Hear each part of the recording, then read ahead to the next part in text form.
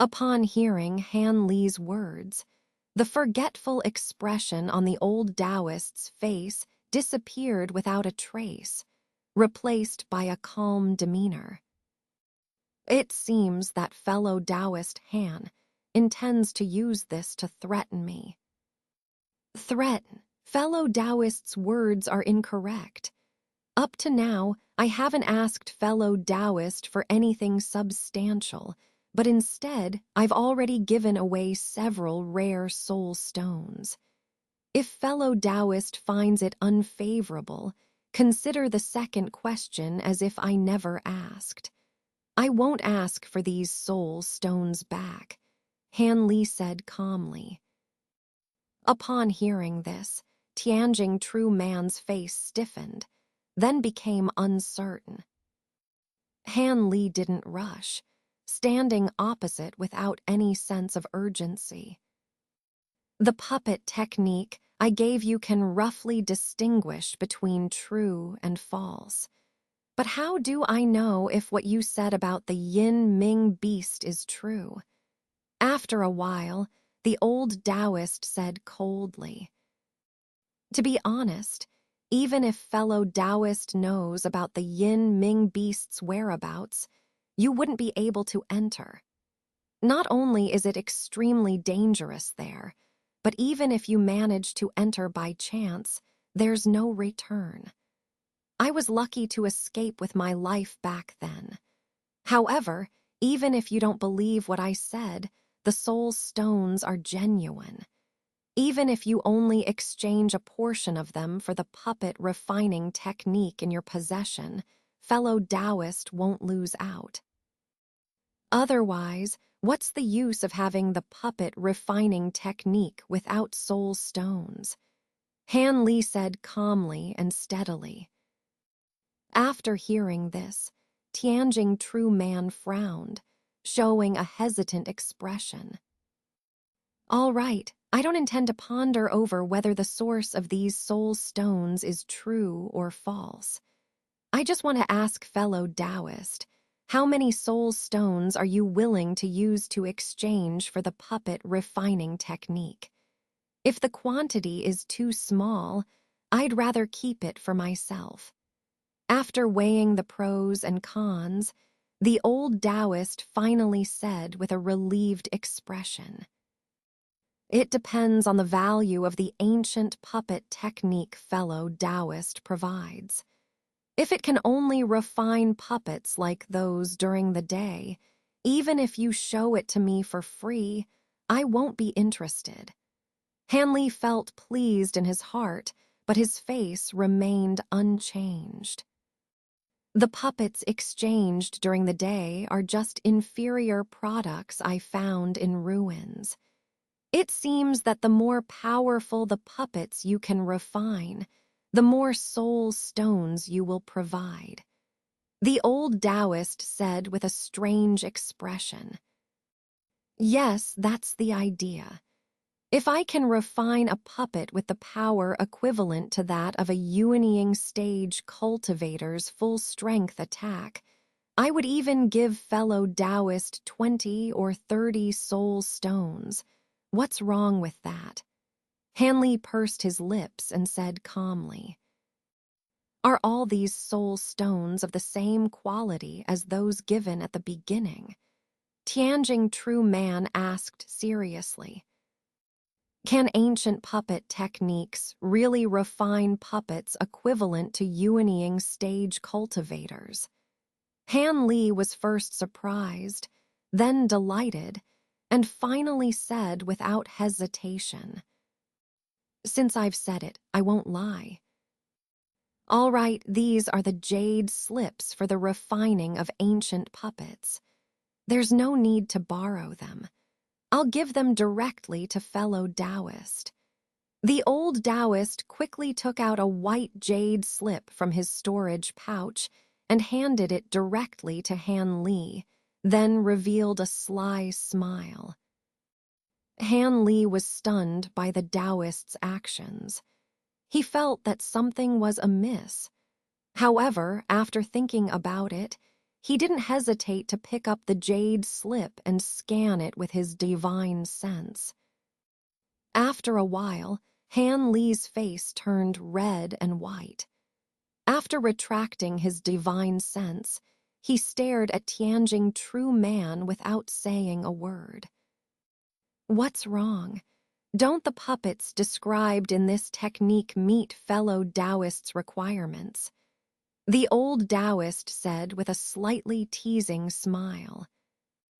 HMPH, how could they not meet the requirements?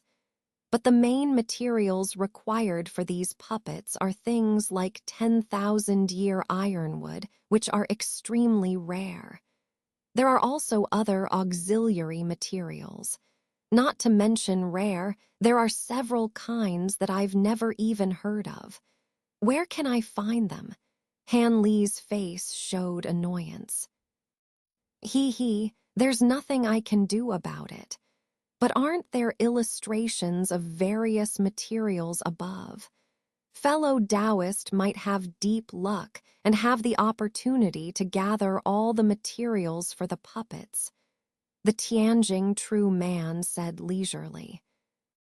Has Tianjing Taoist already found all the materials mentioned above? Otherwise, why would you collect soul stones everywhere?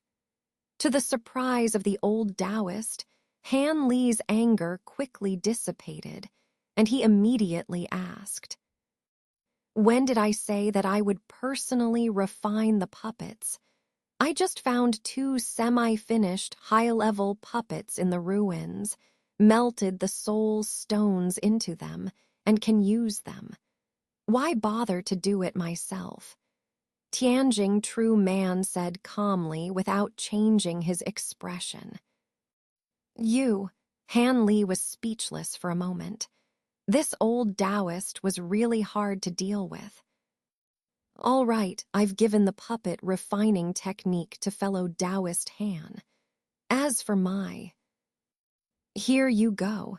Han Li interrupted the Taoist's words with impatience, and with a flick of his sleeve, a small pile of soul stones appeared on the table out of thin air, sparkling brightly. Tianjing true man was delighted, but also felt a bit embarrassed. When he was about to say something else, Han Li waved his hand and said, "This time, Han Li has suffered a loss, but there will be no complaints. Now that everything is settled, I'll take my leave." Han Li bowed, his face full of frustration, and turned and left the attic without looking back. The old Taoist watched Han Li's figure receding into the distance, squinted his eyes, nodded, and then calmly collected all the soul stones into his storage pouch. This time, he exchanged a puppet refining technique that he didn't even need for so many soul stones, which naturally made him extremely satisfied. With these soul stones, he could completely finish those several semi-finished puppets. However, Han Li unexpectedly took out so many soul stones at once, which surprised him quite a bit, and he couldn't help but raise his opinion of Han Li. Unaware of this, Han Li, who was now walking far away on several streets, had long since dispelled the frustration on his face. Instead, he was manipulating a white jade slip with one hand, wearing a strange smile. 10,000-year ironwood might be impossible for others, but it was no problem for him. It just took a little longer to cultivate, that's all. As for those several materials with unfamiliar names, if he remembered correctly, he could find them from the remains of the puppets in the virtual sky temple. If he was lucky, he should be able to gather the materials for several puppets. Of course, besides these materials, there were other rare auxiliary materials that would take some time to collect. These puppets that could launch full-strength attacks comparable to Yuanying stage cultivators, once refined, would naturally be extremely powerful.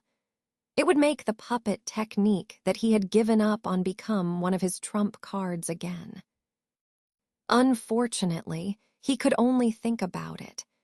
Even if there were materials to refine these foundation establishment stage puppets, the cost would certainly be equivalent to that of a common magic treasure. Not to mention hundreds, even dozens of them would be beyond Han Li's means. Previously, when he refined hundreds of third-grade puppets for the 1,000 Bamboo sect, he almost bankrupted himself. He even sold many of the demon beast materials he had at that time to gather enough money for the materials. However, compared to these puppets now, they were nothing. Han Li thought bitterly to himself. Then, after identifying the direction, he headed straight towards the western gate of Tianshan City. Although it was already late in the day, for him, there was no difference between day and night. He decided to go find the master of the Gan Jiang and see what conditions he had. If he could exchange for some demon cores, it would be the best. Han Li could only think in the best direction. Half a month later, the once-in-a-century trading fair officially began. Many cultivators from all over the southern region poured into this city of cultivators. The auction house in the city began auctioning various rare items on the second day of the trading fair. Numerous rare items in the hall attracted many wealthy cultivators. Many high-level cultivators successively entered the auction house. Several days of auctions made the auction hall exceptionally lively. And today, as the auction came to an end, several items, in particular, attracted the attention of many high-level cultivators. Some cultivators even used the power of their sects to participate.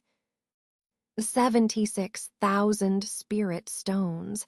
This piece of Gan Jiang is won by this fellow Taoist. A middle-aged cultivator standing at the forefront of the auction hall said with a smile on his face. In front of him, on a sandalwood tray, was a walnut-sized pale golden ore, looking inconspicuous. As a cultivator in a silver robe with a blurred face stepped out excitedly from the crowd and handed over the spirit stones, he took the Gan Jiang. Han Li, who was also sitting below, sighed lightly. He stood up and walked out of the auction hall. No matter how precious the items auctioned below, they had nothing to do with him. That night, he easily found the owner of the Gan Jiang with his divine sense. However, what the other party wanted in exchange was either a 7th-grade demon egg or another kind of treasure material called heavenly mud of transformation. Han Li didn't have either of them.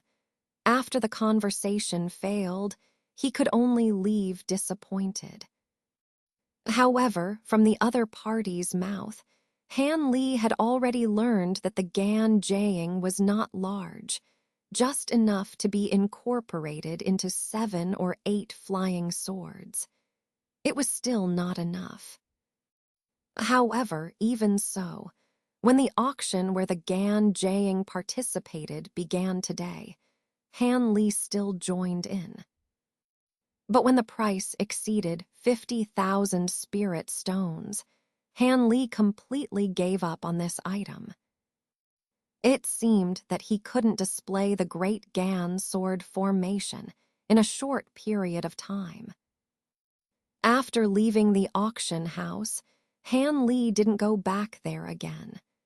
Instead, he went to several markets and collected some of the materials for refining ancient puppets during this trading fair.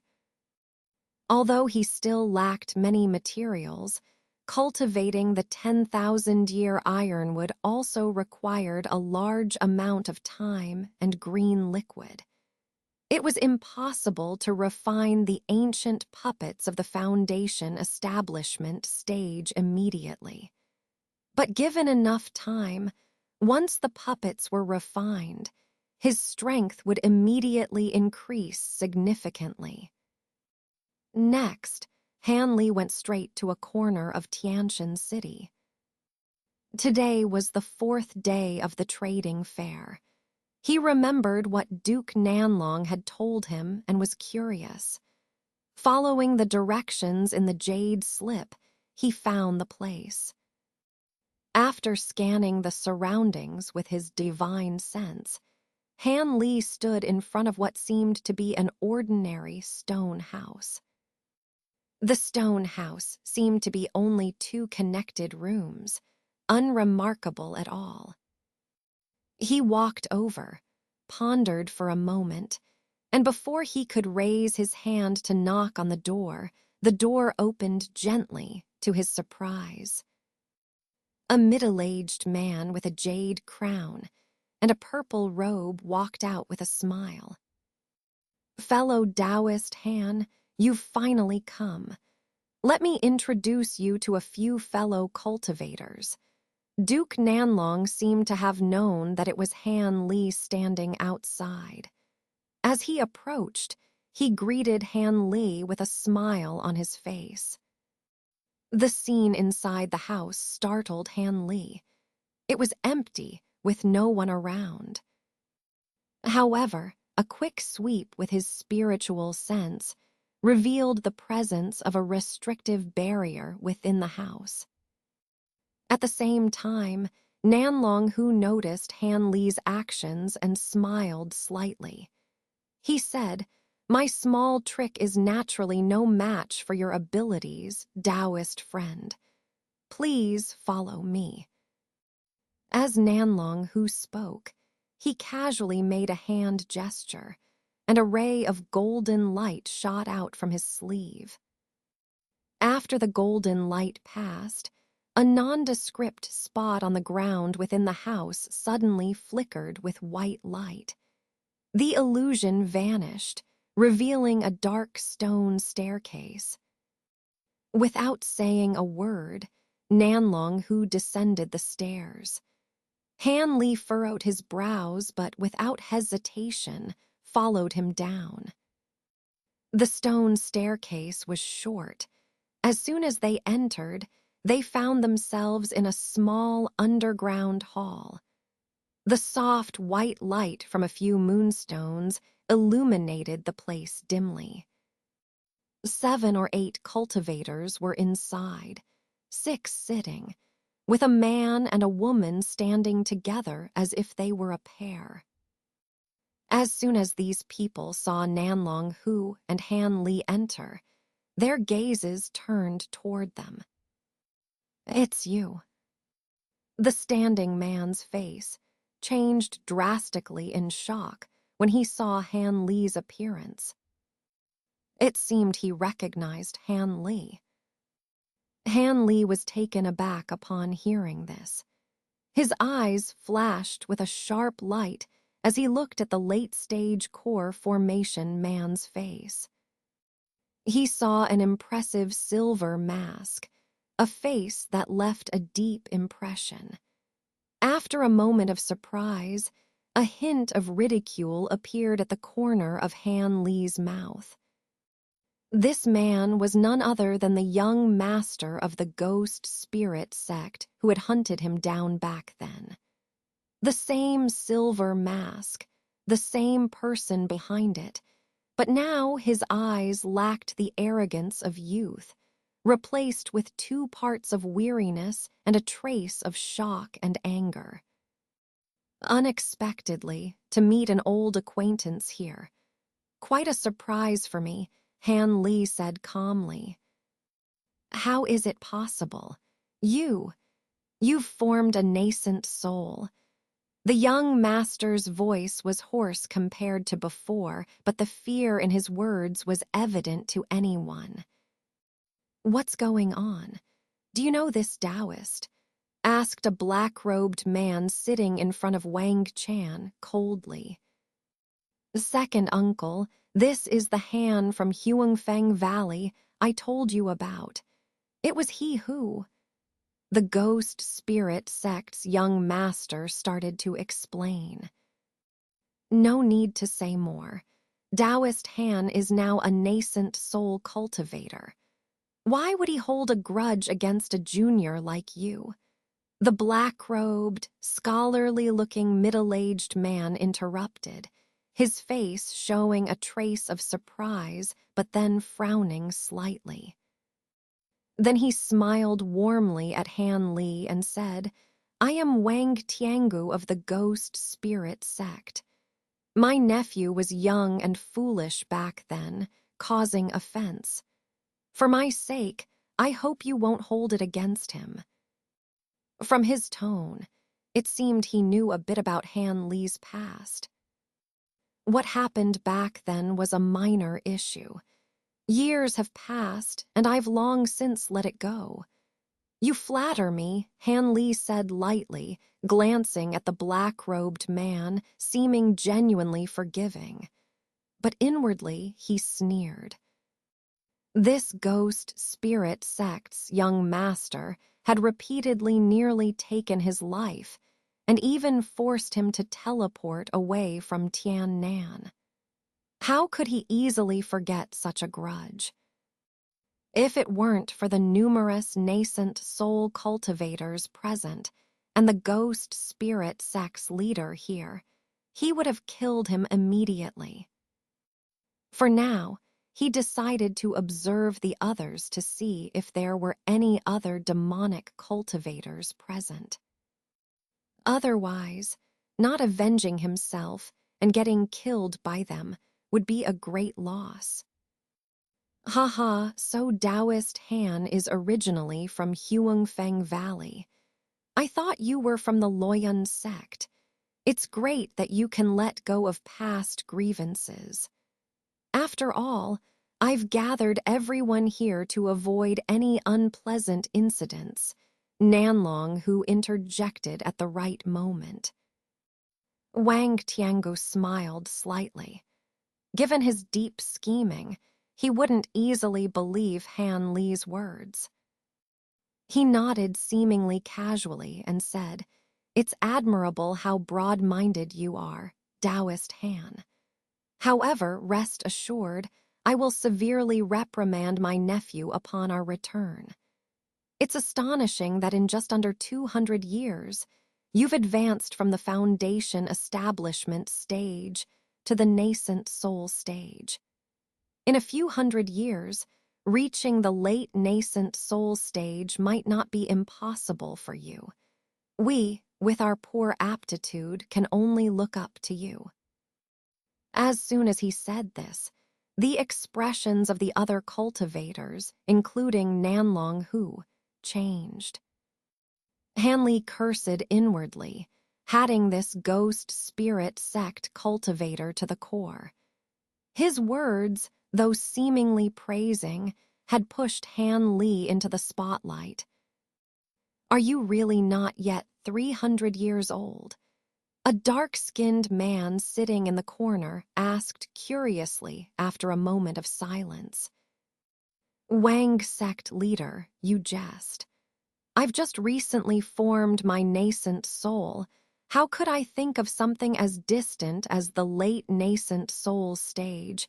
Han Li replied lightly, scanning the people in the room. He noticed that besides Wang Chan, the beautiful woman standing beside him was also at the late core formation stage, standing with composure, unlike ordinary female cultivators. It was said that the top family of Yue Kingdom, the Yan family, immediately joined the ghost spirit sect after leaving UA and married their talented daughter, Yan Ruyan, to Wang Chan. Could this be her? Han Li wondered. As for the other 6 people, they were all nascent soul cultivators.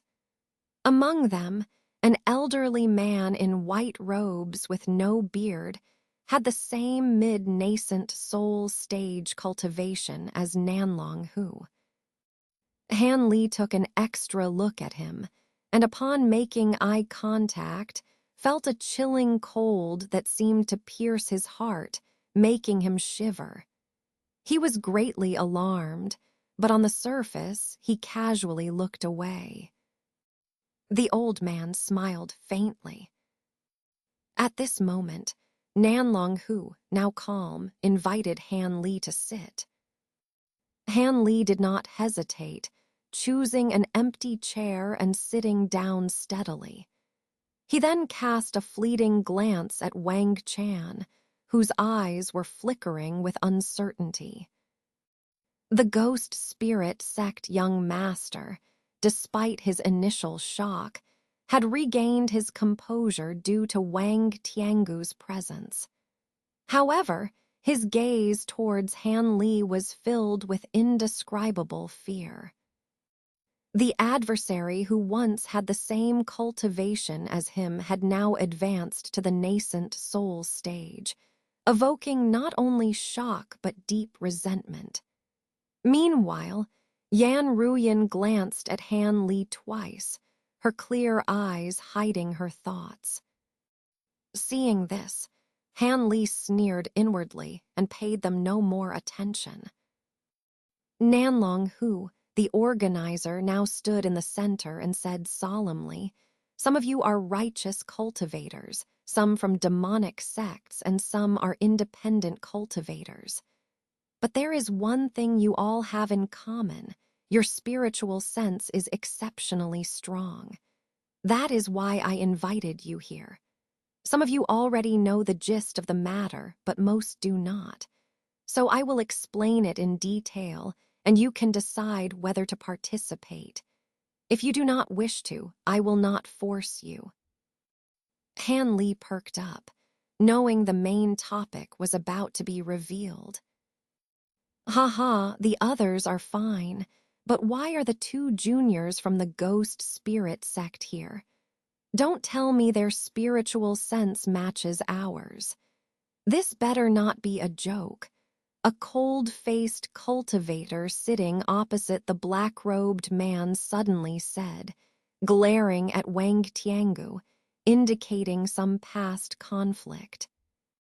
Han Li's interest was piqued. "You are mistaken, fellow Taoist. Though their cultivation isn't high, they excel in secret techniques. Together, they can combine their spiritual sense, making it temporarily comparable to ours. Finding cultivators with such strong spiritual senses is difficult. Some of you have cultivated special techniques, some are naturally gifted, and some have treasures that enhance spiritual sense. Otherwise, I wouldn't have invited you here for nothing," Nanlong Hu explained confidently. "Then I retract my words," the cold-faced cultivator said expressionlessly. The other cultivators had no objections, looking at Nanlong Hu, ready to hear more. "This gathering's purpose is to invite you all to accompany me to the Mucklin Prairie," Nanlong Hu said, after scanning the group. The Mucklin Prairie. Nanlong Hu's words startled most of the cultivators present. Han Li's expression also changed dramatically upon hearing this. "Nanlong, did I hear you right? Are we really going to the Mucklin Prairie?" The cold-faced cultivator frowned, seemingly taken aback by what he had heard. The expressions of the other cultivators were equally grave. However, These nascent soul-old monsters had all experienced countless storms to reach this point. Although internally alarmed, they maintained their composure, waiting to see how Nanlong Hu would respond. "You misunderstand, my friend. I said we are going to the Mucklin Prairie, but we only need to reach the edge within 100 miles. Nanlong Hu explained without changing his expression. "Even that is very risky.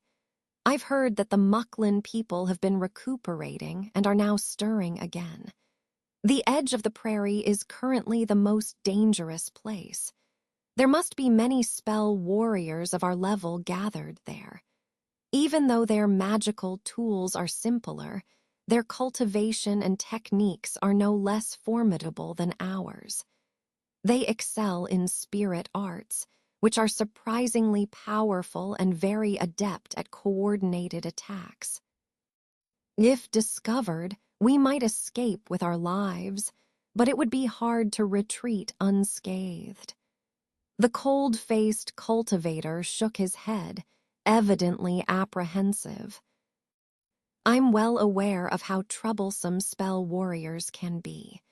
Years ago, I fought a nascent soul spell warrior for 3 days and nights. Although his cultivation and magical tools were inferior to mine, we ended in a stalemate." Nanlong Hu's face darkened as he spoke. "In that case, you still plan to go to the Mucklin Prairie. There must be something extraordinary there for you to take such a risk." Wang Tiangu smiled slightly and leaned back leisurely. "Ha, Brother Wang understands me best. Have any of you heard of Master Kang Kun?" Nanlong Hu's tone shifted, mentioning a name that seemed somewhat familiar to the others. Master Kang Kun, the mad cultivator who dominated both the righteous and demonic paths 5,000 years ago. An elderly woman who had been silent exclaimed, her murky eyes suddenly brightening. "That's correct. The very madman who wreaked havoc on both paths. Although never formally acknowledged, this audacious mad cultivator was undoubtedly the foremost among Tainan's rogue cultivators of his time. His profound abilities swept through Tainan, leaving few able to challenge him.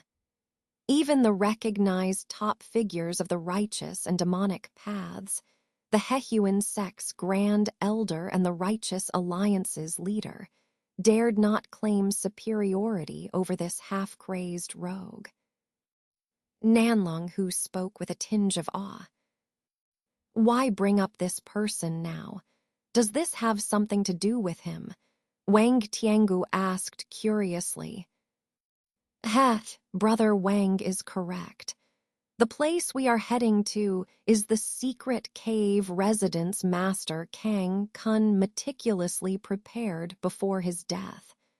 Nanlong Hu said solemnly. "Impossible. Didn't that madman get killed on the spot by an alliance of cultivators?" The elderly woman shook her head vigorously, clearly in disbelief. Nanlong Hu smiled lightly, about to explain, when the white-robed mid-nascent soul stage elder interjected. "Master Kang Kun wasn't killed. He escaped by self-destructing his 2 puppet avatars, using a deceitful technique to fake his death. The attacking cultivators didn't realize this, thinking they had slain Kang Kun and one of his avatars. However, he was severely injured and went into hiding after recuperating for several years. He then vanished without a trace until we found his final resting place and learned from the remaining information that he had ventured into the demonic abyss and survived, becoming the first to do so." Survived the demonic abyss? How is that possible? The elderly woman shrieked, her face full of disbelief. Everyone, including Han Li, gasped in astonishment. They were all shocked by this revelation, trying to gauge its authenticity and implications. Even if this is true, what does it have to do with the Muklin Prairie? Are you saying Master Kang Kun buried the treasures he obtained from the demonic abyss in a hidden cave there? The dark-skinned cultivator asked skeptically. Your guess is largely correct. According to the information left at Kang Kun's death site, he spent years in the demonic abyss and emerged shortly before his death, likely due to old or new injuries. He must have brought out many treasures from the abyss. Treasures that impressed even such a legendary figure are undoubtedly extraordinary. His personal secret techniques and magical tools were also exceptional. Are you truly willing to miss such an opportunity? Nanlong, who stroked his beard, his expression unchanging.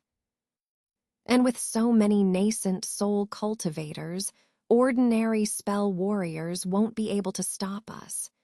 If we encounter trouble, we can always split up and break through. If anyone is unwilling to take this risk, feel free to leave.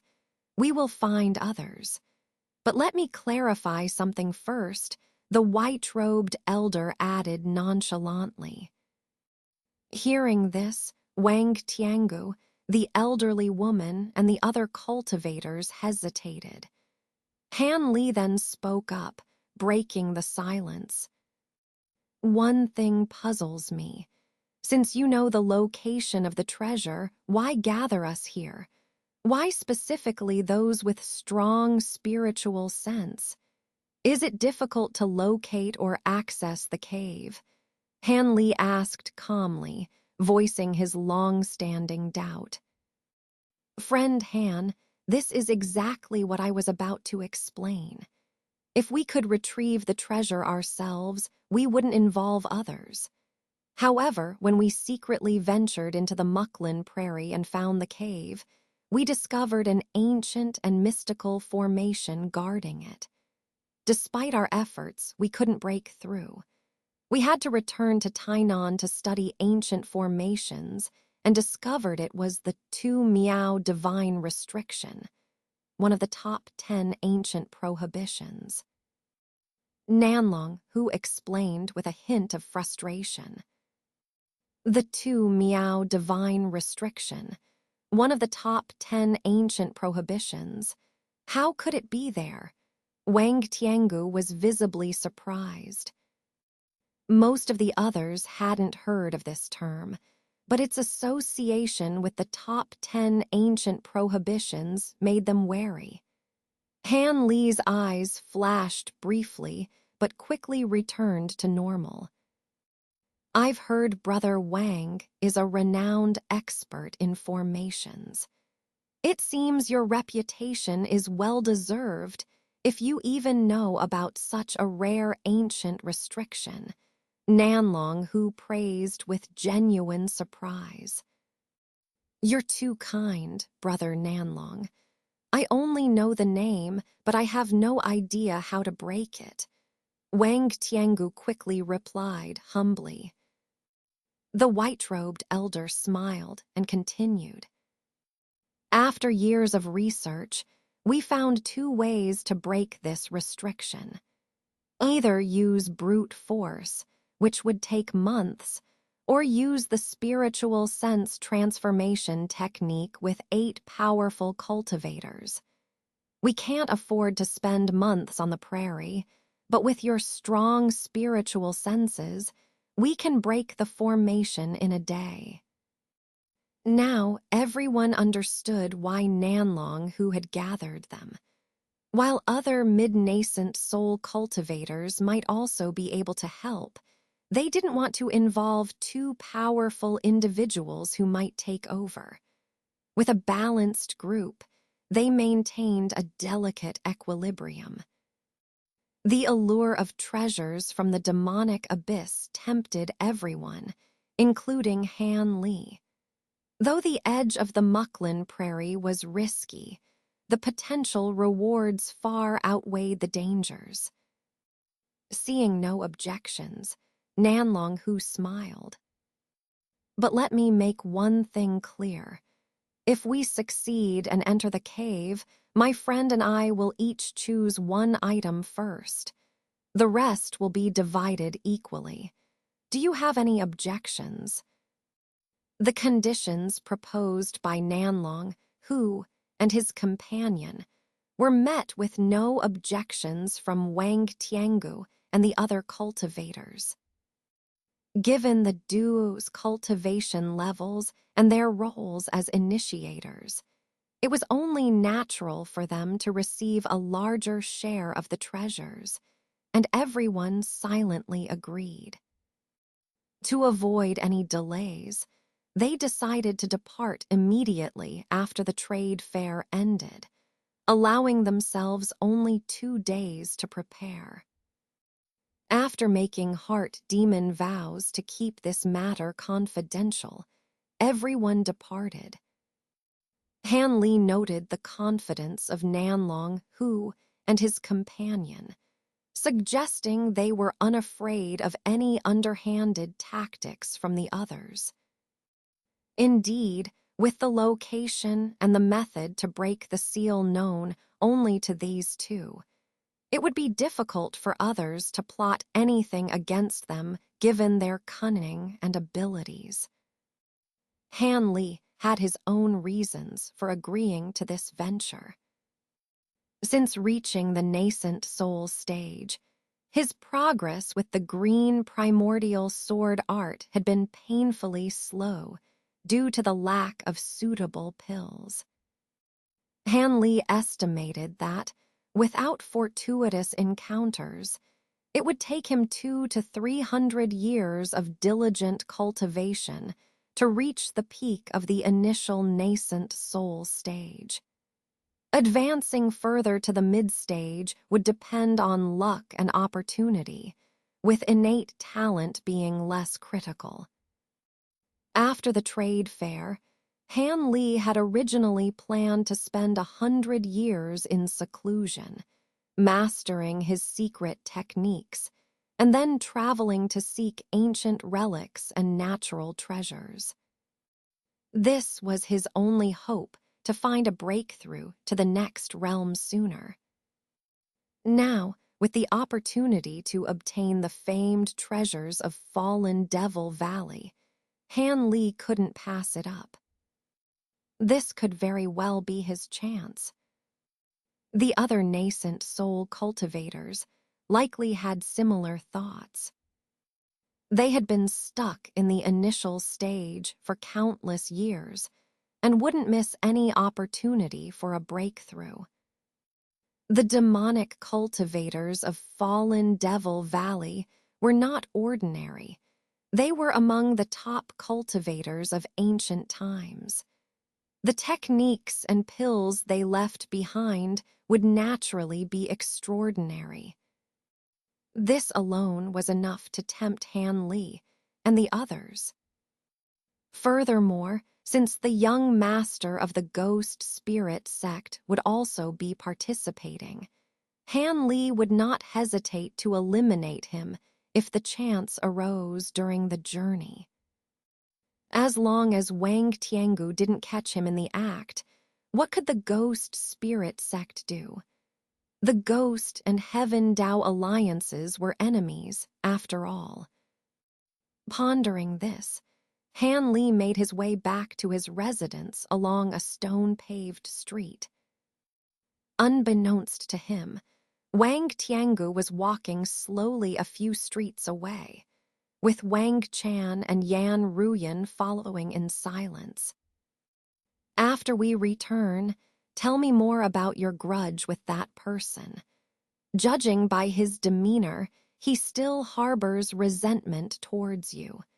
You and your wife should stay close to me to avoid any surprise attacks, Wang Tiangu instructed slowly. Yes, uncle. I never expected that a moment's decision would create such an enemy. I am surprised at how quickly he broke through to the nascent soul stage. Wang Chan replied respectfully, though he felt a pang of frustration at the thought of Han Li's progress. HMPH, don't be too disheartened. With the supreme power of the blood spirit art, you and your wife together might not need to fear him. Once you both break through to the 7th layer, you can form your own nascent souls. Then we'll see who troubles whom. But be cautious during our trip to the Mulberry Plain. Even if I must leave you, don't be caught alone. Together, you should be able to protect yourselves, Wang Tiangu advised coldly. He, out of all my nephews, I see the most potential in you. That's why I brought you to this trade fair.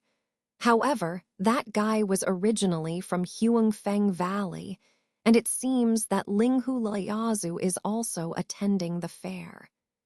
Could there be a connection between them? Wang Tiangu murmured to himself, showing evident concern over the Huangfeng Valley elder. Wang Chan and Yan Ruyan exchanged worried glances upon hearing this. Han Li returned to his residence and, after a night's rest, spent the entire next day hurriedly purchasing the materials he needed. He then entrusted Lu Luo to take care of Mu Paling, intending to send her back. Lu Luo was surprised to learn that Han Li planned to leave before the trade fair ended, but didn't press for details, agreeing readily. This increased Han Li's goodwill towards his senior brother. The next day, Han Li stayed in his loft, meditating and cultivating for the entire day. At the appointed time, Han Li calmly left the loft and headed alone to a small mountain 1,000 miles south of Tian City. When he arrived, Nanlong Hu and the white-robed elder were already there without any attendants. Nanlong Hu had even changed his usual purple robe and jade crown for a simple scholar's attire. Within the next 2 to 3 hours, the others arrived one by one. The last to arrive were Wang Tiangu and his 2 companions, who came together. Han Li's expression shifted slightly at this. At Nanlong Hu's command, the 9 of them silently left Tian City, heading towards the Mulberry Plain to the south. The state of Yu, where Tian City was located, wasn't the closest to the Mulberry Plain. The states of the 9 Nations Alliance bordering the plain were separated by nearly 10,000 miles of barren land. This area, with its sparse vegetation, constant dust storms, and howling winds, became the battleground for the 9 Nations Alliance and the Mulberry Plains warriors. Countless cultivators had perished here over the years. Even during peacetime, this wasteland was extremely dangerous. Many cultivators from both sides roamed this land, some openly killing for treasures, others seeking breakthroughs through life-and-death experiences. One thing was certain: those daring enough to venture here were confident in their abilities, far stronger than ordinary cultivators of the same level. Most were at the foundation establishment stage, with occasional clashes at the core formation level.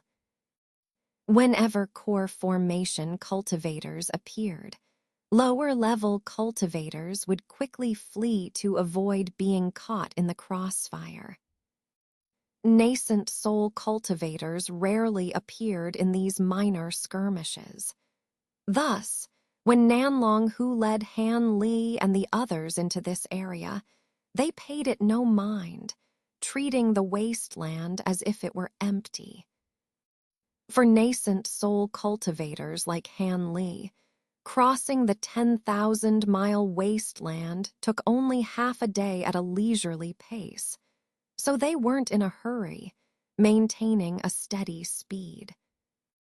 Nanlong Hu and the white-robed elder led the way. Wang Tiangu and his two companions took the rear, while Han Li and the others flew dispersed in the middle.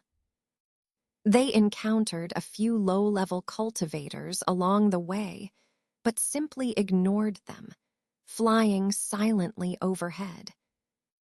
After about half an hour, the leading white-robed elder suddenly stopped. "What's wrong, Yun?" Nanlong Hu asked in surprise, as they had been alternating their divine sense scans. "There's a strange wind ahead," the white-robed elder said with a serious expression. "A strange wind? Isn't wind normal here?" Nanlong Hu asked, releasing his divine sense to investigate. He trusted the white-robed elder wouldn't say this without reason.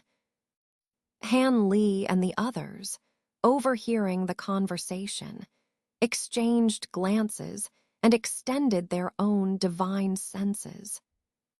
Though not yet in the mulberry plain, it was wise to be cautious. They trusted their own scans more than any description. Upon extending their divine senses, they all showed signs of puzzlement and concern. "This wind is definitely unusual. It's not a natural wind." The elderly woman retracted her divine sense, her face grim.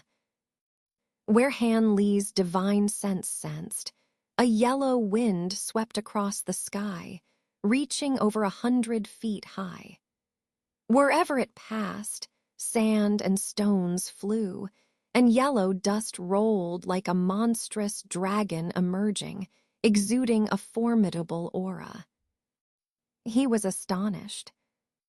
However, his divine sense was powerful, almost comparable to a late Yuan Wying stage cultivator, so unlike the others whose divine sense was blocked at 100 miles away, he could still sense from afar. Activating the great Yan decree within him, his divine sense penetrated into the yellow sand. However, as soon as his divine sense entered the yellow sand, it became heavy and could only vaguely sense tens of feet ahead. Further probing revealed the same, like being shrouded in mist. Amid Han Li's astonishment, the cold-faced surnamed cultivator withdrew his divine sense and said, "Indeed, this is the wind spirit technique of the Mulan people. In the past, I fought against a sorcerer who used this vast red dust spirit technique. When this technique is deployed, not only can it block the detection of cultivators like us, but the raging sandstorm within it also has the peculiar effect of protecting and trapping enemies, making it quite troublesome. However, the astonishing scene before us I have never seen before. It seems like the range of the spirit technique has been expanded by 100 or 1,000 times, which is quite peculiar. Naturally, this is only possible with sorcerer techniques. Only sorcerer techniques can make the sandstorm appear so astonishing. Moreover, judging from the power of this technique, there might be numerous sorcerers hidden within it. Even if there are cultivators of the same level as us, it is not impossible. The white-robed elder spoke with equal seriousness. How is that possible? Why would the Mulan people suddenly mobilize so many sorcerers? The old woman asked incredulously. Madam Tai, when was the last time we had a truce with the Mulan people? Wang Tiangu suddenly asked with a strange expression. It was probably over 100 years ago. Brother Wang, what do you mean? Madam Tai's expression changed as if she had realized something. It's been over 100 years. That's enough time for the Mulan people to prepare. Wang Tiangu said lightly with a hint of sarcasm. What Brother Wang said is true. It's almost time to start a new round of warfare. This time, I don't know how many cultivators will perish. But why is it so coincidental that we just happen to encounter the Mulan vanguard? Nan Longhu muttered, his face darkening. The others also felt that this was an extreme coincidence. There are many coincidences in this world. Don't be too surprised. But now we only have two options. One is to retreat and avoid the Mulan vanguard in front of us. We can find another opportunity to search for treasures later. After all, treasures won't sprout legs. There will be opportunities in the future. However, the Mulan people's attacks will definitely not stop in the next few years. It's impossible in the short term, and the future is unpredictable. It's hard to say whether we can gather together again next time. The white-robed elder spoke solemnly. No need to say more. The second option is to take action directly, break through the opponent's wind formation, and go straight through. However, the risk is too great. If there are several powerful old ghosts of the same level as us hidden inside, we will hardly succeed. Can't we find a way to avoid them? The old woman shook her head and disagreed. Avoidance is probably not an option. Once the Mulan people launch an attack, how could it be just this vanguard? Even if we go around in another direction, we will still encounter the Mulan people. However, we can hide our whereabouts first. See if we can slip through from the side. As long as we don't rush into the center of the wind formation, there shouldn't be a problem. And once we get past the Mulan vanguard, we'll have enough time. Avoid the main force of the sorcerers. Just in time to arrive at the Mulan prairie when manpower is scarce, it will be much easier to take treasures and leave. After a moment of contemplation, the old man spoke solemnly. After hearing the old man's suggestion, the others discussed briefly and felt that this was the only option. After all, no one wanted to give up the opportunity in front of them and wait for uncertain events in the future. Of course, this was also because Nan Longhu and the others were all cultivators in the Yuan Wying stage. Otherwise, even if they were tempted by treasures, they would have to return home with their heads down. Before that, these few people had released communication talismans to fly towards several nearby strongholds of the Nine Nations Alliance cultivators, so that they could prepare in advance and not be caught off guard by the Mulan people's sneak attacks. This could also be considered fulfilling their duty as southern cultivators. Then the 9 of them converged their techniques, concealed their breath, and began to quietly retreat to one side, trying to avoid the most violent part of the sandstorm and slip past from the side. Because they were afraid that Wang Chuan and Yan Ruyan's cultivation levels were not enough, Wang Tiangu specially erected a huge light barrier to cover the 2 of them together, and then disappeared from Han Li's sight. Not only Han Li saw this, but there was also a hint of cold smile at the corner of his mouth.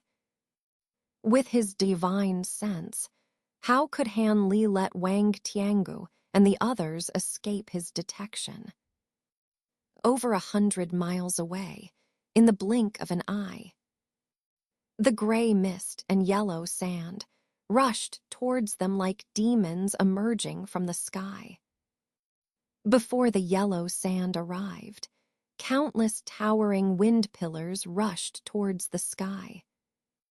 Fortunately, they had deviated from the front of the wind formation in advance, and they had already arrived at a relatively distant side, so only a few wind pillars swept past them from the side, posing no threat at all. These wind pillars, the larger ones had a diameter of tens of yards, and the smaller ones were still several yards in size, enough to hide several sorcerers. Han Li, concealed, could clearly sense this at such a close distance with his divine sense. Among these wind pillars, there were vague figures moving, indicating that there were sorcerers hidden among them. However, these sorcerers obviously had not noticed Han Li and the others, and continued to move forward on their own. Han Li and the others stared coldly, quietly moving forward without a trace. Just as they were about to plunge into the endless yellow sand behind them, Nan Longhu, who was leading the way, suddenly changed his expression and warned in a voice transmission, "Not good. Be careful around you." Han Li turned his head to look. His face suddenly changed. A huge wind pillar, about 100 feet thick and impossible to see the top, was roaring towards them from afar. With such a huge wind pillar, there must be a formidable sorcerer inside. Had this person discovered them? Han Li took a deep breath, and the Kingzhu cloud soared within him couldn't help but stir. Although he had heard of sorcerers long ago, he had never seen one with his own eyes. But seeing it in such circumstances was not a pleasant experience. The others also looked wary, staring at the huge wind pillar, some even with faint lights flickering in their hands, already holding their magic treasures. But the huge wind pillar swept past them, as if it hadn't noticed them at all. Nan Longhu couldn't help but breathe a sigh of relief. However, in just this moment of delay, endless sand mist descended from the sky, engulfing them all. The surroundings immediately became extremely dim, with a deep yellow color everywhere, making people feel extremely oppressed. Be careful. This sandstorm is a bit strange. Divine sense can't penetrate too far. Don't get separated, Nan Longhu calmly reminded. Although everyone wanted to dispel this sand mist with their techniques, it would also expose their whereabouts. Fortunately, this yellow sand should blow over soon, so Han Li and the others could only shorten the distance and continue to advance cautiously while concealing their presence. However, after flying for about a meal's worth of time, Han Li looked around at the dull and monotonous scenery, feeling that something was wrong. Suddenly, Han Li's figure paused, floating in the air and stopping the escape light. This sudden stop naturally stunned Nan Longhu and the others, who were also shocked to stop. Why did fellow Taoist Han stop? The old woman frowned and asked, somewhat displeased. Didn't fellow Taoists feel anything unusual? Han Li said expressionlessly. What do you mean by that? The dark-skinned man flashed to Han Li's side and asked, somewhat surprised. After hearing Han Li's words, Wang Tiangu and the white-robed old man looked at each other and also showed a look of suspicion. In fact, even if I didn't say anything, some fellow Taoists should have sensed it too. We've flown through this sandstorm for so long, but we haven't encountered a single sorcerer.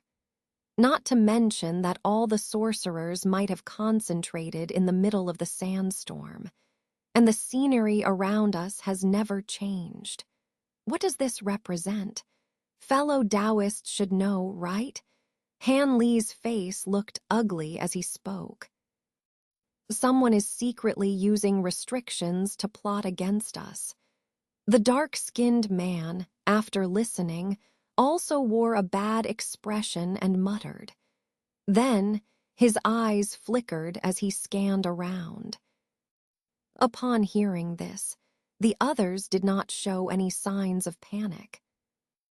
It seemed that everyone understood that since these sorcerers dared only to use restrictions to trap them, it indicated that there weren't many high-level sorcerers here. Otherwise, they would have swarmed them long ago. However, they couldn't be trapped for too long.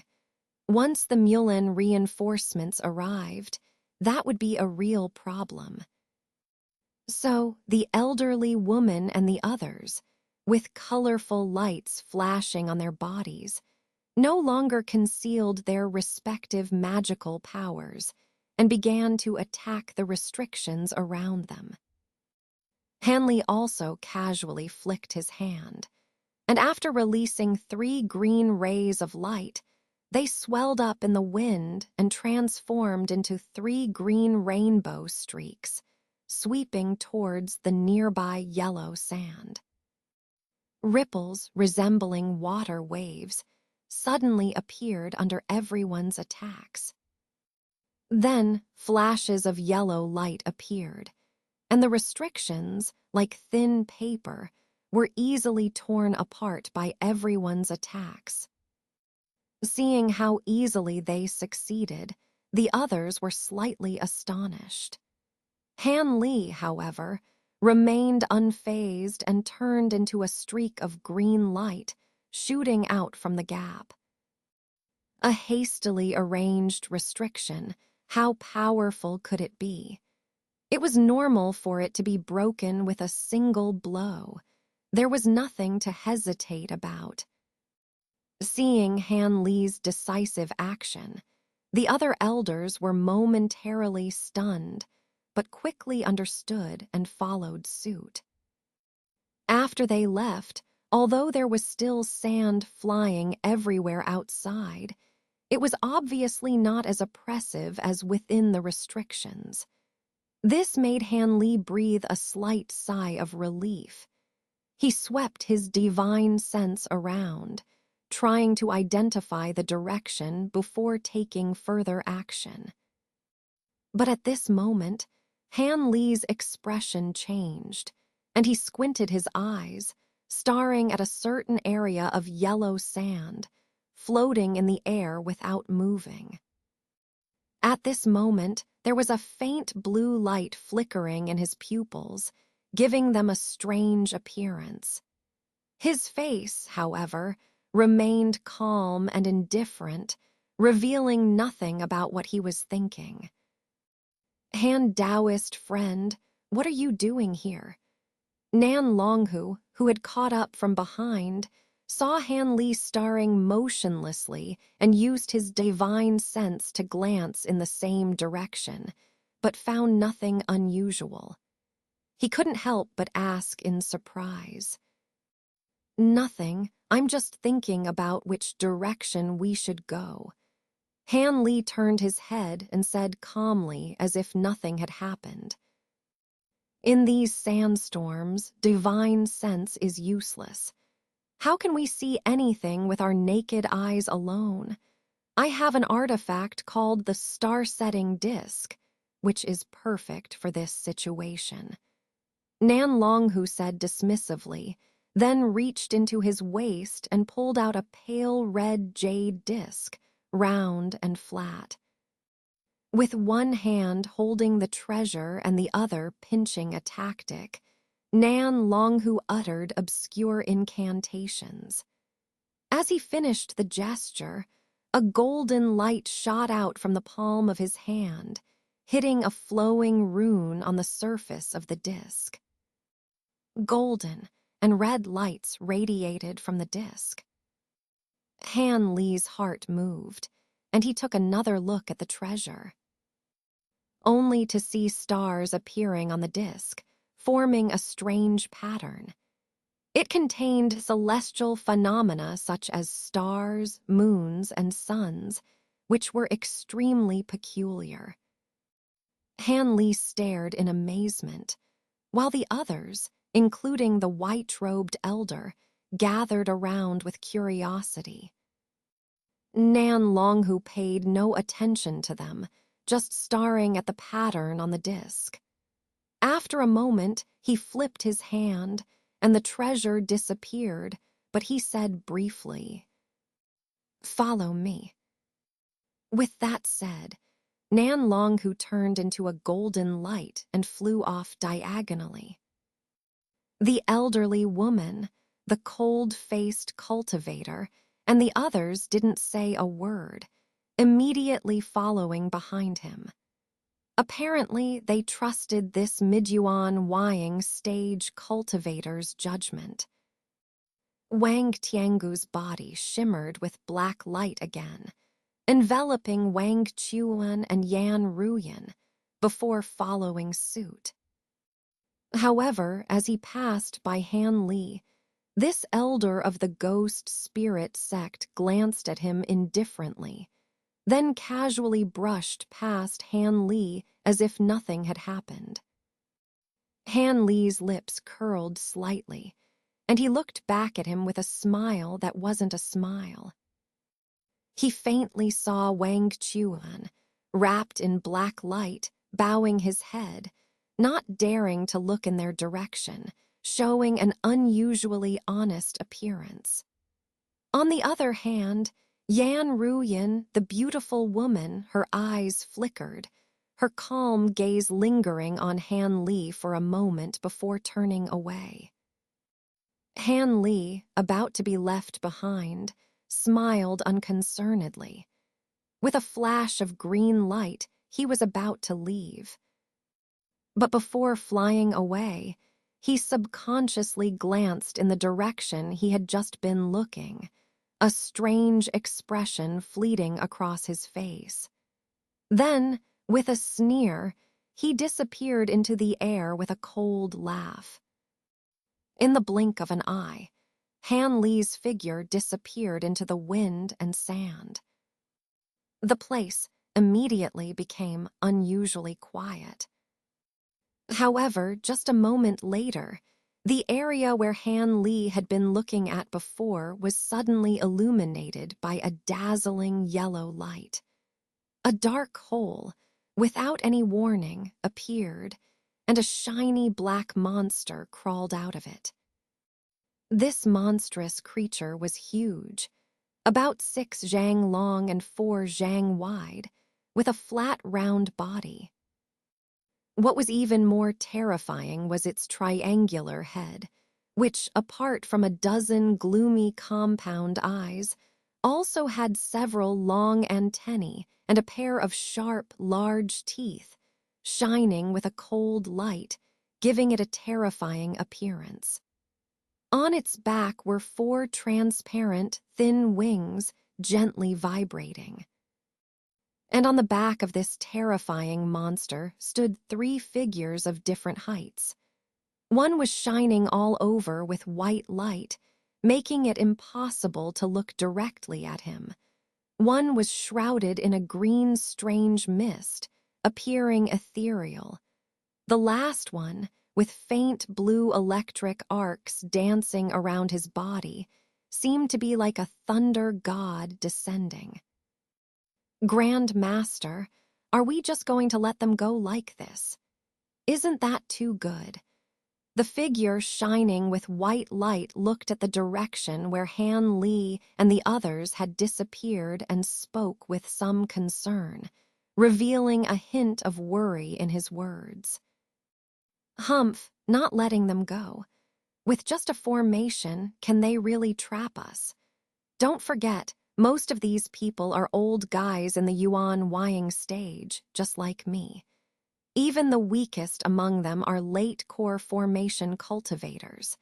Depending solely on our yellow sand tribe, trapping them is just wishful thinking. The figure shrouded in green mist snorted coldly and said in a chilly tone, seeming to be in a bad mood. But how do we explain this to Master Mew from the Heaven Wind tribe? He personally sent a message asking us to do everything possible to trap this group of cultivators. This vanguard tribe is temporarily under his command, and Master Mew has already gone to contact the Grand Masters of the other tribes. Why don't we mobilize the tribe's town-level sacred artifact, the Demon Dust Banner? Even if it's impossible to severely injure these Yuan Wying cultivators, it's still possible to trap them for a while. The figure shining with white light still suggested. Nonsense. The 36 demon dust banners are not something that can be used casually. Our yellow sand tribe's ancestors have trained generation after generation, and until the time of extermination, those sacred banners cannot be easily used. Moreover, with the magical powers of these cultivators, even if we really trap them for a while, if we suffer a backlash and damage a few of the banners, how do we deal with it? Without the town-level sacred artifact, what right do we have to secure the position of one of the top 10 tribes in the Alliance, and even be watched by those small tribes? Even the risk of extermination is not impossible. The figure shrouded in green mist angrily reprimanded, not mincing words. Disciple was rash. Considering that you've just become a grand master, I'll let it slide. But don't let it happen again. Anyway, we didn't stand idly by. It's just that these people have formidable magical powers. They couldn't be trapped at all.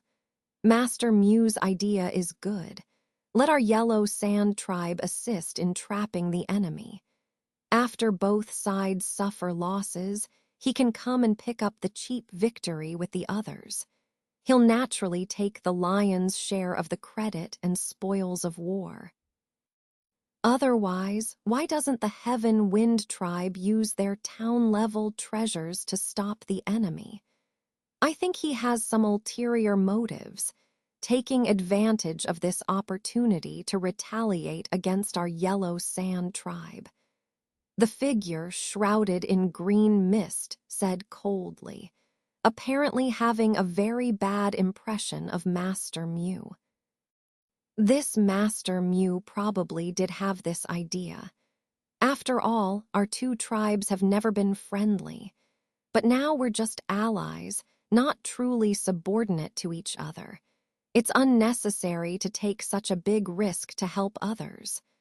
Moreover, with the terrifying speed of the Heaven Wind tribe's treasure, the wind steering cart, it may not be impossible to catch up with these people. Hee, who wins and who loses will be hard to say then. However, as long as they can delay these people until the main force arrives, it will naturally be a big victory. The Mulan cultivator, wrapped in electric arcs, calmly analyzed.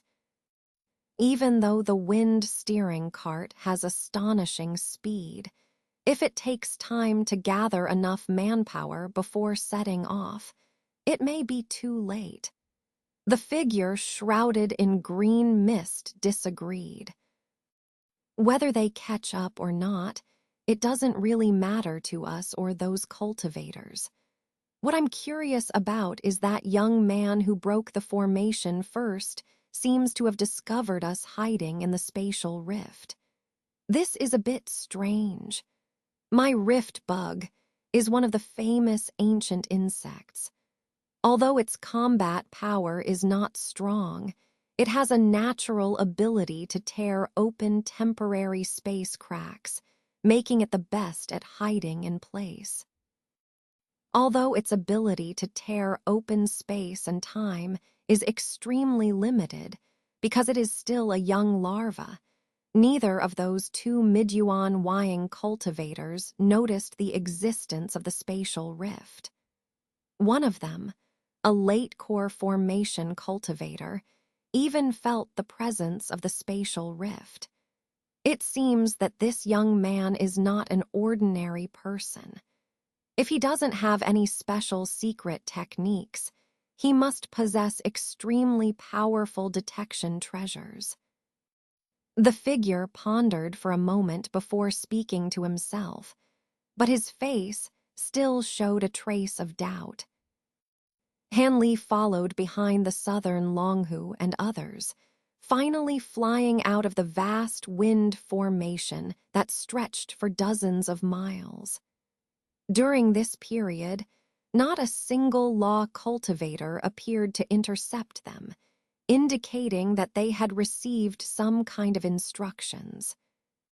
This reminded Han Li of the unusual situation he accidentally discovered when breaking the ban. Speaking of which, it was really a coincidence. At that time, because his divine sense couldn't penetrate the surrounding sandstorm, he had no choice but to infuse spiritual power into his eyes to try out the supernatural power of his minking spirit eyes. After all, he had wiped his eyes with minking spirit water several times already. How effective it was, he could now test it out. The result far exceeded his expectations.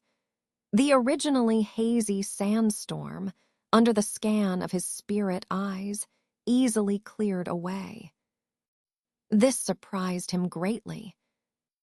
However, he became puzzled afterward, because in the distant sandstorm, he saw a round black shadow within it, with a diameter of more than 10 zhang. Startled, Han Li's spiritual power faded from his eyes. The black shadow disappeared with it. What he saw with his naked eyes was still a sandstorm. In his astonishment, Han Li used his spirit eyes again to observe, and the black shadow appeared in the original position as if it had never disappeared. But this time, Han Li increased the spiritual power in his eyes, and the black shadow gradually became clearer, faintly showing several humanoid figures moving within the shadow. Afterward, even with more spiritual power infused, he could only see to this extent. It seemed that this was the limit of his minking spirit eyes. But at this point, Han Li already understood that there were people using supernatural powers there, hiding nearby to spy on them. Although he didn't know what amazing supernatural power it was to deceive even nascent soul stage cultivators, it was undoubtedly only cultivators who could appear here. It seemed that the other party also knew their group's strength and didn't want to reveal themselves to fight to the death, but instead chose to watch from the sidelines. In this case, Han Li didn't reveal their existence either, but rather pretended not to know and left. It seemed that these people didn't have the courage to come out and stop them. Once out of the yellow sandstorm, Han Li and the others immediately activated their escape light, turning into a series of astonishing rainbows and breaking through the air at full speed. It should be noted that although they had passed the vanguard of the law cultivators, the main force of the cultivators would arrive soon. If they couldn't escape this yellow earth wilderness in a short time, they would be in real danger. Whether it was a high-level cultivator acting alone against them or countless law cultivators swarming them, they wouldn't be able to handle it. Therefore, Southern Longhu and the others remained silent, just accelerating their flight. With their profound cultivation bases, after accelerating, they only took less than half a day to faintly see a green color on the ground in the distance. They had finally reached the edge of the Mulan prairie.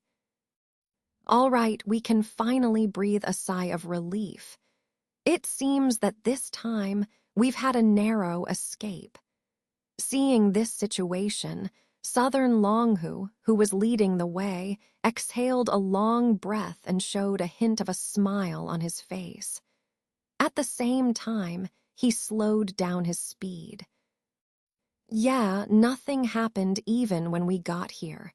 Even if the Mulan people regret it, they won't be able to catch up with us. The dark-faced man said relaxedly. Obviously, he thought they were out of danger here. Don't be careless. There are many powerful characters among the law cultivators, and the supernatural powers they possess are unimaginable. The white-shirted old man had just spoken a few words when he suddenly made a sound of surprise and looked back with a puzzled expression. Han Li saw this and felt a movement in his heart. Just as he was about to say something, a sharp explosion came from the distant rear. In an instant, the strange sharp sound intensified.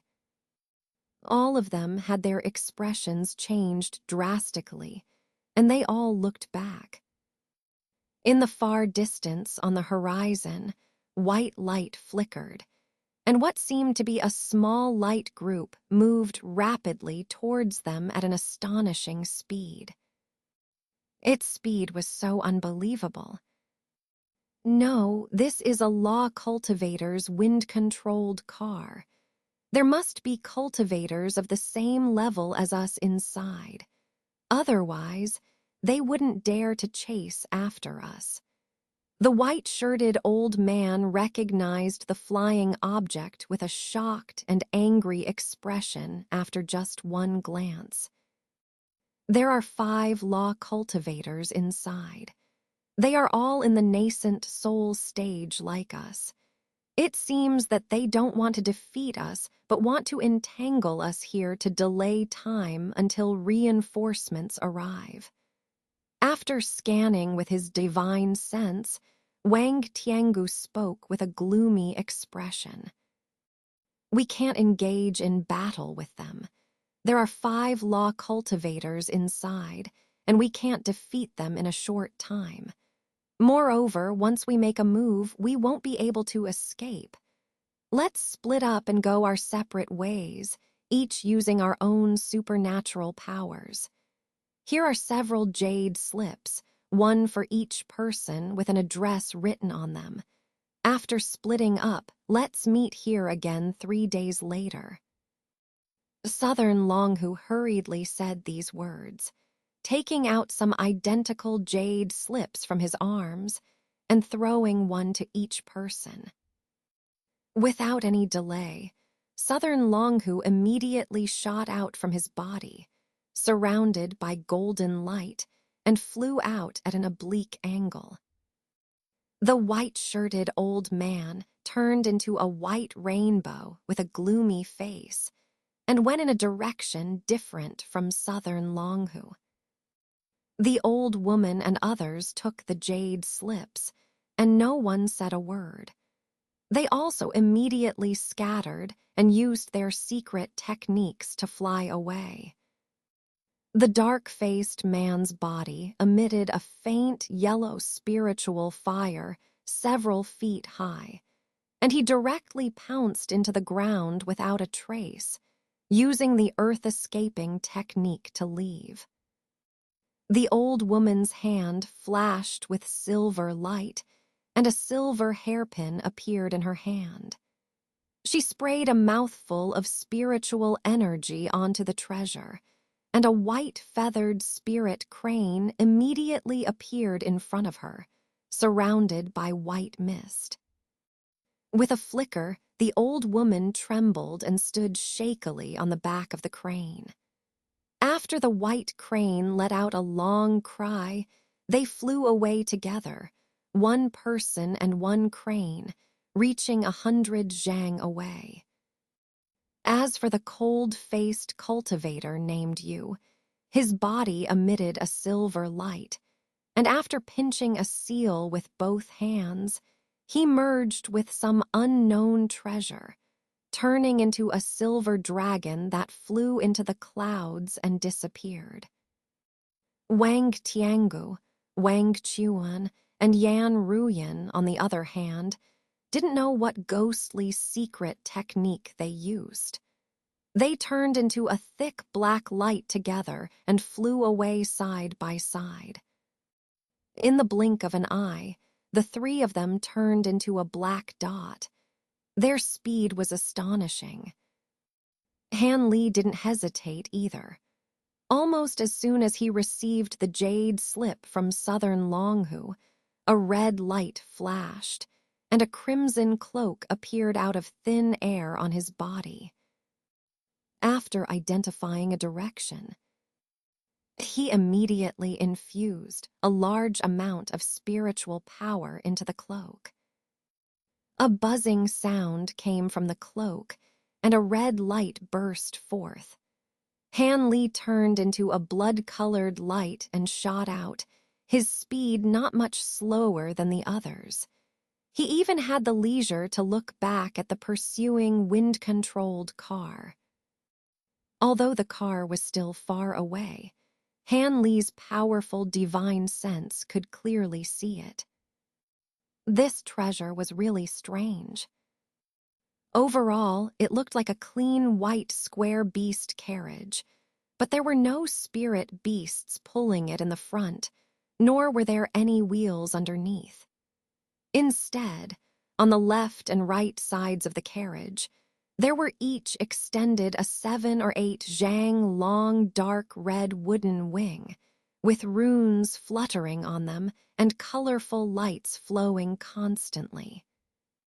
Han Li took another look and was surprised to find that the wind-controlled car was pure white and delicate all over, made up of unknown beast bones, and emitted a faintly ferocious aura. Because of the white light blocking his view, Han Li could only roughly see the figures of several people inside the car. And because he had never fought against law cultivators before, Han Li didn't dare to easily probe into the wind-controlled car with his divine sense. Instead, he turned his head and activated the blood-colored cloak on his body again, heading straight towards the Mulan Prairie in the south. After a moment, Han Li and the other 9 people flew out more than 10 li in different directions. As for the wind-controlled car, it closely chased after Han Li and the others to the place where they had just separated. This made Han Li involuntarily look back at the car again. As a result, the wind-controlled car suddenly stopped, and then after a few flashes of white light, 4 figures came down from the car one after another. 3 men and 1 woman. Then the 4 law cultivators gathered together, exchanged a few words, and then split into 4 groups to chase after Southern Longhu and the others. and Han Li's direction happened to have no one chasing after him. Seeing this, Han Li felt relieved, but then he suddenly thought of something and secretly called out, "Not good." Almost at the same time, the originally stopped wind-controlled car flashed with white light several times and shot towards Han Li's direction. The sharp explosion sound was like a brain-piercing magic sound, making Han Li's face look ugly in the blood-colored light. But then Han Li snorted coldly, and the light around his body began to shine brightly, dazzlingly. Han Li's speed increased by 3 points, and the blood-colored cloak on his body also emitted a low buzzing sound. The two light clusters, one blood-colored and one white, chased after each other at a distance of more than 10 li. The Law Cultivator's wind-controlled car was indeed astonishing in speed, but Han Li's blood-colored cloak was not to be underestimated either. The two of them entered a stalemate, unable to get any closer for a while. After a while, they chased into the depths of the prairie, and soon the two light clusters disappeared without a trace from the sky above the edge of the prairie, chasing into the deeper part of the prairie. With Han Li and the wind-controlled car's astonishing speed, it only took a short while for them to delve more than 100 miles deep into the Mulan prairie. As Han Li flew swiftly wrapped in the blood-red light of his cloak, he glanced back using his divine sense and showed a trace of surprise on his face. He had already activated his cloak to its maximum power, but not only did he fail to shake off the strange vehicle behind him, he was actually caught up by half the distance. No wonder even the mid-nascent soul cultivator, like the unnamed elder, turned pale at the sight of this car. This wind-controlled car was indeed a top-tier flying treasure. It seemed that unless he used thunder evasion or blood shadow evasion, he couldn't escape the other party.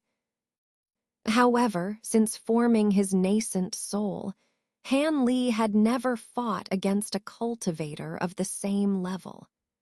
Although he was confident in his divine powers and treasures, he was uncertain about his strength compared to other nascent soul cultivators. After all, nascent soul cultivators wouldn't casually engage in duels.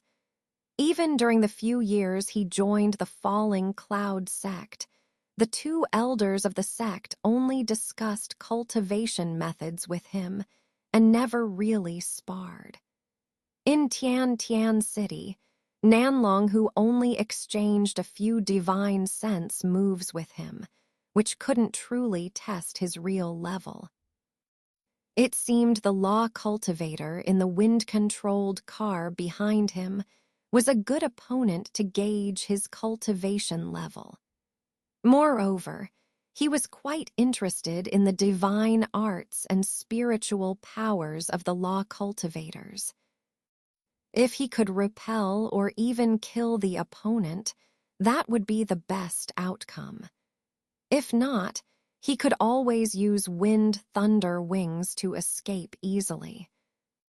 He couldn't afford to prolong the fight, as the situation could change for the worse. Besides, they were currently in the Mulan prairie, so he shouldn't get entangled in battle. Han Li quickly made up his mind. The blood light around him flickered a few times and then dimmed down, replaced by a burst of bright azure light. At the same time, his body halted, his escape light making a wide turn before facing backward. Coldly staring at the approaching white light, Han Li flicked his sleeve, and dozens of azure sword lights surged out, forming layers of fish scale-like sword formations in front of him, exuding a formidable aura. Being his first fight with another nascent soul cultivator, Han Li wasn't careless. Besides summoning all 72 azure bamboo cloud swords, he also took out a spirit beast pouch from his waist and threw it into the air. 3-colored, devouring gold bugs appeared as a massive insect cloud in the sky. Following Han Li's incantations, the insects circled once and then charged downward. Han Li's eyes glinted as he raised his hands, shooting 2 azure incantations into the insect cloud. Immediately, the cloud wrapped Han Li in a mass of azure light. Moments later, a 3-colored insect armor formed on Han Li's body, crystalline and ancient, emitting a faint azure glow. Coincidentally, just as Han Li stopped, the wind-controlled car instantly caught up. The law cultivators in the car witnessed the formation of the insect armor with astonishment. The previously relentless car suddenly slowed down and stopped 100 or so yards away from Han Li. Han Li glanced at it impassively and, seizing the moment, flipped his hands, revealing a flower basket in one hand and a small bell in the other. Without a word, he threw the small bell forward. The bell grew to several yards in size with a flash of silver light, shooting menacingly towards the opponents. Simultaneously, Han Li's mind moved, and the 72 flying sword shadows before him multiplied, transforming into over 200 azure sword lights. With a low shout, the sword lights combined into a 100-yard-long azure rainbow, surging forward like a tidal wave, seemingly ready to crush the wind-controlled car. The silver bell, already reaching above the car, began its attack. It spun, emitting deep chimes that sent visible silver waves spreading out, enveloping the car below.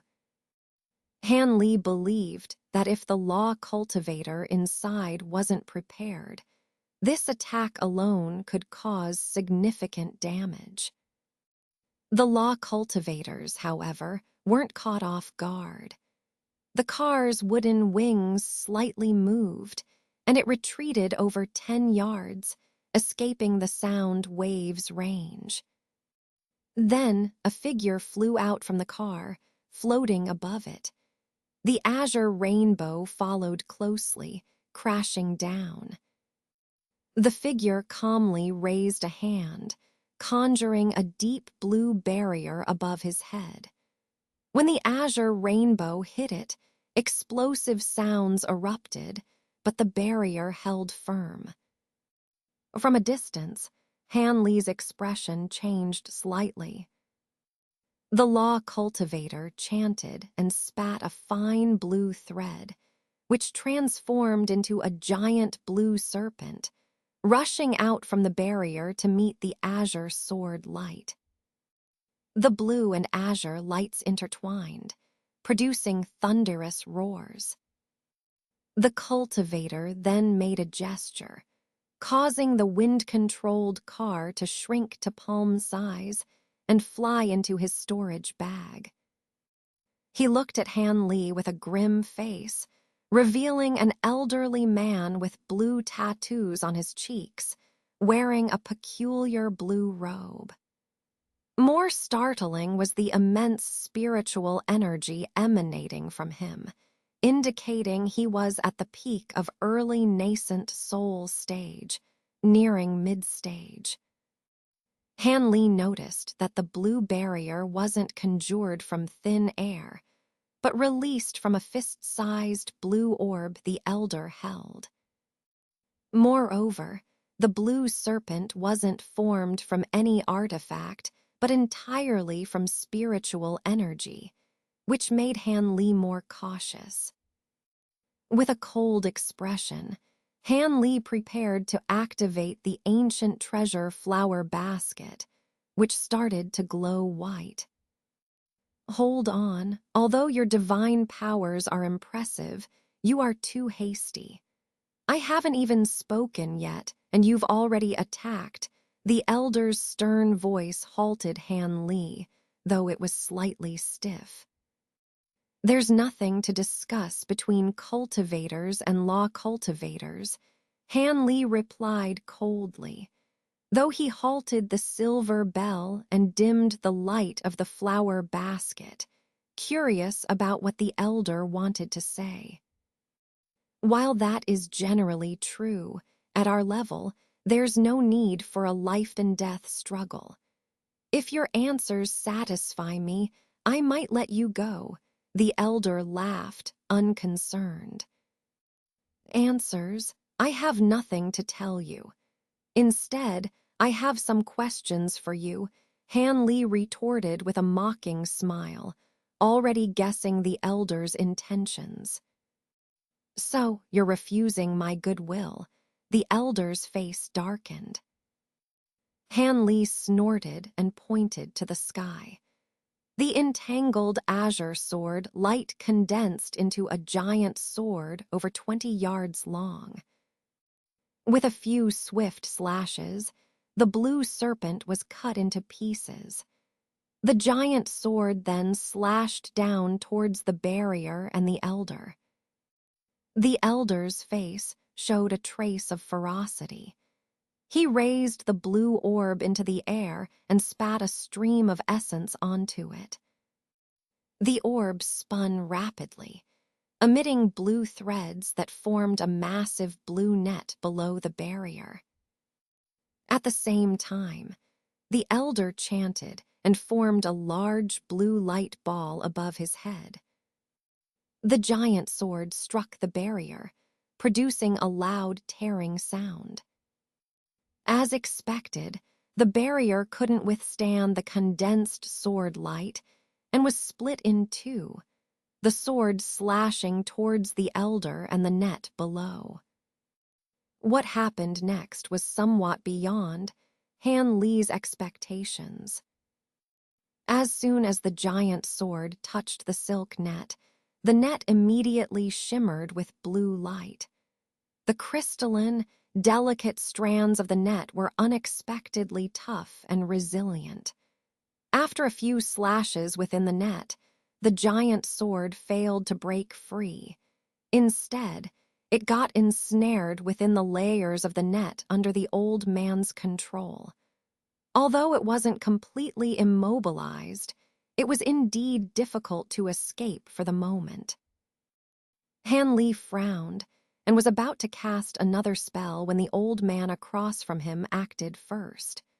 With a flash of sinister coldness on his face, he began forming various strange hand seals rapidly, like a spinning wheel. Simultaneously, multicolored spell seals shot out from his hands and struck the ball of spiritual light above his head. Instantly, the blue spiritual orb began to contract and change shape. Amidst the obscure and hard-to-understand incantations, it suddenly exploded.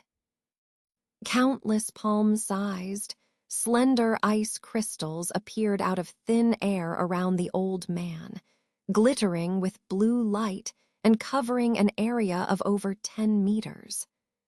A fierce expression appeared on the old man's face as he made a grand gesture with his hands, pointing at Han Li while spitting out a chilling word, "Go." Immediately, the sky was filled with ice crystals shooting toward Han Li like powerful arrows.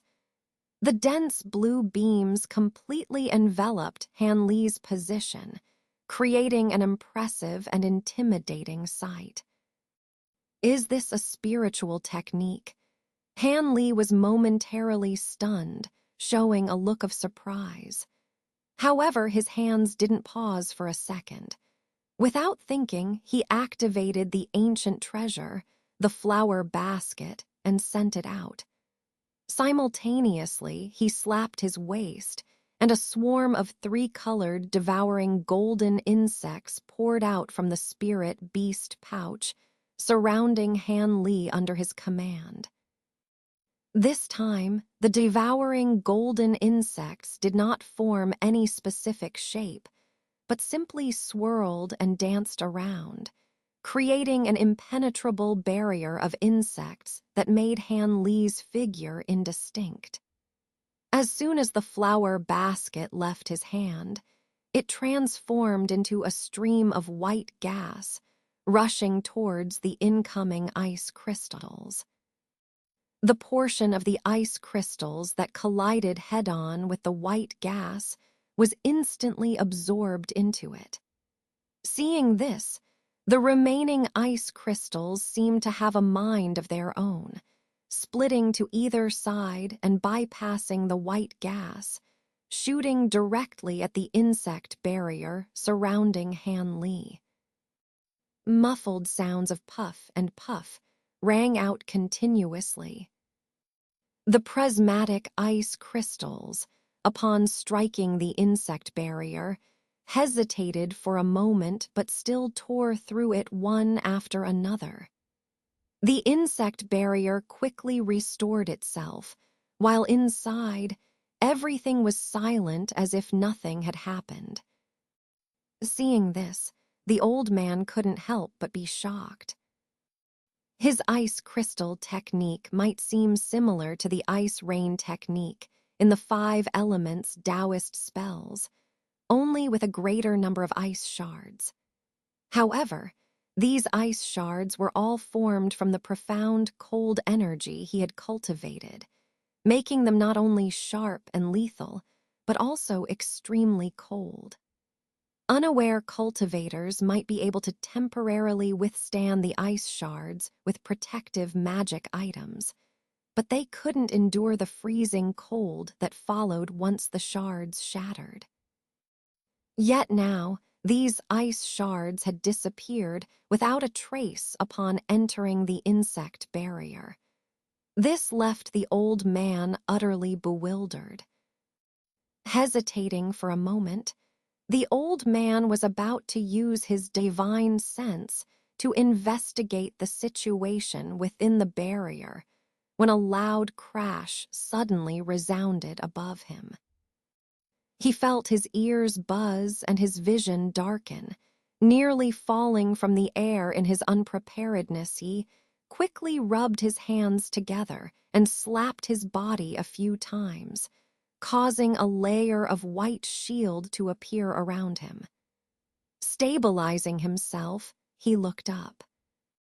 Above him, the large silver bell had somehow positioned itself overhead, and the loud sound just now had come from it. At this moment, the bell flashed with silver light, and a second loud crash echoed out. But this time, it wasn't aimed at the wary old man. Instead, it sent out waves of sound targeting the blue net and the giant green sword struggling within it. Not good. The old man, realizing what was happening, quickly tried to cast a spell to block it, but was obviously a step too late. The blue silk net shattered inch by inch under the impact of the silvery sound waves, allowing the giant sword to break free. Without hesitation, the sword once again slashed towards the old man. Though the sword hadn't yet reached him, its immense pressure was already bearing down. Despite having a protective shield, the old man dared not face such an overwhelming giant sword head-on.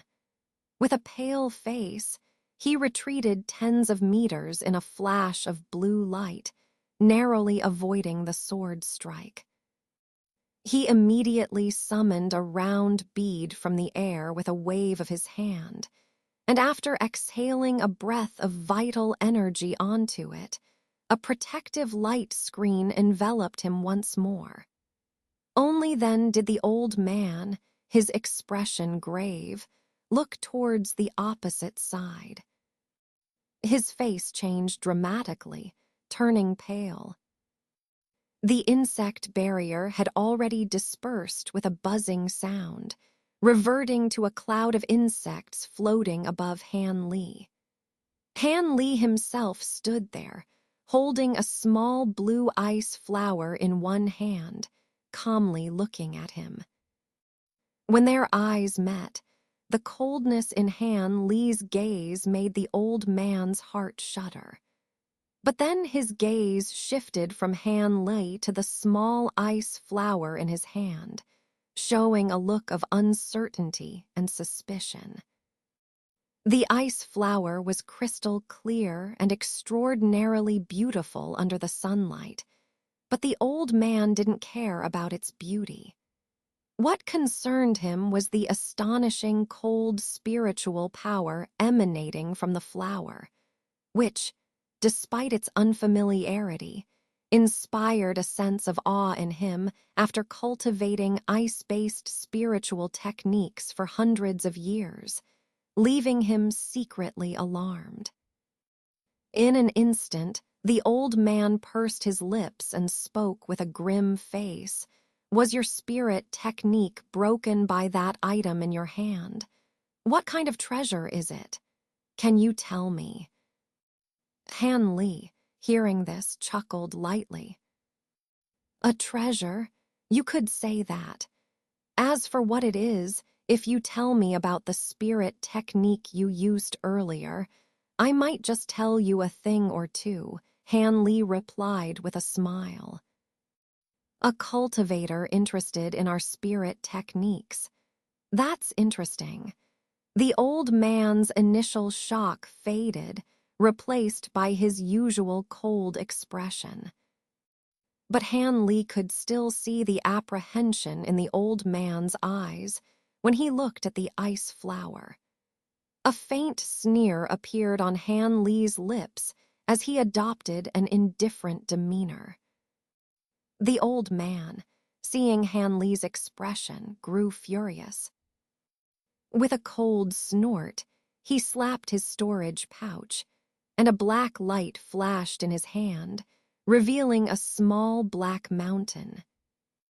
Han Li was taken aback, barely having a chance to scrutinize the item before the old man began chanting. He then tossed the small mountain into the air, where it rapidly expanded, reaching dozens of meters in size within moments, and continued to grow. Han Li gasped in astonishment. Without hesitation, he pointed at the giant green sword.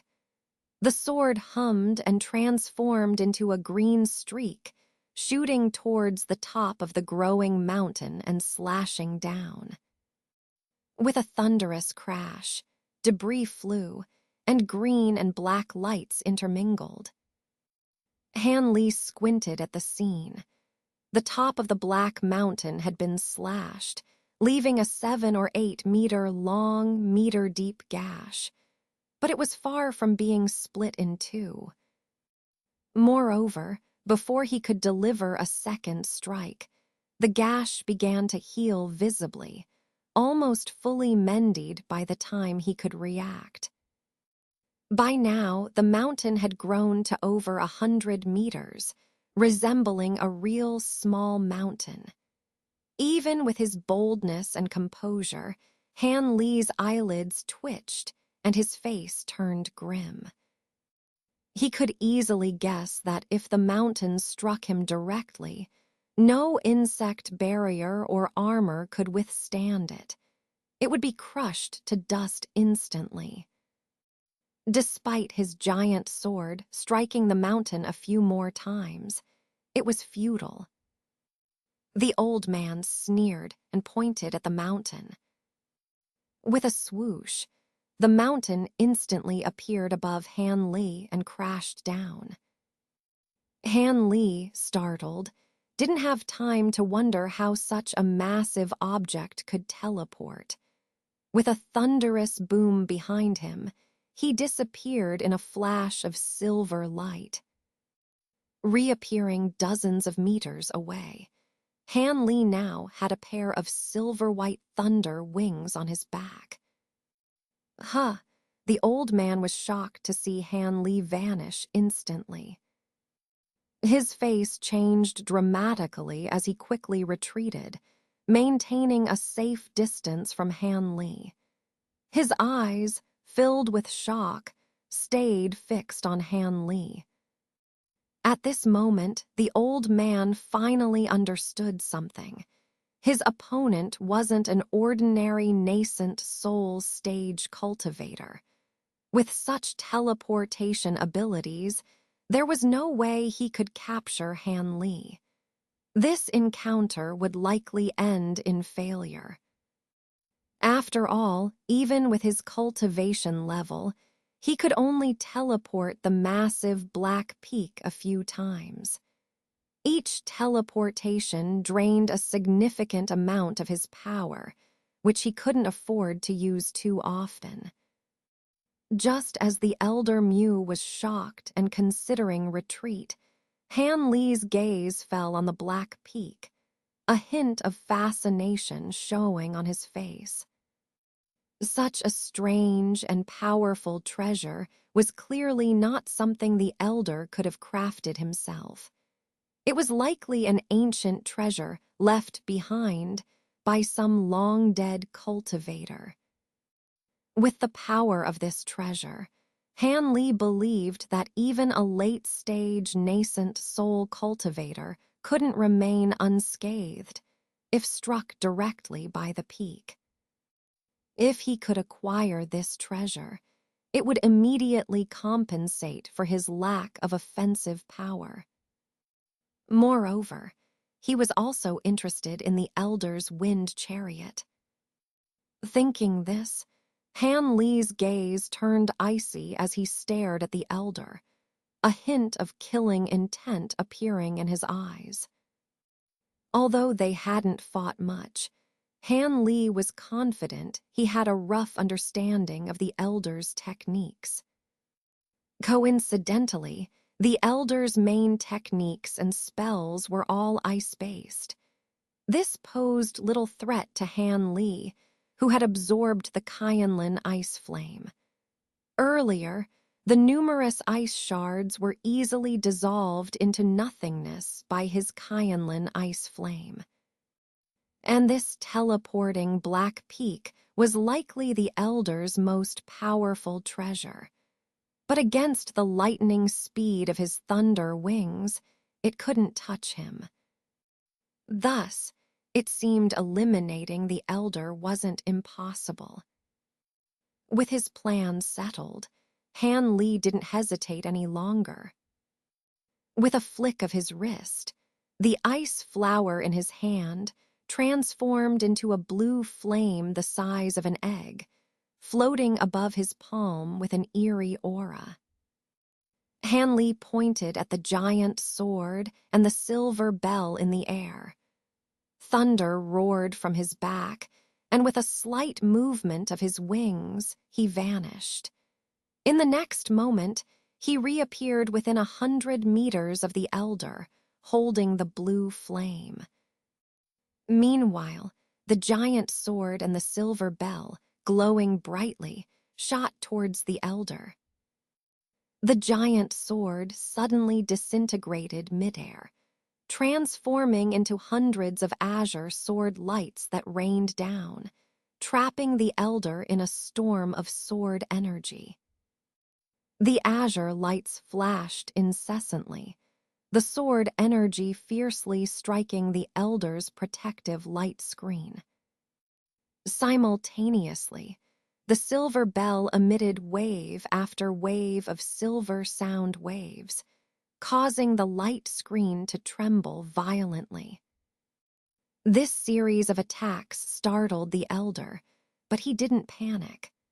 Apart from injecting a large amount of spiritual power into the pearl above his head to thicken the light screen, he quickly formed a seal with one hand. Blue spiritual light shot out from his body, transforming into 4 crystalline ice shields, which slowly rotated around him. With these ice shields, the elder felt more secure.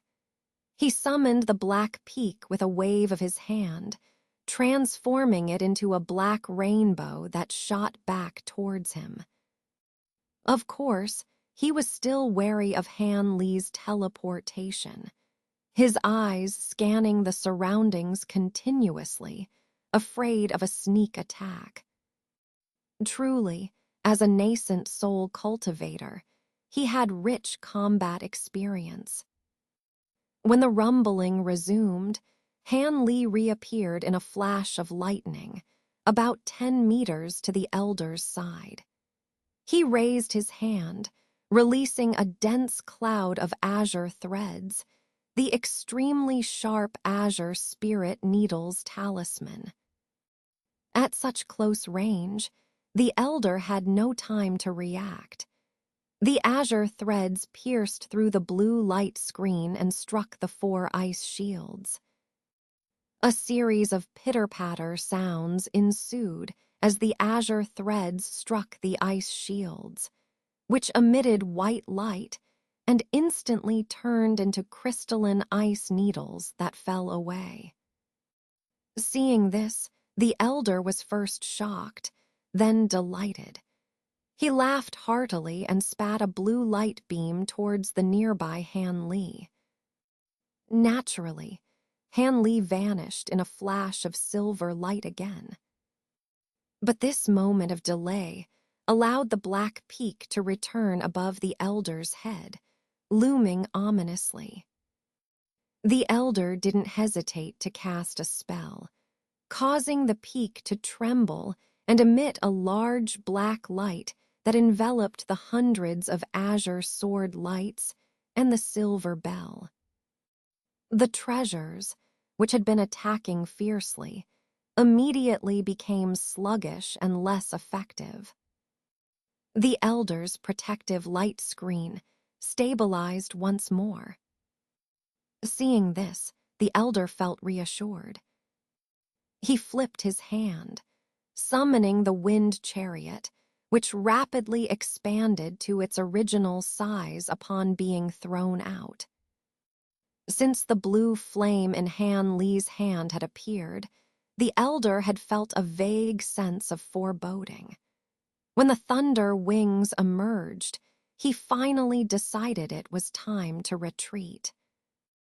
Seeing the wind chariot activated, the elder transformed into a long rainbow, quickly escaping the surrounding sword lights and heading for the chariot.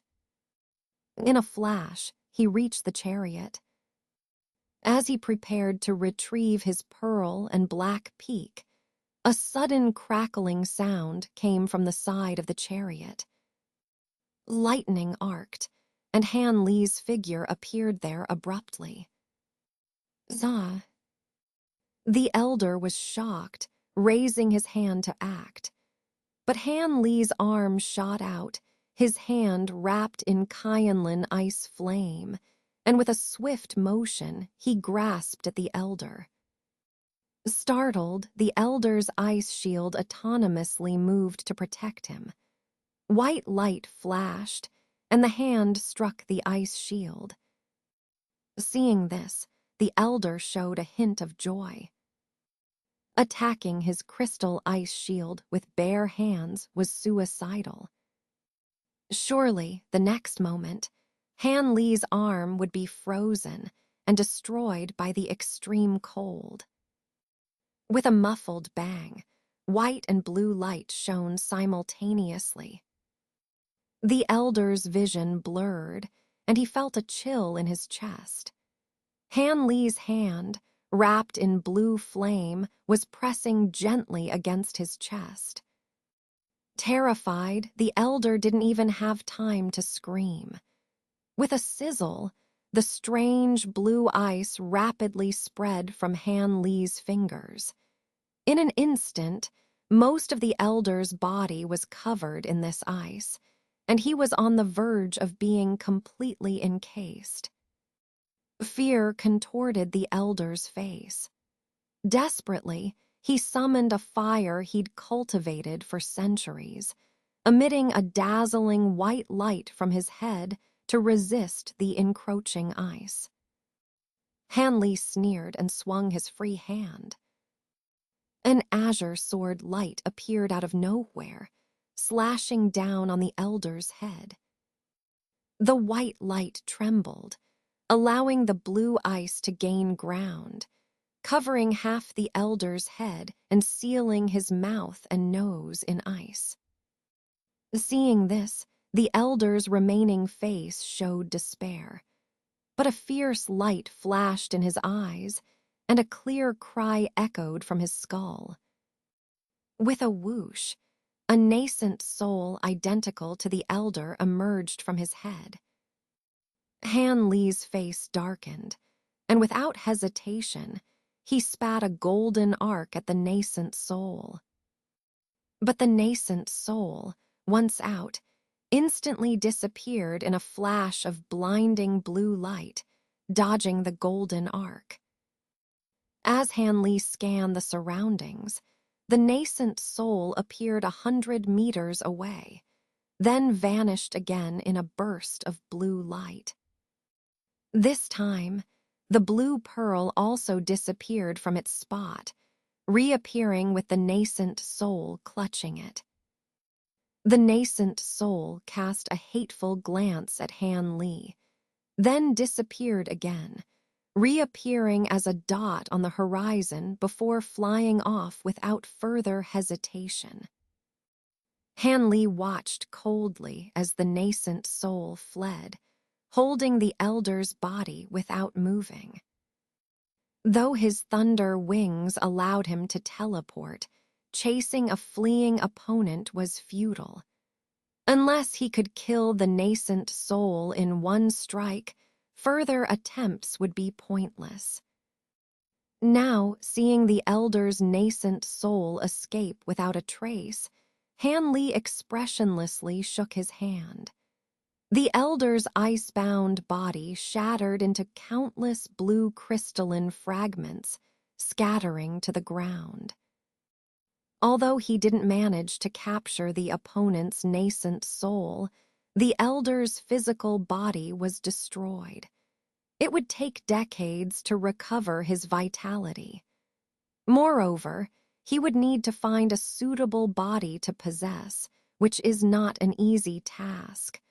Whether he can find one in time is uncertain. If he has to settle for any random body, his cultivation will surely drop significantly. However, he obtained 2 ancient treasures and the elder's storage pouch, making this venture quite fruitful. Even if he didn't find any treasures in the celestial Kun Master's cave, this trip to the Mulan Prairie was not in vain.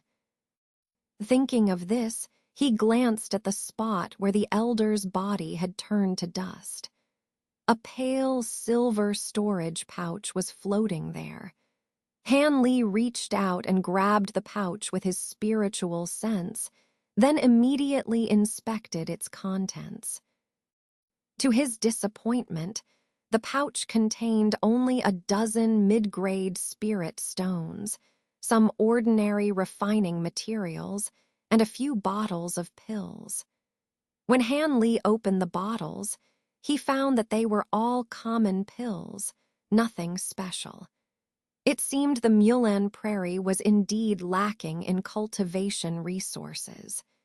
Even a nascent soul stage cultivator had very few valuable items. What he had hoped to find were jade slips, but there were none in the storage pouch. This made Han Li sigh lightly in disappointment. He had hoped to gain some spell techniques to see if there were any secrets to instantly casting powerful spells, but it seemed this would not be possible in the short term. After casually putting away the storage pouch, Han Li looked up, his gaze becoming fiery as he stared at the distant giant peak. Although the original owner, Elder Mu, had escaped with his nascent soul, the black peak remained, glowing with spiritual light. Han Li squinted his eyes slightly and beckoned gently towards the treasure. The ancient treasure, now without an owner, shrank rapidly and flew towards Han Li. By the time it landed in his hand, it had transformed back into a palm-sized miniature mountain. Han Li curiously weighed the small mountain in his hand. It wasn't too heavy.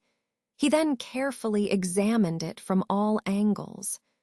On the bottom of the black mountain, 3 faint golden characters were inscribed, 1,000 layers peak. Han Li read them out loud to himself, satisfaction gleaming in his eyes. Putting away the mountain peak, Han Li also glanced at the wind-riding chariot and collected it as well. After casting a few glances in the direction where the elder's nascent soul had fled, Han Li thought for a moment, then changed direction and flew off into the distance. Soon, his figure vanished from the nearby sky, leaving no trace. 3 days later, in a remote part of the Mulan prairie where several hills were connected in a row, only tall wild grass could be seen, with not a person in sight. The area seemed extremely quiet. However, it wasn't long before a streak of green light flashed in the sky. A streak of green light was rapidly approaching from the distance.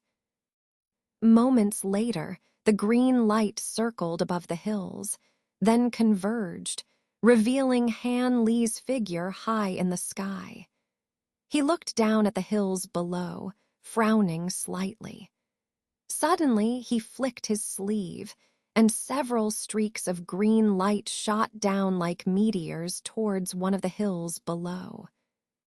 The green light exploded 20 or 30 feet above the hill, revealing a faint white barrier.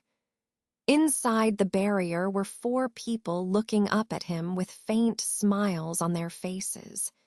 They were none other than Nanlong Hu, the white-robed elder, the old woman, and the dark-skinned man. "Ha ha, it's a great fortune that you arrived safely, Taoist Han." Nanlong Hu stroked his long beard and laughed heartily. He then waved his hand, causing the barrier to disappear. "Oh, have the other Taoists not arrived yet?" Han Li replied with a smile as he descended slowly, landing in front of the 4. The other Taoists might not have had as easy a time escaping. When we split up, both Taoist Wang and Taoist you were being pursued by spellcasters. Shaking off their pursuers might not be a simple task, the dark-skinned man said calmly, shaking his head. "However, Taoist Han, you truly surprised me. If I'm not mistaken, it seemed the wind-riding chariot was chasing you. It's remarkable that you managed to escape its incredible speed so easily. I definitely chose the right person this time," Nanlong Hu said, appearing quite pleased. But Han Li's expression remained calm. His lips curled slightly as he replied ambiguously, "It's nothing. I might not excel in other areas, but I have some confidence in my escape techniques." Seeing that Han Li was not inclined to elaborate on how he escaped, Nanlong Hu tactfully didn't press further and instead began discussing the impact of the Mulan people's attack on the 9 Nations Alliance and the entire Tian Nan region. The white-robed elder, the old woman, and the dark-skinned man also joined the conversation with interest. I remember the last war with the spellcasters lasted over 10 years. Who knows how long this one will last? During this time, both the righteous and demonic factions of Tian Nan, as well as the Heavenly Tao Alliance where Taoist Han belongs, will certainly send people to participate in the war. Given the status of the falling cloud sect within the Heavenly Tao Alliance, they will definitely require a nascent soul stage elder to assist. Taoist Han might have another chance to visit the Mulan Prairie, Nanlong Hu said with a half-smile. In addition to the 3 major factions sending people to assist the 9 Nations Alliance, some independent cultivators are voluntarily coming to resist the spellcasters. Among them are some skilled individuals. The Mulan people may find it difficult to gain any advantage, the old woman said, nodding in agreement. But what puzzles me is that the Mulan people must know that once the various forces of Tian Nan unite, their current power has no chance against us. Otherwise, they would have settled the matter in the last war. Yet they still initiated this war, which seems unwise. Last time, they suddenly received reinforcements, which boosted their confidence. Could they have added another large tribe this time? The dark-skinned man speculated, frowning. That's not impossible, but... As the group continued their discussion, time passed unnoticed.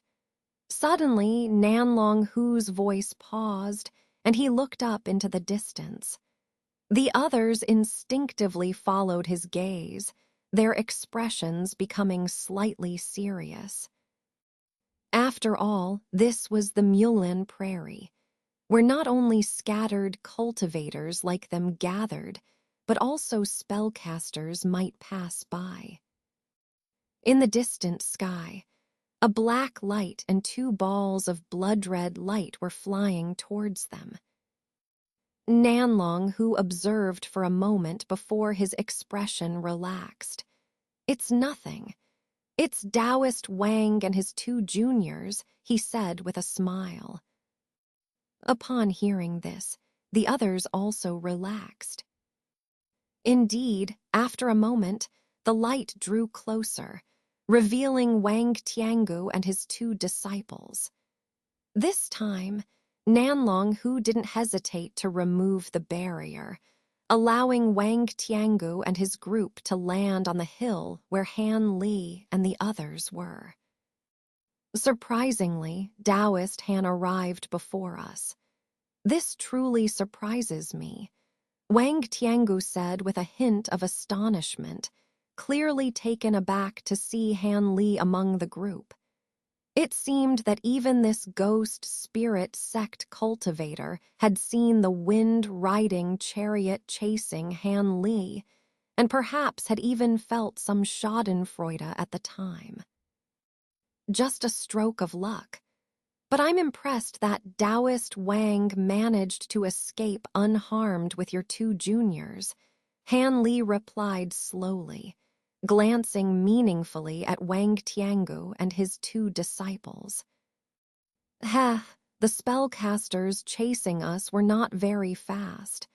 By combining our sects' escape techniques, it was easy to shake them off.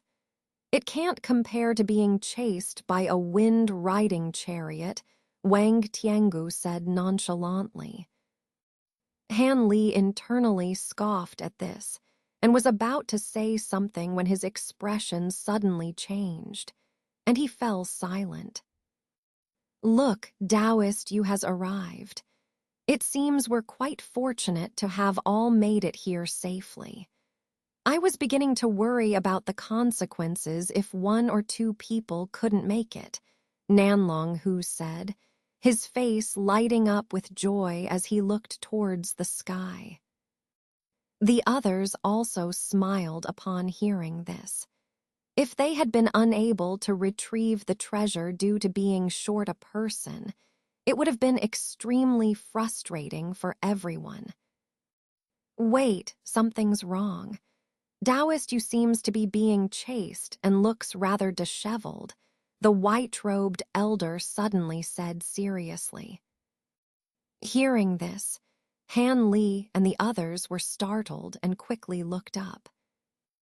In the distance, a white streak was indeed fleeing frantically, pursued by green and red lights. In the blink of an eye, they had reached the hill where Nanlong Hu and the others stood. Nanlong Hu's expression turned grim. It seems, Taoist, you has encountered trouble. But there are only 2 spellcasters. Let's all strike together. Nanlong Hu said decisively, his body transforming into a ball of golden light and soaring into the sky. The others exchanged glances, and without any objections, also revealed themselves. Instantly, 8 beams of different colored lights rose from the hill, quickly moving to intercept the white streak rushing toward them. The original white streak, seeing this scene, immediately sped up, arriving in front of Han Lei and the others in the blink of an eye. The light dimmed, revealing the cold-faced cultivator named Yu. His face was somewhat pale, indicating some loss of vitality. It's nothing. Are you all right, Taoist? How did 2 spellcasters end up chasing you? I recall there was only one initially, Nanlong, who asked with apparent concern, his figure also stopping in midair. No worries. I fought with the first one for most of the day, but when another came to assist, I had to lead them around for 2 days and nights, which drained my vitality a bit. The cold-faced cultivator said with a bitter smile, a trace of helplessness in his tone. That explains why you fled. Facing 2 spellcasters of the same rank, all of us except Nanlong Hu and Taoist Yun would have to avoid the confrontation as well, the old woman sighed. But those 2 pursuers are quite bold. Even now, they show no sign of retreating. Do they really intend to challenge us? Hanley glanced into the distance and suddenly chuckled. Without Han Li pointing it out, the others had already noticed. The 2 spellcasters, seeing Han Li and the others reveal themselves, halted far away but did not flee. Instead, they coldly observed them. With their powerful spiritual senses, Han Li and the others clearly saw the appearance of the 2 spellcasters. One had a golden face, wore a feathered crown, and a hemp robe. The other had a fierce appearance, dressed in green robes. Both were at the early nascent soul stage. Nanlong, who snorted and coldly said to the 2 spellcasters, "You too, still not leaving. Do you really want us to strike? Aren't you afraid of being completely annihilated here?" Nanlong, whose words were full of menace. What arrogance! Although we can't defeat you, saying you can destroy us is too much. We won't fight head-on. We only need to delay you for half a day. Do you think you'll still have a chance to leave then? You'd better surrender now. Maybe our master will let you reincarnate. The feathered-crowned spellcaster retorted sharply, his eyes flipping disdainfully. Delay us for half a day. Do you think we're made of mud? Nanlong, who laughed angrily, his body radiating blinding golden light. Maybe not, maybe so. Since so many high-level cultivators have come to the Mulan Prairie as hosts, we must entertain you properly. The green-robed spellcaster said expressionlessly. HMPH, it seems you two won't shed tears until you see the coffin. Brother Yun, let's do it. Nanlong Hu's face darkened. He turned to the white-robed elder and said indifferently. The white-robed elder showed a hint of helplessness. I wanted to conserve some energy before the main task, but we can't let these two follow us. We have no choice but to act, the elder sighed. As he finished speaking, he opened his mouth and a silver wheel flew out, glowing brilliantly. It hovered a few feet in front of his chest, slowly rotating.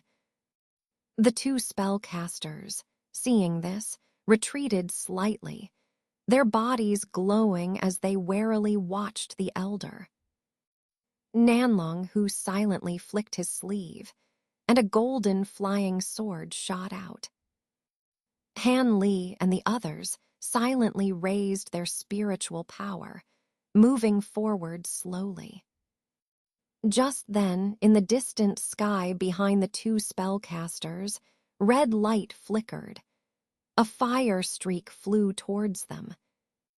Nanlong Hu and the others, who were about to strike, paused their actions.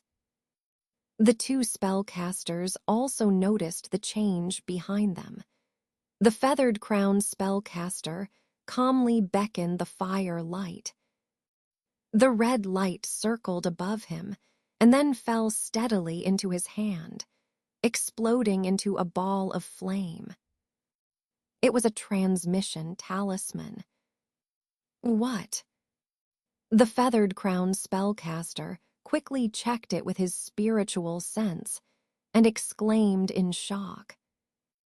Even from hundreds of feet away, Nanlong Hu and the others could see his surprised expression. He suddenly turned and whispered to the green-robed spellcaster. The fierce-looking spellcaster listened for a few moments, his face changing color, and he also exclaimed. Then they both glanced at the group of cultivators, their gazes finally resting on Han Li, their expressions becoming serious. Han Li remained calm, but inwardly he guessed what might have happened. It was likely related to the heavily injured Mu surnamed elder escaping with only his nascent soul. Could these two be closely related to that elder? While Han Li pondered, the two spellcasters glared at him fiercely, exchanged a few words, then turned into two streaks of light, flying back the way they came without a word. This left Nanlong Hu and the others stunned, but after a moment's hesitation, no one pursued them. In the blink of an eye, the two spellcasters had turned into two specks of light and disappeared from the horizon. Taoist Han, those two seemed quite interested in you. Do you know them? Wang Tiangu asked suddenly, with a smile that did not reach his eyes.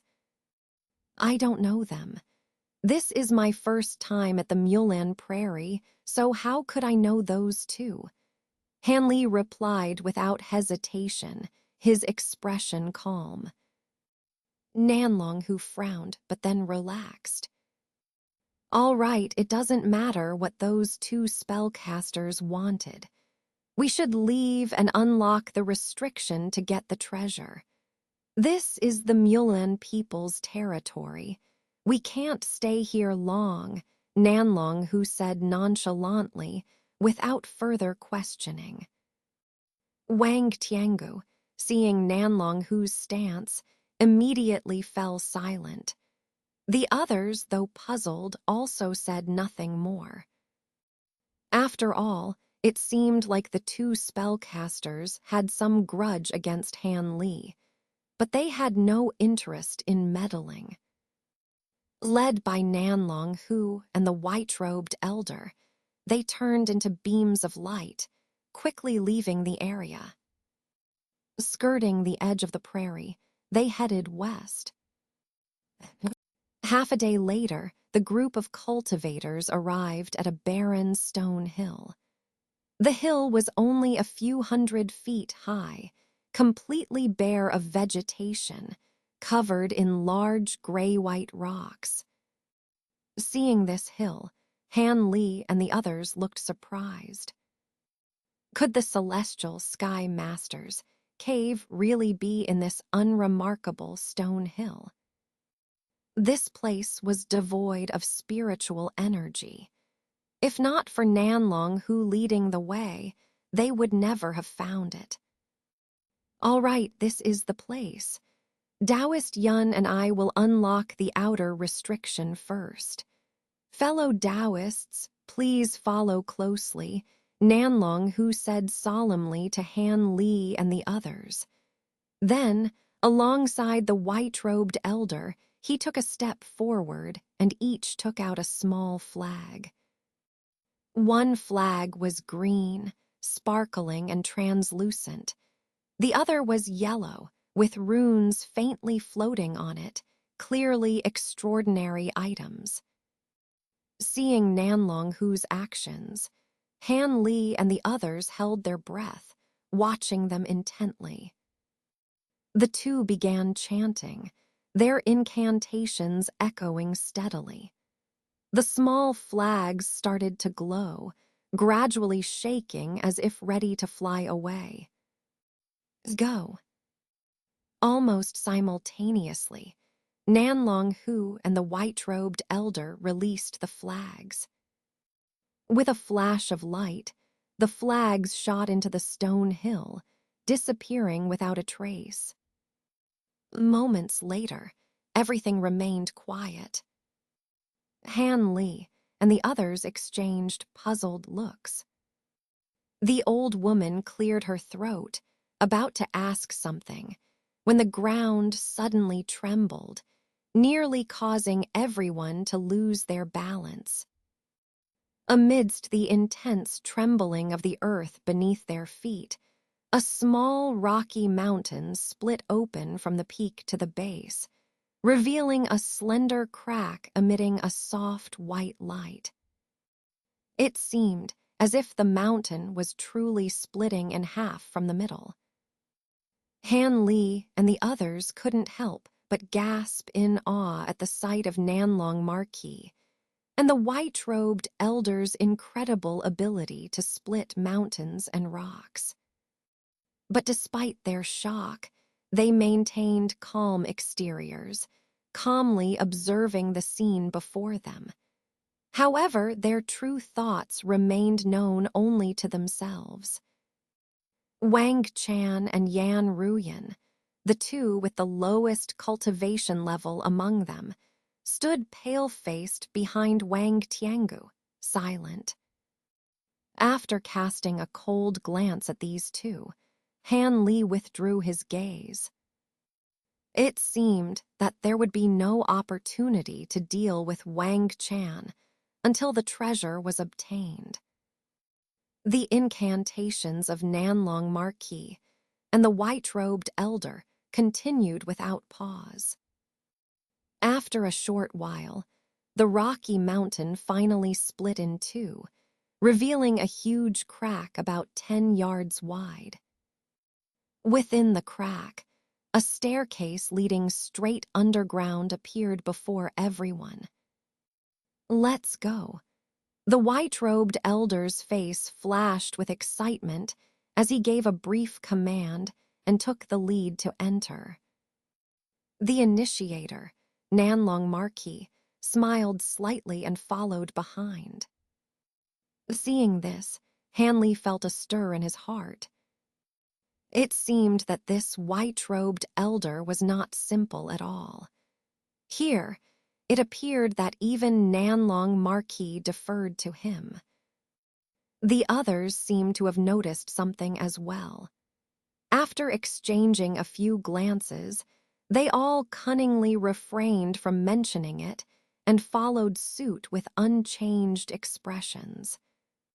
The staircase was long, with white moonstone embedded on both sides. However, as they descended, it grew increasingly chilly. After some time, the group delved deep into the depths of the mountain, about 100 feet below the surface. The moonstones no longer emitted a faint white light. Instead, they inexplicably turned into a ghostly green, casting an eerie and ominous atmosphere in the passage.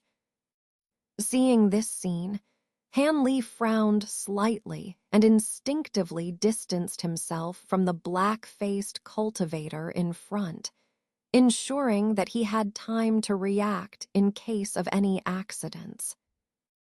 In fact, not only Hanley but also the other cultivators, except for Nanlong Marquis and the white-robed elder, wisely made the same move, maintaining a distance of more than 10 yards between them.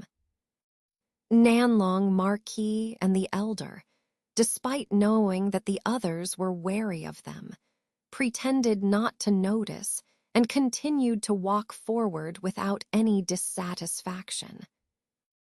After walking for a meal's worth of time, Han Li and the others finally entered a mysterious hall one by one. Calling it mysterious because the walls of the hall were shimmering with blue light, crystal clear, as if crafted from giant jade, dazzling and magnificent. Now standing in this hall, tens of yards wide, everyone's faces revealed astonishment. Of course, these things couldn't possibly be made of jade. The moment Han Li stepped into the hall, he scanned one of the walls with his spiritual sense. However, upon contact, his spiritual sense was immediately bounced back, unable to penetrate even the slightest bit. Han Li was not surprised and continued to scan other places in the hall. Each corner yielded the same result. Muttering a few words in his heart, Han Li's gaze fell on the others. Wang Tiangu, the cultivator with the highest cultivation level, and others also frowned, seemingly finding the situation somewhat tricky. Could this be the location of the divine mystery prohibition? Han Li pondered to himself. It seemed that Nanlong Marquis hadn't exaggerated. Just as Han Li was silently contemplating, the entire hall suddenly shook violently, followed by a series of loud noises behind him. Startled, the old woman and the others quickly turned around, only to find that the entrance passage had disappeared at some point, replaced by the same blue-glowing wall. The entire hall had become a dead end.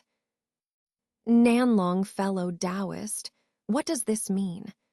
The black-faced man's complexion darkened at the sight, questioning with a heavy tone. Wang Tiangu and the others also showed vigilance, staring at Nanlong Marquis and the white-robed elder, their gazes flickering. Please don't be alarmed, fellow Taoists. This is the outer prohibition activating on its own, sealing the mountain once again. My companion and I experienced this last time we came here. As long as we stay in the hall for 3 days, my companion and I will wait for the prohibition to weaken to its weakest point and split the mountain again. We won't be trapped here. Moreover, once the outer prohibition is closed, we don't have to worry about those Taoists outside discovering us, Nanlong Marquis explained calmly, without any surprise. Hearing this, the black-faced man and the others were somewhat skeptical, but their expressions softened.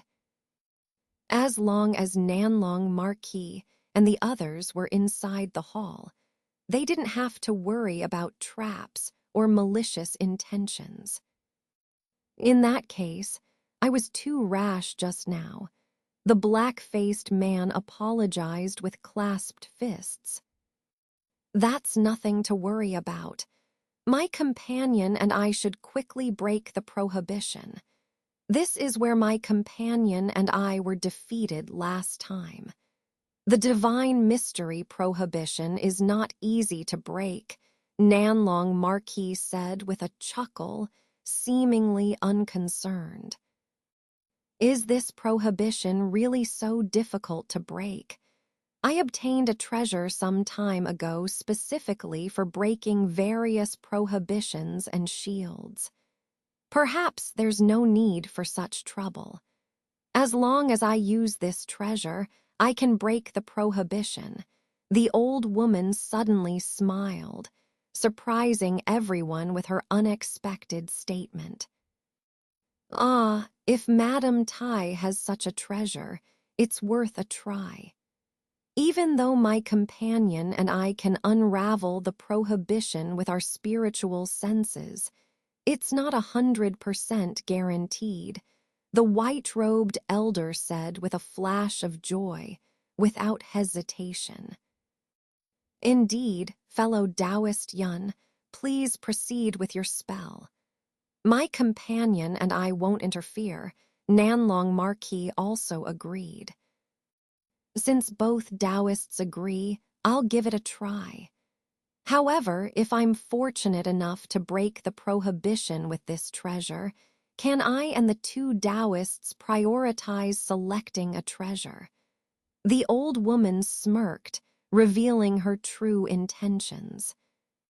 Upon hearing this, the expressions of the black-faced cultivator and Wang Tiangu changed slightly.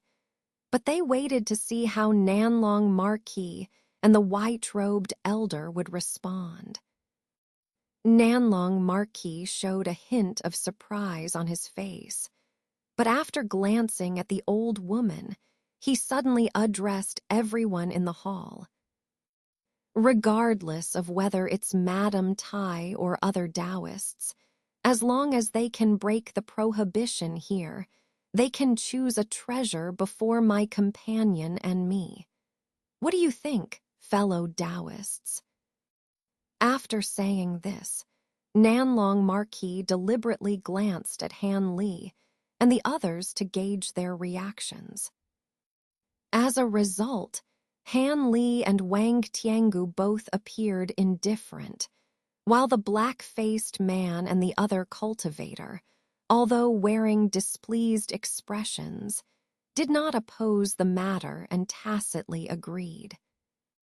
So Nanlong Marquis smiled and decisively said to the old woman, "Since all the fellow Taoists have no objections, Madame Tai, you may proceed.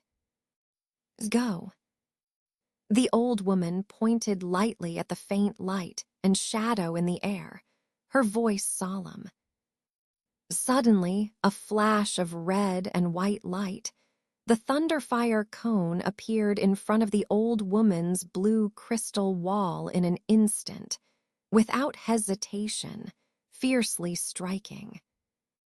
A muffled sound of bang came, and the electric arc and flames burst open in an instant, engulfing the surface of the wall, making it impossible to see inside for a while. Seeing this, Hanley's pupils shrank slightly. Although he didn't personally feel the power of the thunderfire cone, judging from the current spiritual fluctuations, this treasure's power was definitely extraordinary. No wonder Madame Tai was so confident in proposing a test. However, facing the divine ban of Tai Miao, just with this kind of supernatural power, I'm afraid. Before Han Li could finish his thoughts, the power of thunder and fire on the wall had disappeared. The thunderfire cone floated lightly a few inches away from the wall, but the surface of the crystal wall was intact, without even a trace of cracks. Nanlong Marquis on the side showed a hint of disappointment on his face, but still smiled and said, "Although this treasure's power is not small, it still lacks a bit to break the Tai Miao divine ban." Humph, did I ever say that this is the true power of this treasure? I just tested it with a single strike.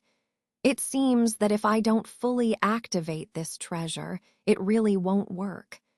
The old woman seemed a bit unwilling to lose face and snorted. "Oh, if fellow Tai has other means, please display them."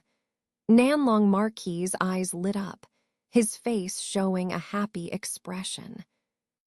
Upon hearing this, the old woman didn't say much.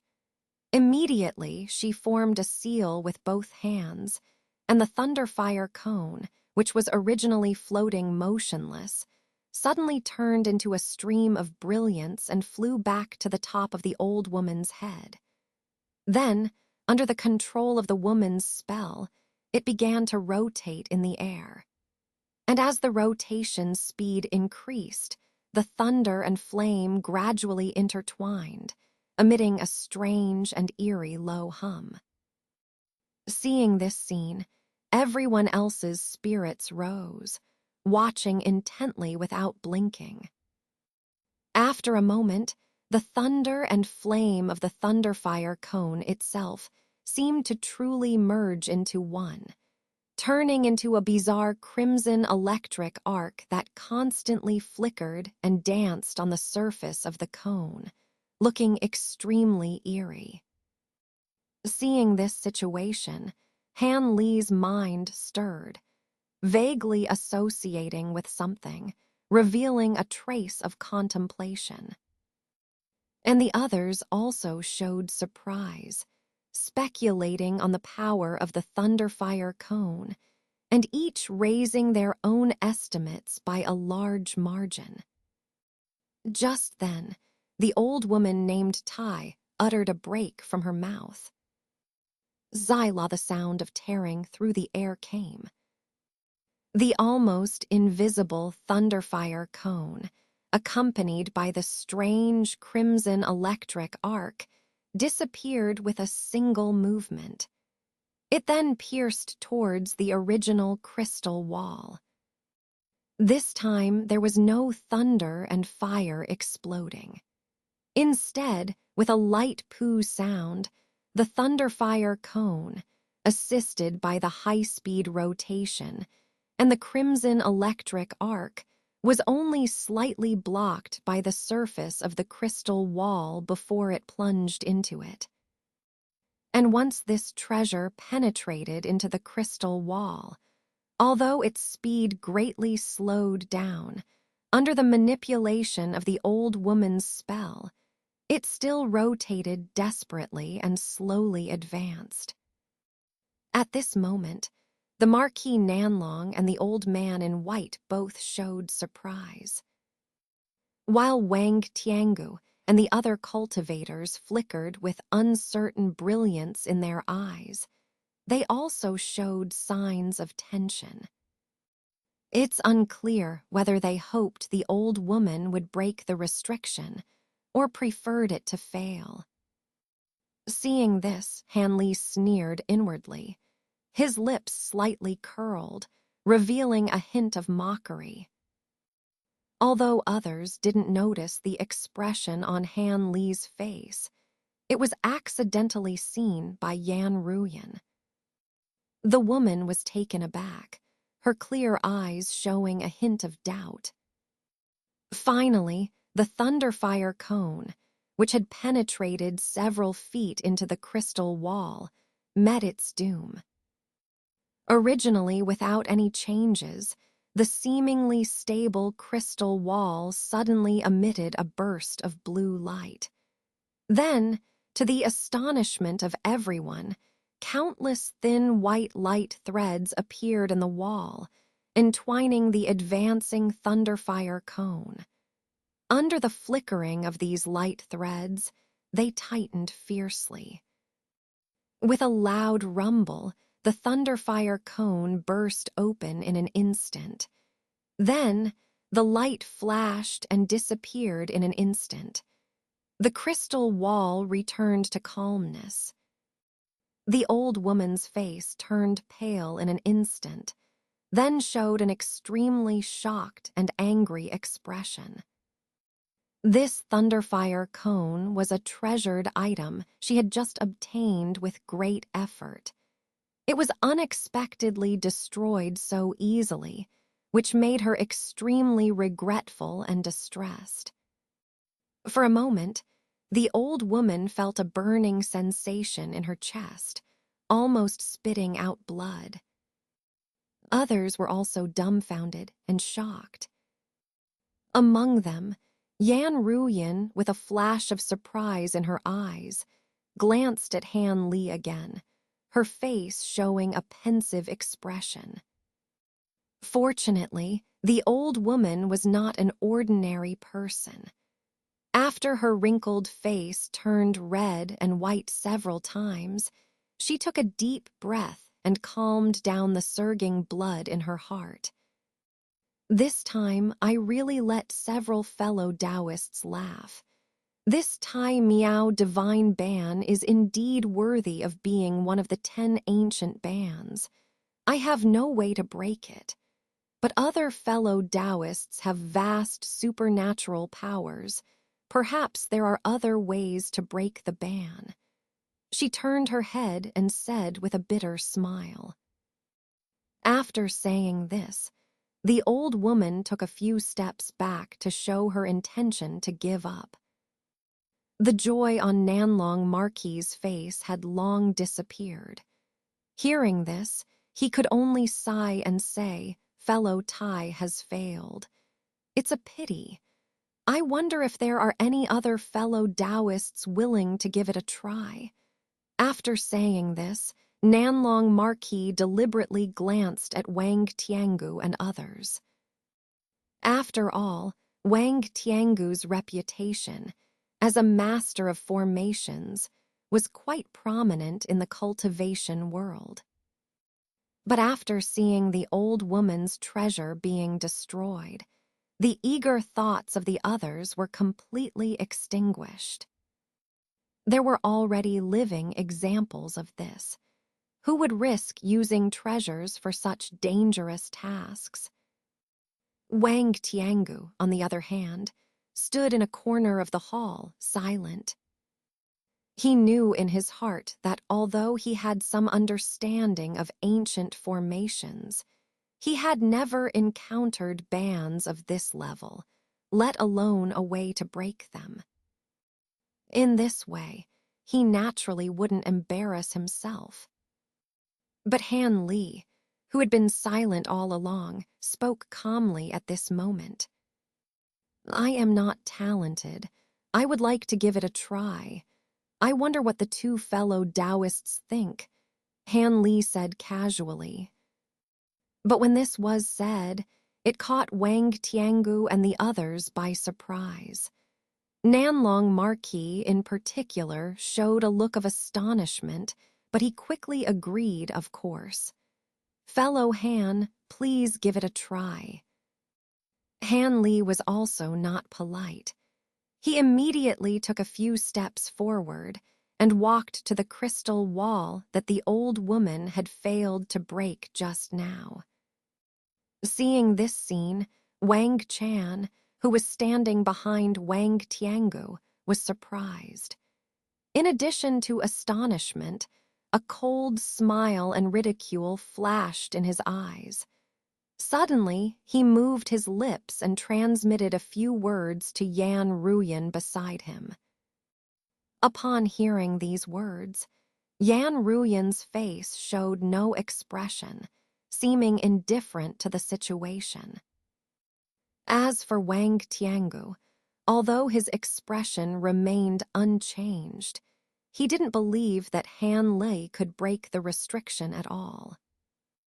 Han Li stood in front of the crystal wall, not immediately taking action, but raised his hand and extended a finger, slightly adjusting the spiritual power in his body. A few inches of cyan light emerged from his fingertips.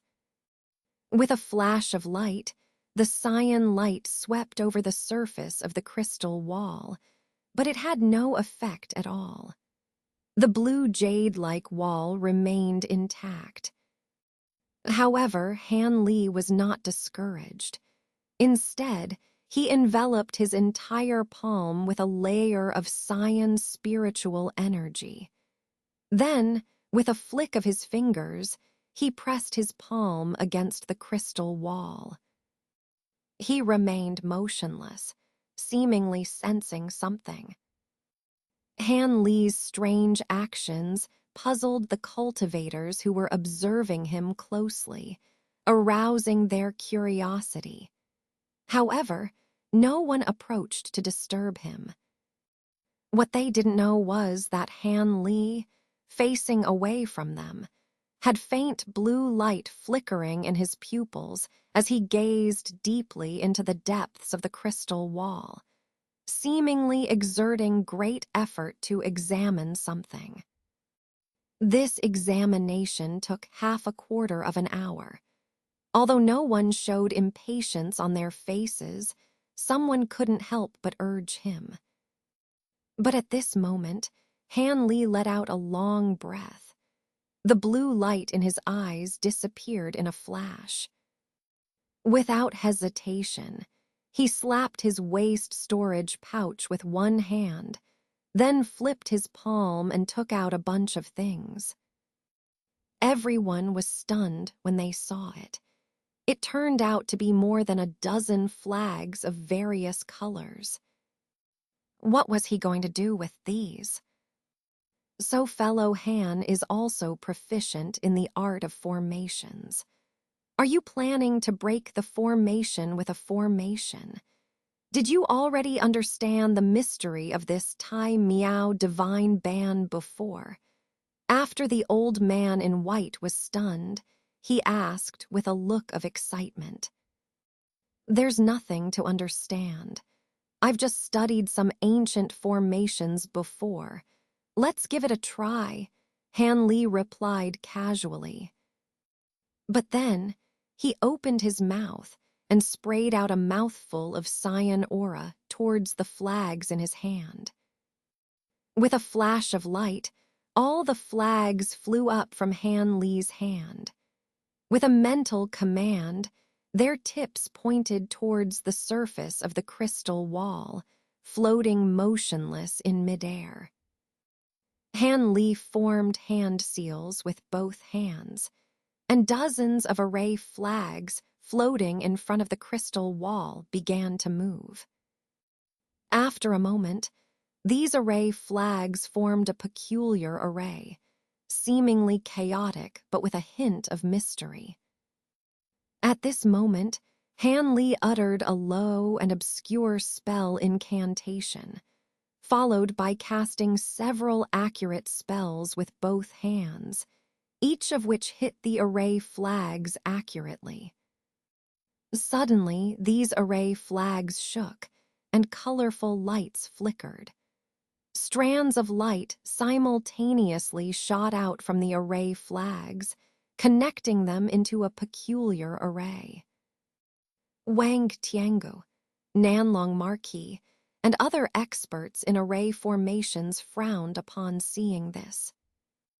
They felt that the array formation seemed familiar, yet they had never seen it before, so they couldn't help but ponder, trying to discern something from it.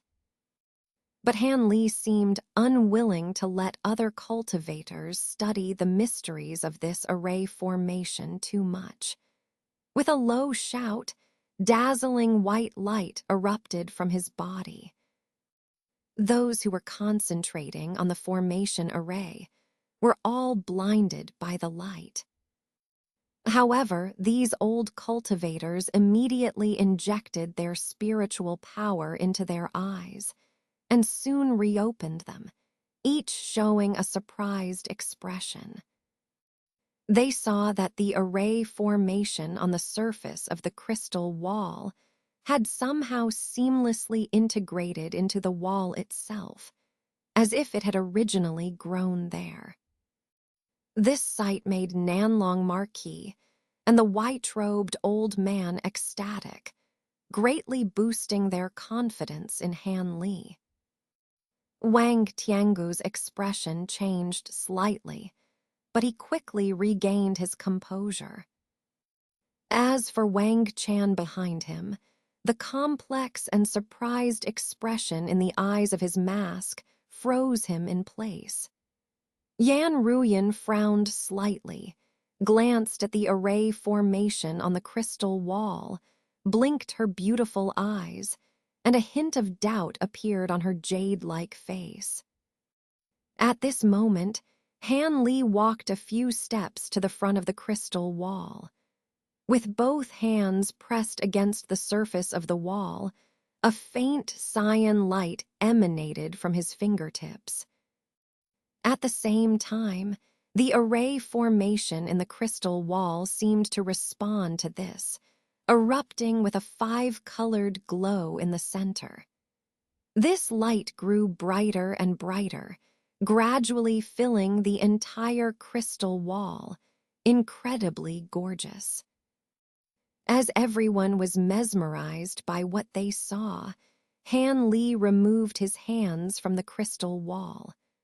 After a flash, he appeared in front of another crystal wall. Similarly, after gazing for a while, he took out another set of array flags and laid out a similar array to the previous one. Once again, a white light flashed over his body, and he instantly embedded this array into the crystal wall.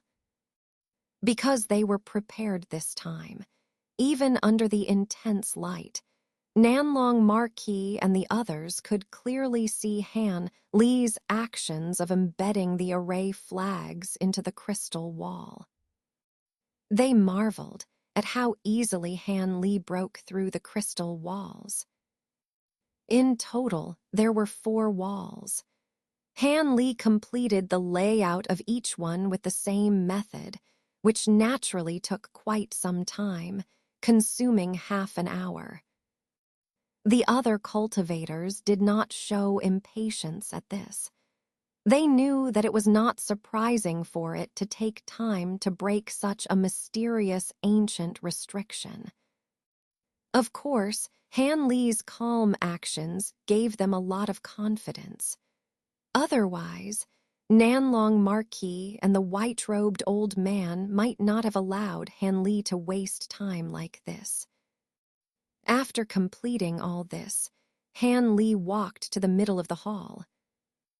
With a flip of his hand, he revealed a jade-green array plate.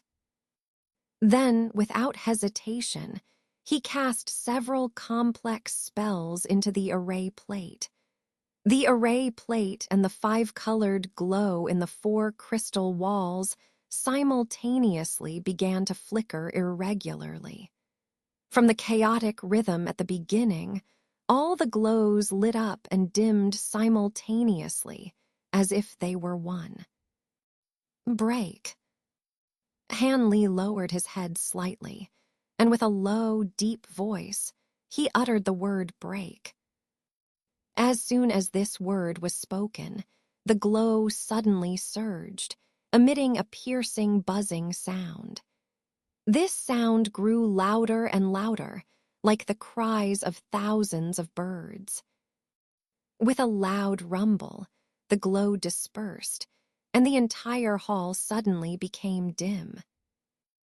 Nanlong Marquis and others then realized that the crystal walls around them had disappeared without a trace, replaced by ordinary stone walls. Among them, one of the stone walls was inset with a stone door about 7 or 8 zhang high and 3 or 4 zhang wide.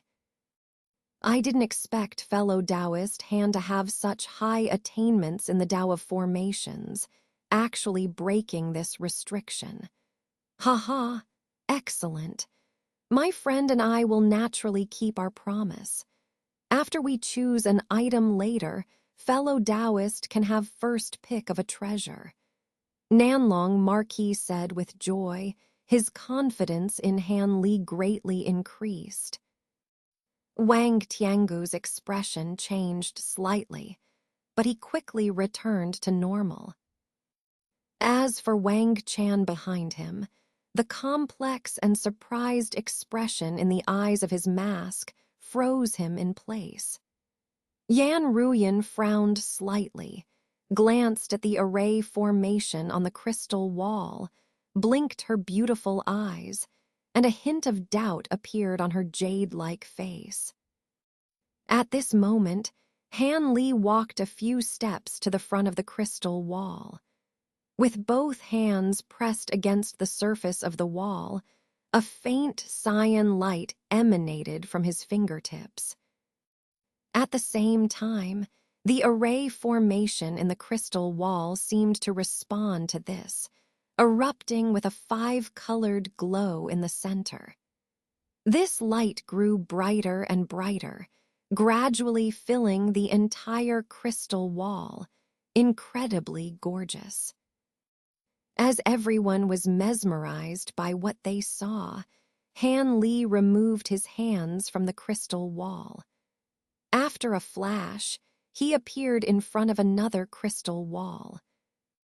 Similarly, after gazing for a while, he took out another set of array flags and laid out a similar array to the previous one. Once again, a white light flashed over his body, and he instantly embedded this array into the crystal wall. Because they were prepared this time, even under the intense light, Nanlong Marquis and the others could clearly see Han Li's actions of embedding the array flags into the crystal wall. They marveled at how easily Han Li broke through the crystal walls.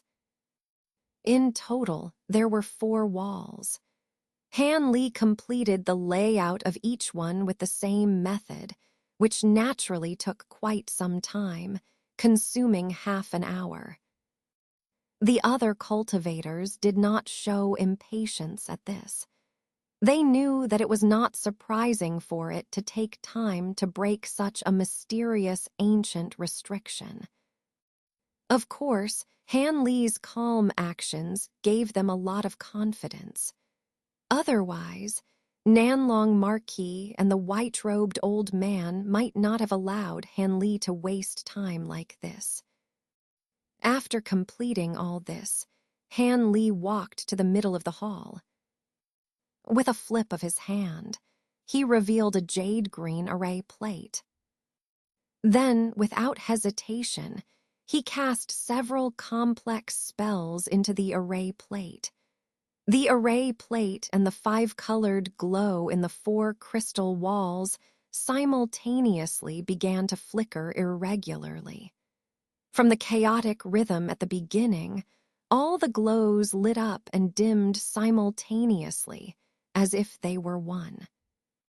Break. Han Li lowered his head slightly, and with a low, deep voice, he uttered the word break. As soon as this word was spoken, the glow suddenly surged, emitting a piercing, buzzing sound. This sound grew louder and louder, resonating throughout the hall, as if thousands of bees were buzzing in unison. The wooden racks were arranged into 3 rows, placed in the middle position of the attic floor, making it clear at a glance. The first row was filled with 16 ancient treasures and magic tools, each radiating different brilliance.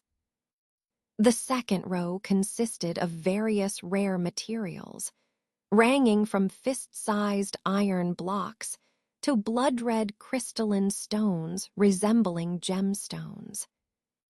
The third row had the fewest items, only a few small bottles of several inches in size. It seemed that they contained some elixirs. Hanley swept past these treasures expressionlessly, his emotions unreadable. Although the others maintained a calm demeanor and refrained from rashly approaching to inspect the treasures, their eyes were already discerning the utility and value of these items. During the division for a while, they could seize any opportunity. After a while, the Marquis of Nanlong stepped forward to represent everyone in examining these treasures, while others seemed to amicably discuss the origins and uses of these treasures. As for how they were scheming in their hearts, only they knew. At this moment, Han Li looked around and glanced at the rest of the area beyond the shelves. Apart from a cushion and a pot of emerald green grass placed by the attic window, there was nothing else. Han Li's heart moved, just about to step forward, when a figure flashed by, and the old man in white clothes unexpectedly reached the cushion first. With a lift of his hand, he sucked the cushion into his hand and examined it closely. Han Li frowned slightly, then walked to the small grass by the window and carefully observed it. Why, Senior Han is also interested in this yin condensing grass. Although this grass is rarely seen in the mortal world, it is the best catalyst for refining yin attribute elixirs, enhancing their medicinal properties by threefold. A soft and pleasant female voice came from behind Han Li after he had only glanced at it a few times. Han Li's eyes flickered. He turned around slowly, only to see Yan Ruyan standing there gracefully behind him. Yin condensing grass is different from other spiritual herbs. Only when it reaches 100 years of age does it contain the strongest yin attribute medicinal properties. However, this grass has been here for who knows how many years, and it is completely useless now. Han Li said indifferently, then glanced around and saw Wang Chan following behind Wang Tiangu, excitedly whispering something to his second uncle. He didn't pay attention to the situation here at all.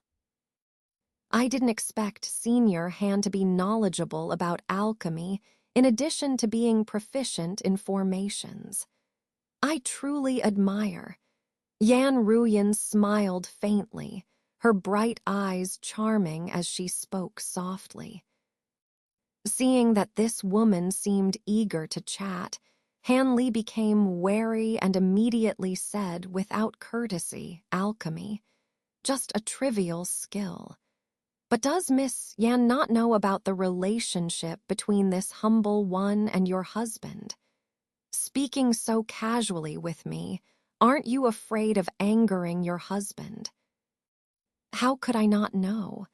But it is precisely because of this that I, inappropriately, want to resolve the enmity between Senior and my husband.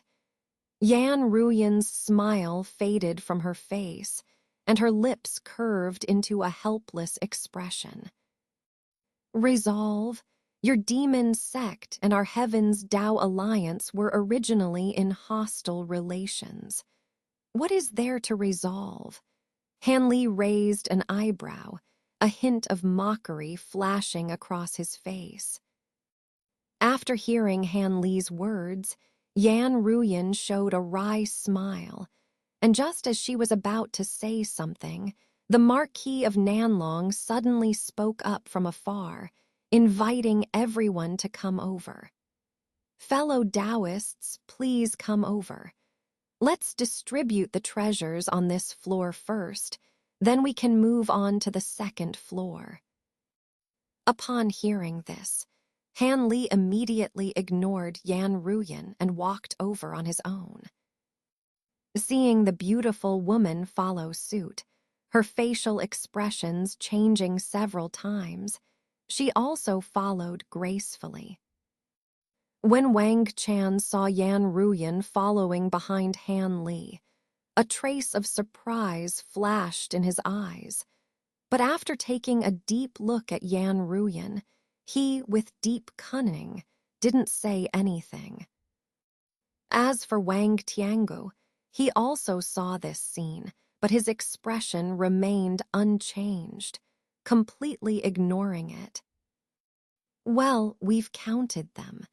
There are a total of 6 ancient treasures, 10 magic tools. The materials and elixirs are divided according to their value into 8 portions. Everyone naturally wants the ancient treasures the most, as they can display their full power without needing to be refined. However, these magic tools are also extraordinary. They are the magic tools left by Quan Kun, who defeated formidable enemies back then, and their power is extraordinary. Even if they can only display 70% of their power and require some time to refine, they are definitely worth it. So, whether you want ancient treasures or magic tools, it's up to your own discretion. Wang Chan and Yan, you two can only choose one portion." The Marquis of Nanlong had gathered everything onto a shelf and calmly addressed everyone. "I'm already quite old. I don't have time to refine magic tools anymore. Just one ancient treasure will do." The old woman didn't hesitate to speak first. Upon hearing this, although the others remained unchanged on the surface, they all sneered inwardly. But at this moment, Wang Tiangu suddenly asked Nanlong Marquis with profound meaning, "Nanlong, Cloud, why don't you two choose treasures first? There may be nothing left on the second floor that you two want." "Wang Xing, what do you mean?" Nanlong Marquis's face changed drastically upon hearing this, but then he said with a cold expression. The white-clad old man also stared at Wang Tiangu with the same unfriendly expression. "It's nothing. Wang has just felt that it would be a pity if the two of you don't choose now. That's all." Wang Tiangu pretended not to notice, smiled lightly, and said softly, "HMPH, there is nothing worth choosing for me and Cloud right now. As for whether Senior Han wants to use this right, it's up to Senior Han himself." Nanlong Marquis said coldly, seeming somewhat displeased with the words just now. "I also don't need this right for now. Let's discuss it again on the second floor." Han Li casually touched his chin and said, "In that case, let's just split these treasures evenly. Those who want ancient treasures will automatically give up the right to choose magic tools. What do you think, fellow Taoists?" Wang Tiangu said unceremoniously. "This method is good. I agree. Let's do it this way." The others also felt it was fair and agreed one after another. Hanley naturally wouldn't choose any magic tools, so in the end, it was the white-clad old man and the cultivator surnamed Yu who gave up the ancient treasures and chose 2 magic tools they favored, each taking their portion of materials and elixirs. As for the ancient treasures, Han Li and the others each took one without any contention. What Han Li got was a bamboo-like ancient treasure.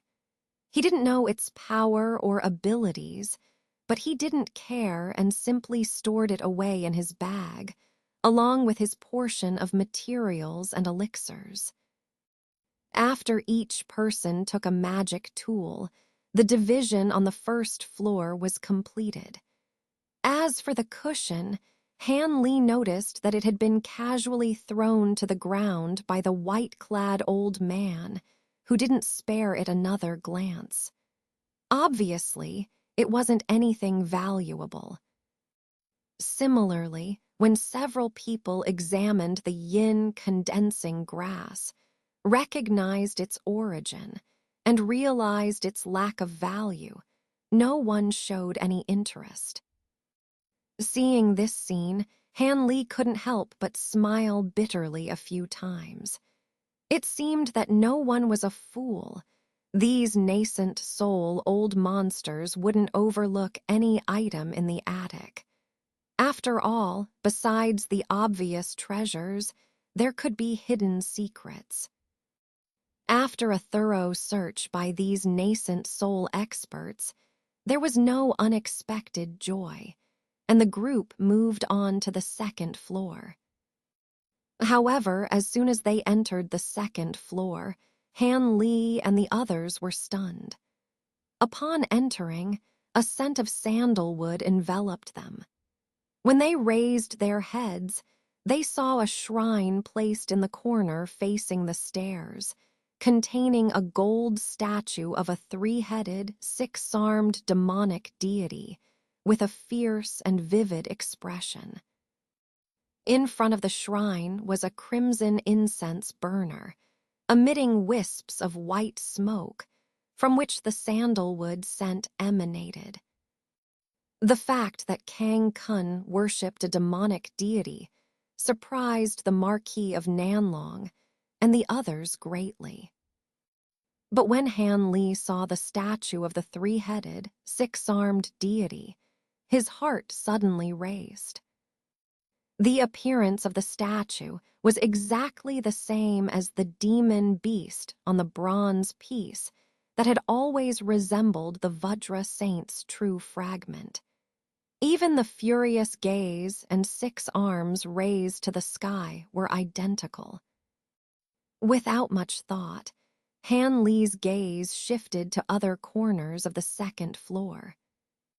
Several zhang away from the shrine, to the left, was a seemingly ordinary desk and a wooden chair, on which were placed an inkstone, writing brush, bamboo slips, and other items. Corresponding to the shrine on the other side was a jade bed emitting a blue mist. Even from such a distance, they could feel its chilling aura, as if it were carved from some kind of cold jade. At one end of the jade bed were 3 jade boxes of different sizes, arranged side by side, exceptionally eye-catching. It seemed that this second floor was Kang Kun's bedroom. In a flash, the white-clad old man suddenly arrived in front of the jade bed, reaching out to grab one of the jade boxes. "Hold on." With a voice, another figure also arrived at the jade bed and flicked out a black light, shooting straight towards the old man's hand. The person who made the move turned out to be Wang Tiangu, dressed in fluttering clothes. "Why the rush, Brother Yun? I just want to confirm whether Brother Yun only wants the item in the box and is willing to give up the right to choose other things," Wang Tiangu said calmly. "The item in the box, Brother Yun naturally wants to take a look first before deciding. If it's useless, do I, as an old man, have to choose as well?" The elderly man with the surname Yun regained his composure, but stared at Wang Tiangu unkindly. "If Wang is not mistaken, what we agreed to, 2 friends, is to choose 2 treasures first, then divide the rest evenly. But do you think that after picking these 3 jade boxes, there will be enough for us to share? Wang Tiangu glanced at the 3 jade boxes on the jade bed calmly. What do you plan to do, Brother Wang?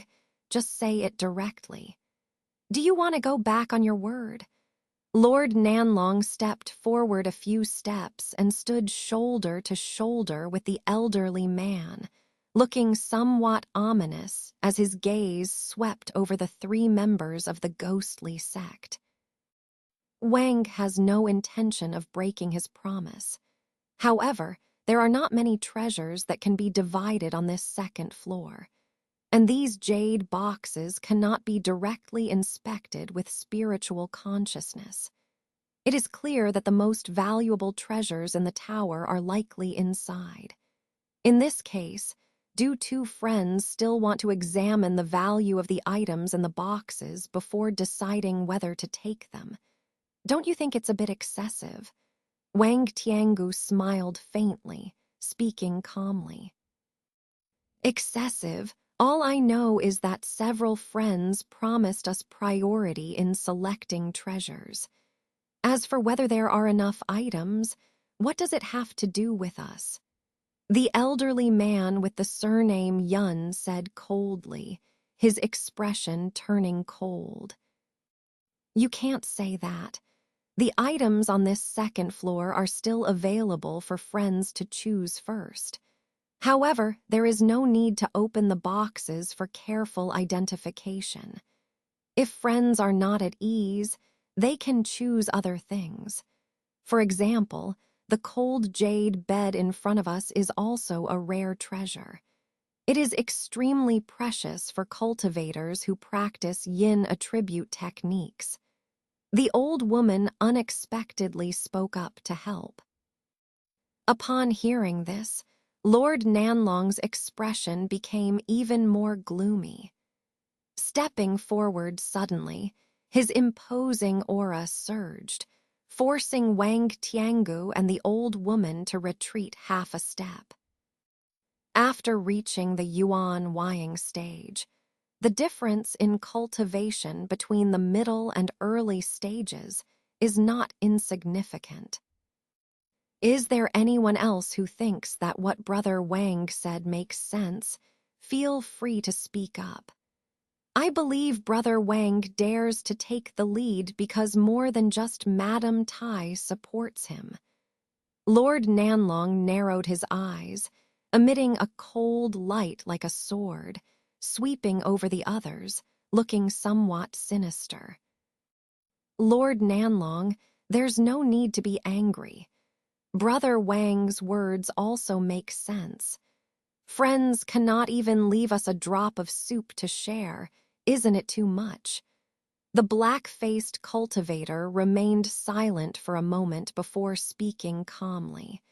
Then, unexpectedly, he stood behind Wang Tiangu. It was as if he had forgotten the previous unpleasantness with Wang Tiangu. The cultivator with the surname you frowned inadvertently, hesitated for a moment, and quietly stood behind Wang Tiangu. It seemed as if he had forgotten the previous discord with Wang Tiangu as well. Suddenly, except for Han Li, the cultivators in the attic divided into 2 groups and confronted each other. Seeing this, Lord Nanlong and the elderly man with the surname Yun's expressions changed drastically. It seems that you have already formed an alliance. I wonder when you discussed it. You probably didn't have the chance on the way. Lord Nanlong quickly regained his composure and asked, "It's not really an alliance. My friends and I just had a small gathering before we set off. We discussed some self-protection measures and countermeasures for unexpected situations. The current situation happens to be one of the scenarios we anticipated, so we had to contend with Lord Nanlong," Wang Tiangu said leisurely as if it were nothing. Lord Nanlong's face turned frosty and he asked, Han Taoist, do you think the same way? Now that the 2 Yuan Wying middle stage cultivators were facing 4 Yuan Wying early stage and 2 late stage cultivators, it seemed like an evenly matched situation. Han Li, who had not expressed his opinion all along, naturally became important. Han Li listened to this without immediately saying anything. He just turned his head slightly, glanced indifferently at Wang Tiangu and others, and took in their expressions. Wang Tiangu not only remained calm, but also smiled kindly at Han Li, showing no signs of worry. Wang Chan and Yan Ruyan behind him looked confused. It seemed that they were unaware of the alliance between Wang Tiangu and others. However, Wang Chan's eyes lit up with excitement, while Yan Ruyan appeared somewhat at a loss. Madame Tai and the cultivators remained calm, but their gazes toward Han Li were icy and devoid of emotion. Han Li's heart skipped a beat, feeling that something was wrong. His vigilance surged. He casually took a few steps, distancing himself slightly from both groups, and then chuckled. Han is not opposed to whatever conclusion Lord Wang and Lord Nanlong come to. Upon hearing Han Li's words, Lord Nanlong was not too surprised. Han Li had already revealed his neutrality from the beginning. His question just now was only to confirm. So Lord Nanlong nodded in a relaxed manner at Han Li, then shifted his gaze away from Han Li, coldly sneering as if he was about to say something to Wang Tiangu. But at that moment, the white-robed old man beside him suddenly stepped forward. In a freezing tone, he said, Lord Nanlong, why waste time talking to them? Do these few really think that joining forces can make us compromise? Simply wishful thinking. As soon as he finished speaking, the old man opened his mouth, and a white light flashed, as if he was about to spit out a magical treasure. Brother Yun, hold on, let me. Before Nanlong could finish speaking and stop the old man's reckless action, the old man suddenly turned around. A silver wheel shot out and struck Nanlong, who was close by. With a muffled sound, the silver wheel broke through his protective golden light in an instant, directly hitting his chest. It not only pushed him back several steps, but also caved in a large piece of his chest. A mouthful of blood spurted out, and the golden light flashed. Nanlong's shocked and angry reaction was immediate. He immediately swung his sleeve, and a golden little sword shot out from his palm, stabbing fiercely at the old man. But the old man's figure flickered, and he had already moved to Wang Tiangu and the others on the opposite side. He raised his hand, pulled back the silver wheel, and blocked the golden sword, then coldly stared at Nanlong's chest. Underneath the tattered clothes, a piece of leather armor flashed with a green light. Although it was deeply sunken, it was not cut open. The green rhino armor. You indeed wear this treasure close to your body, the elderly man with the surname Yun murmured, his gaze flashing, his face expressionless. Well, well, I didn't expect you to be bought off by them too. A deep crimson color appeared on the face of the South Long Marquis. He placed a hand on his chest, his eyes spewing fire as he stared at the old man word by word. Although the golden sword was dazzlingly blocking in front of him, anyone could see that this person had suffered a severe internal injury. Be careful, fellow Taoists. We must not let this guy leave this place. Otherwise, with his cultivation level, we will be in big trouble. The elderly man with the surname Yun ignored the South Long Marquis and instead said lightly to Wang Tiangu and others, as if he had become a stranger to the South Long Marquis. Don't worry, there are so many of us here. Besides, he is heavily injured this time. It will be difficult for him to escape, the man surnamed you said with a sinister smile, then released a white, misty flying knife magic treasure. At this moment, Wang Tiangu turned his head and warmly said to Han Li, Han fellow Taoist, if you are willing to join hands with us to deal with this guy now, the treasures on his body will also be counted as yours. What do you think?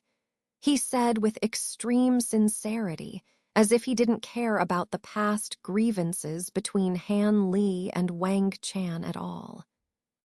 Join forces. Han Li's shocked expression changed a few times after witnessing the scene just now. At this moment, he let out a long breath, but when his gaze shifted, it fell on the staircase. Just as the old man secretly attacked the South Long Marquis, the old woman silently guarded there. Otherwise, he would have escaped long ago.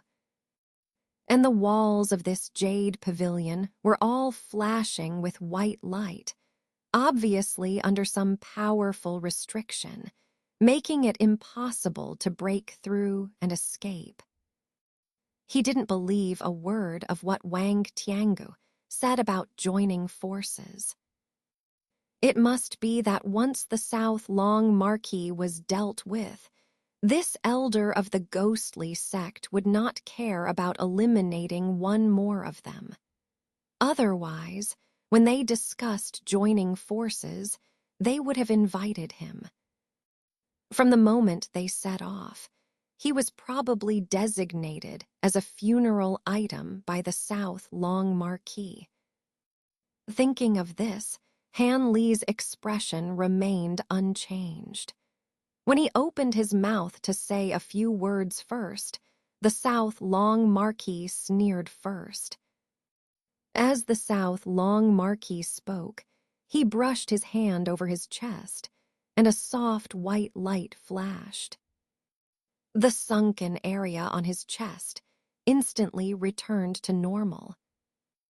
Wang Tiangu and his group showed slight changes in their expressions, but the elderly man with the surname Yun remained composed and said, "There's no need to worry. He is merely using a secret technique to temporarily control his injuries. It's not that he's unharmed. But why bother with this Han kid? Send someone to keep him occupied, and the rest of us can deal with the South Long Marquis first."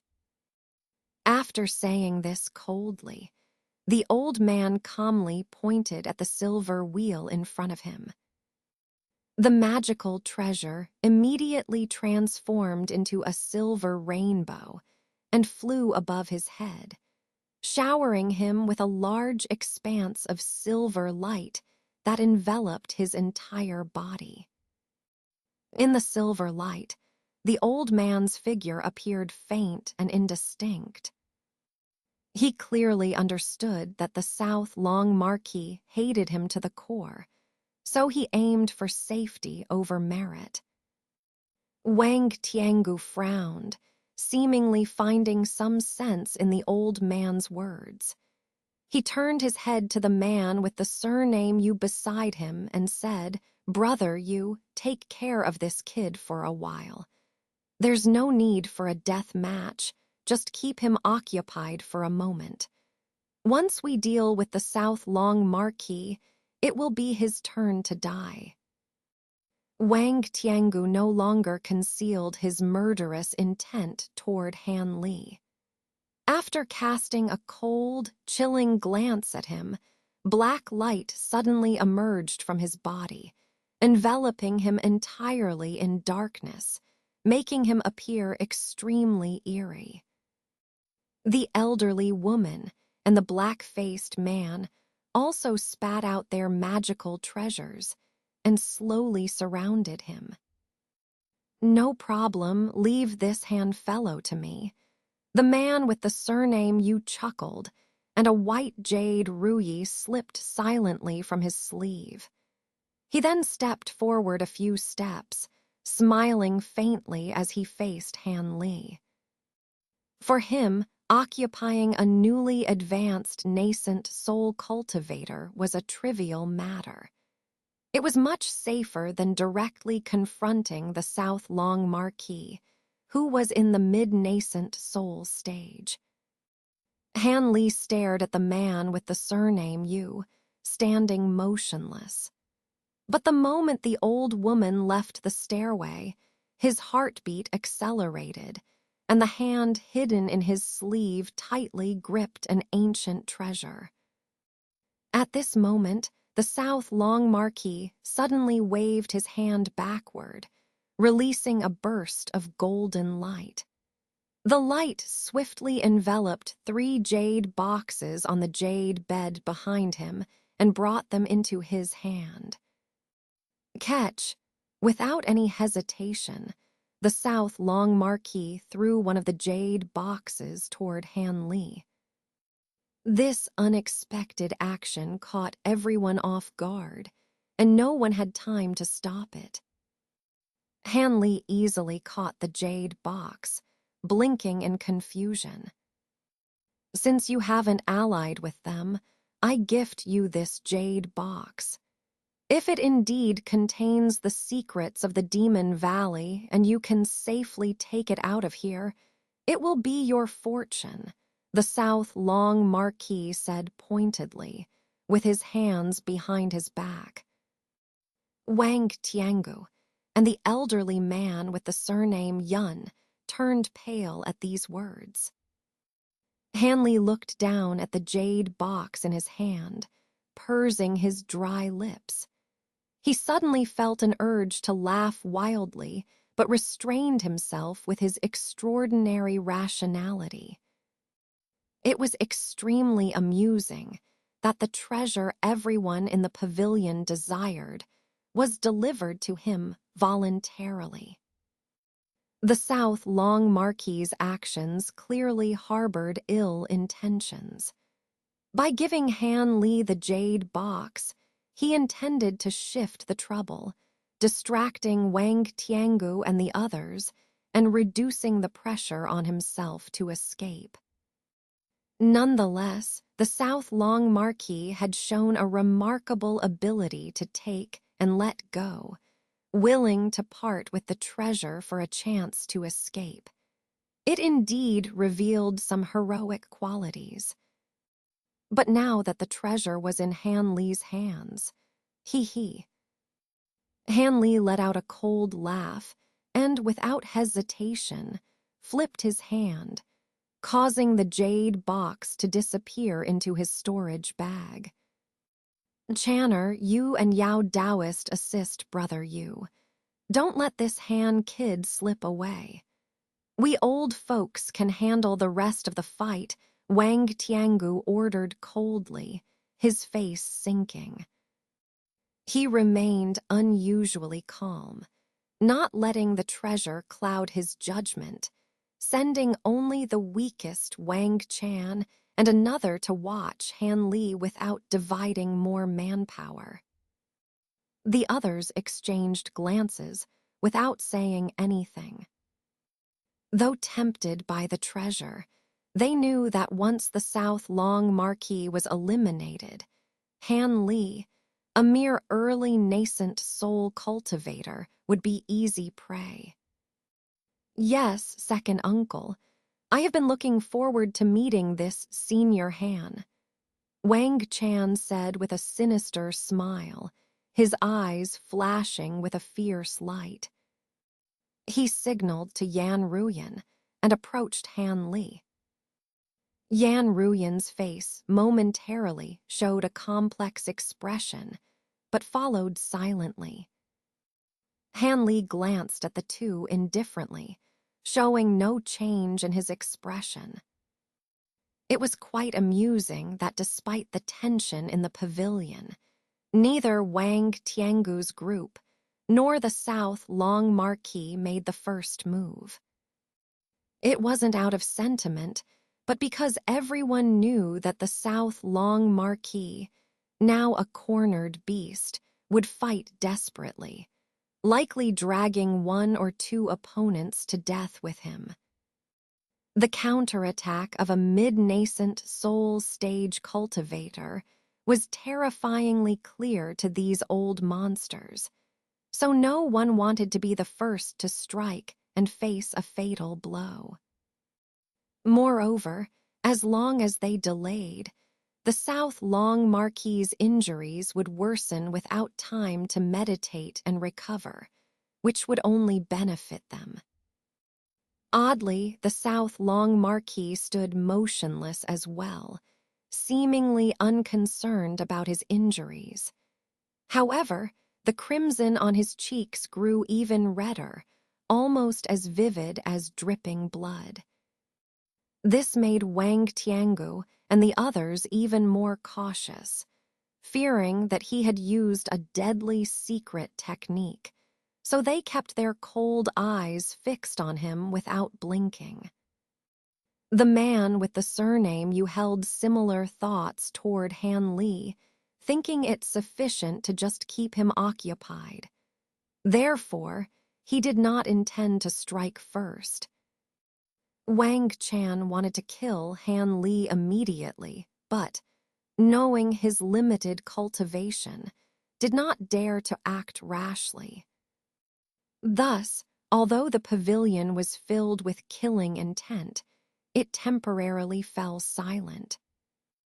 After a moment, Han Li, with a contemplative look, suddenly sighed softly. Though not loud, it drew attention in the quiet room. However, the old monsters present, except for the man with the surname Yu, didn't even lift an eyelid. No one looked his way. Wang Chan sneered, a mocking look flashing in his eyes. In their minds, Han Li would only make a move after the South Long Marquis did, hopping for a slight chance amidst the chaos. But no one expected Han Li to act so soon after sighing. Han Li calmly raised his hand, and a black object appeared in his palm. The man with the surname you squinted, unable to see clearly what it was, as Han Li unceremoniously threw it into the air. The object spun swiftly, expanding rapidly until it became a massive black mountain, about 7 or 8 feet tall, like a giant wall between them. The man with the surname you was stunned, but did not panic. He pointed at his jade ruyi. The jade ruyi hummed and glowed brightly, and within the light rings, a white tiger emerged. Though somewhat blurry, the tiger immediately opened its huge mouth, shooting a bowl-sized beam of white light directly at the black mountain. With a thunderous roar, the white light engulfed most of the black mountain.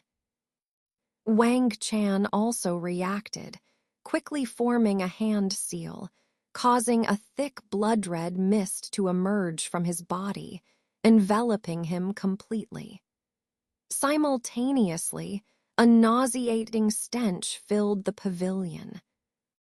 Yan Ruyan's face remained expressionless as she formed a similar blood-red mist, but this one had a strange, sweet scent that made anyone who inhaled it feel dizzy and disoriented. Seeing this, the man with the surname you felt more at ease. He controlled the jade Ruyi to make the white tiger shoot another beam of light, while patting his storage bag to produce a small, light blue gourd. As he was about to use the gourd, he heard a faint, thunderous sound from the opposite side. Startled, he instinctively formed a thick white shield. At the same moment, a silver arc flashed beside him, revealing Han Li with wings on his back, almost touching the protective shield. "Ah, you." The man with the surname Yu was shocked, but quickly directed the blue gourd in his hand to shoot out a dazzling blue arc. But as the blue arc shot out, Han Li did not dodge. Instead, he calmly blew a thin blue flame from his mouth, which penetrated the white shield effortlessly, directly hitting the man with the surname Yu. The protective barrier couldn't withstand the seemingly fragile blue flames, which clearly surprised the cultivator surnamed Yu. Before he had a chance to dodge, the slender blue flame flickered and hit his neck. With a Zila sound, blue ice suddenly appeared, and in the blink of an eye, his entire body turned into a glistening blue ice statue. This cultivator surnamed Yu was truly unlucky. Han Li had learned from his previous encounter with the Fa cultivator surnamed Mu, and intentionally directed a strand of the cayenne blue ice flame at Yu's neck. By first freezing the head and then the body, he left no chance for Yu to react or cast a spell. Indeed, this approach succeeded in one strike. However, as Han Li was turning Yu into an ice statue with the cayenne blue ice flame, a blue arc of lightning shot out from the gourd, swiftly striking at Han Li. Before it could reach Han Li, there was a loud crackle of thunder, and a thin golden electric net suddenly appeared around him. With golden light flashing, the blue arc was instantly absorbed by the net and disappeared. Without hesitation, Han Li slightly leaned forward, raised his hand, and grabbed the blue gourd. From activating his wind and thunder wings to freezing the cultivator surnamed Yu and seizing the treasure, the entire process was completed in an instant. Wang Chan, who was about to release his protective blood energy to assist the cultivator surnamed Yu, had only taken a couple of steps forward when he witnessed Yu's instant defeat. This scene left him terrified. When Han Li turned and coldly looked at him, Wang Chan, without a second thought, retreated quickly to stand beside Yan Ruyan, shouting in fear. Cast the spell together, use the blood spirit grand method to trap him. Saying this, he roughly grabbed Yan Ruyan's jade hand, chanting rapidly. Blood mist surged up immediately. Although Yan Ruyan did not struggle, a trace of disgust flashed in her eyes. After hesitating for a moment, she also began chanting melodiously. The blood mist on her body merged seamlessly with Wang Chan's, forming a cloud of purple blood mist. Wang Chan and Yan Ruyan's figures disappeared within the purple mist. Ghostly wails and howls emanated from within, as if some monstrous being resided inside. Han Li watched this with an expressionless face, but a hint of mockery appeared at the corner of his mouth. "Excellent. I didn't expect fellow Taoist Han to have such godlike abilities. If we join forces, we might really stand a chance against them. On the other side, a voice filled with great surprise and joy came from Nanlong Hu. Hanley glanced over and saw Nanlong Hu and his group had not yet made a move. However, Wang Tiangu and the white-robed elder were staring at him in shock and disbelief. Nanlong Hu, on the other hand, was beaming with hope. Han Li's recent performance had sparked hope of escaping alive. If fellow Taoist is willing to join forces, I'm willing to give you another jade box. Nanlong Hu immediately offered, trying to win him over. Join forces, ha ha. Han Li sneered but said nothing. He had no intention of doing so. He was well aware that the ease with which he had taken down a fellow nascent soul cultivator was entirely due to the cultivator surnamed you being unaware of the Cayenne blue ice flame's power, thus falling into the trap so easily. Otherwise, in a regular fight using other methods, even if he could win, it wouldn't be quick or easy. Moreover, there were still 3 early-stage and 1 mid-stage nascent soul cultivators on the other side. If Nanlong Hu were uninjured, it might be worth a fight. But with Nanlong Hu severely wounded, joining forces would only drag him into the danger. The jade box wasn't worth it. However, before leaving, he needed to make them fight among themselves, focusing their attention on Nanlong Hu. Otherwise, if they changed their minds, escaping wouldn't be so easy. With this in mind, Han Li ignored everyone else. With a flap of his wings, he vanished amidst the thunder. No, he's trying to escape. Stop him. Don't let him take the jade box away. The elderly cultivator surnamed Yun immediately shouted without hesitation upon seeing this. But after witnessing Han Li's near-instantaneous kill of a fellow nascent soul cultivator, the old woman and the black-faced man showed no signs of moving, clearly unwilling to act. Even Wang Tiangu hesitated, unable to make up his mind. After all, if Han Li left, dealing with the severely injured Nanlong Hu would be a sure victory, ensuring they would get the 2 jade boxes. Forcing Han Li to stay, with his strange abilities, introduced too many uncertainties. Yet, the treasure in the box Han Li took might be the key to the Demon Valley secret he sought, making Wang Tiangu indecisive. Seeing this, the elderly cultivator surnamed Yun understood their hesitation, but was also wary of Han Li's Cayenne blue ice flame. Besides, if he left to confront Han Li, Nanlong Hu might take the opportunity to escape despite his injuries, making it difficult to stop him. Thus, he too hesitated, unsure whether to act. In a flash of lightning, Han Li appeared at the stairway, giving Wang Tiangu and the others a strange smile before pointing at the Black Mountain. The Black Mountain trembled and disappeared, reappearing above Wang Tiangu and the others, pressing down without mercy.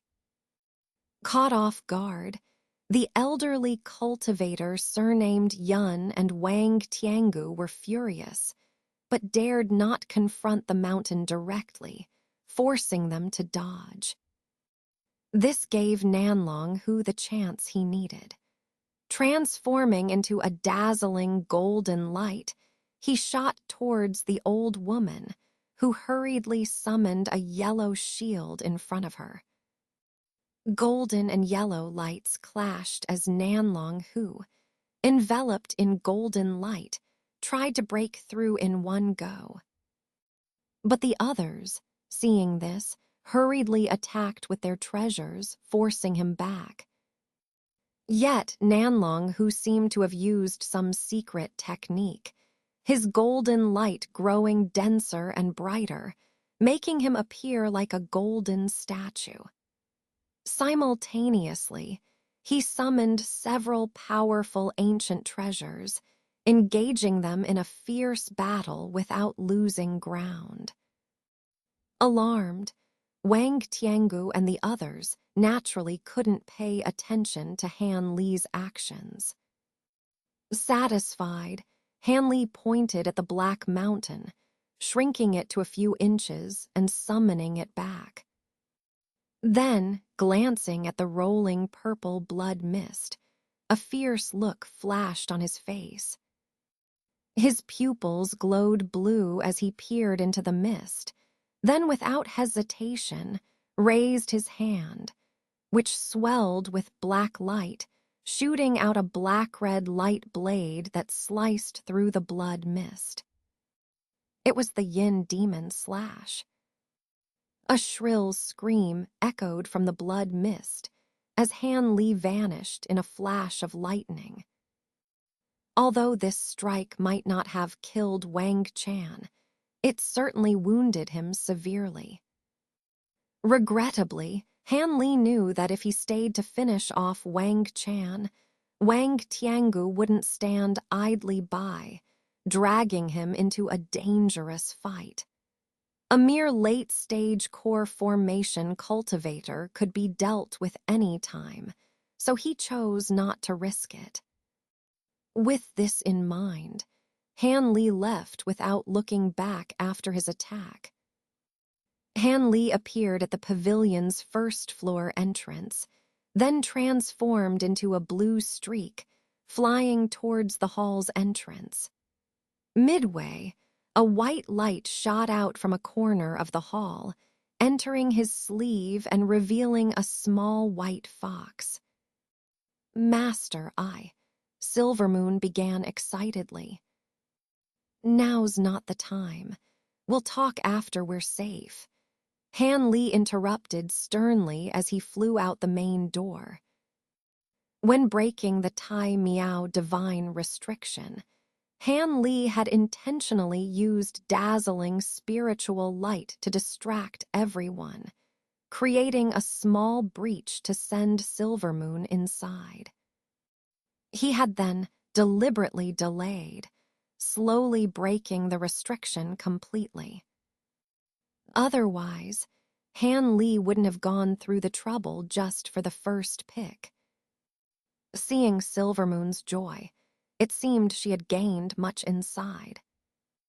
With this advantage, Han Li had no hesitation in refusing to join forces with Nanlong Hu, choosing to secure his escape first.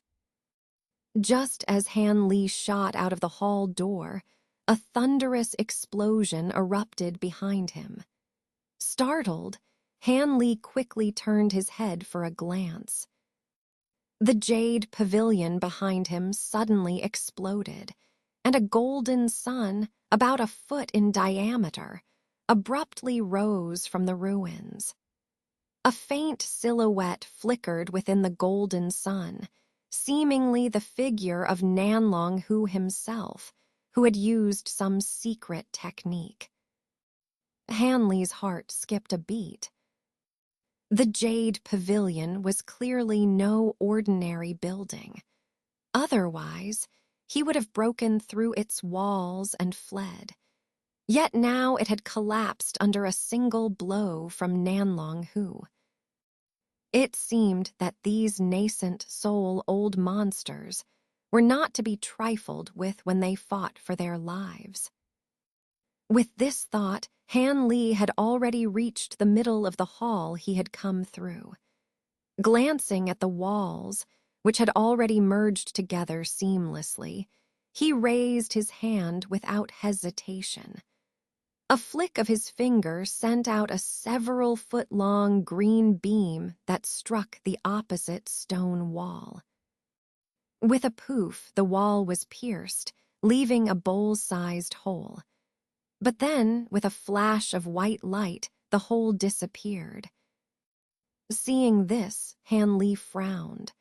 Just as he was about to find another way, his expression suddenly changed, and he turned around abruptly. His movement was as swift as a ghost. About 10 feet behind him, Nanlong, who stood silently, his whole body glowing with dazzling golden light, but his face was ashen, and he looked extremely exhausted.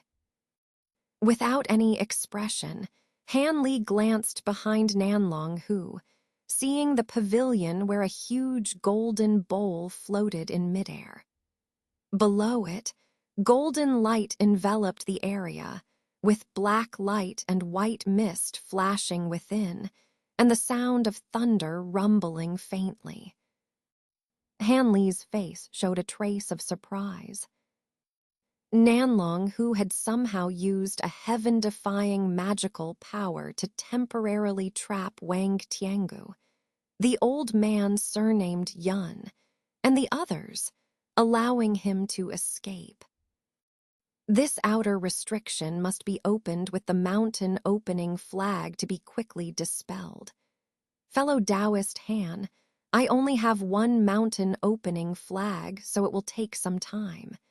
Please help me delay them. Although my ancient treasure is powerful, it cannot trap them for long. They might break free at any moment, Nanlong Hu said with a forced smile, flipping his hand to reveal a small, continuously spinning yellow flag. He then began chanting, as if certain Han Li would help. Han Li's eyes flickered for a moment, but he did not hesitate. He patted his storage bag, and a green array disc appeared in his hand. It was the same magical tool he had used to break the Tai Miao divine restriction before. Without saying a word, he swiftly drew several green runes and blew them onto the array disc. Instantly, the disc emitted a bright green light. "Rise," Han Li said coldly, forming a hand seal.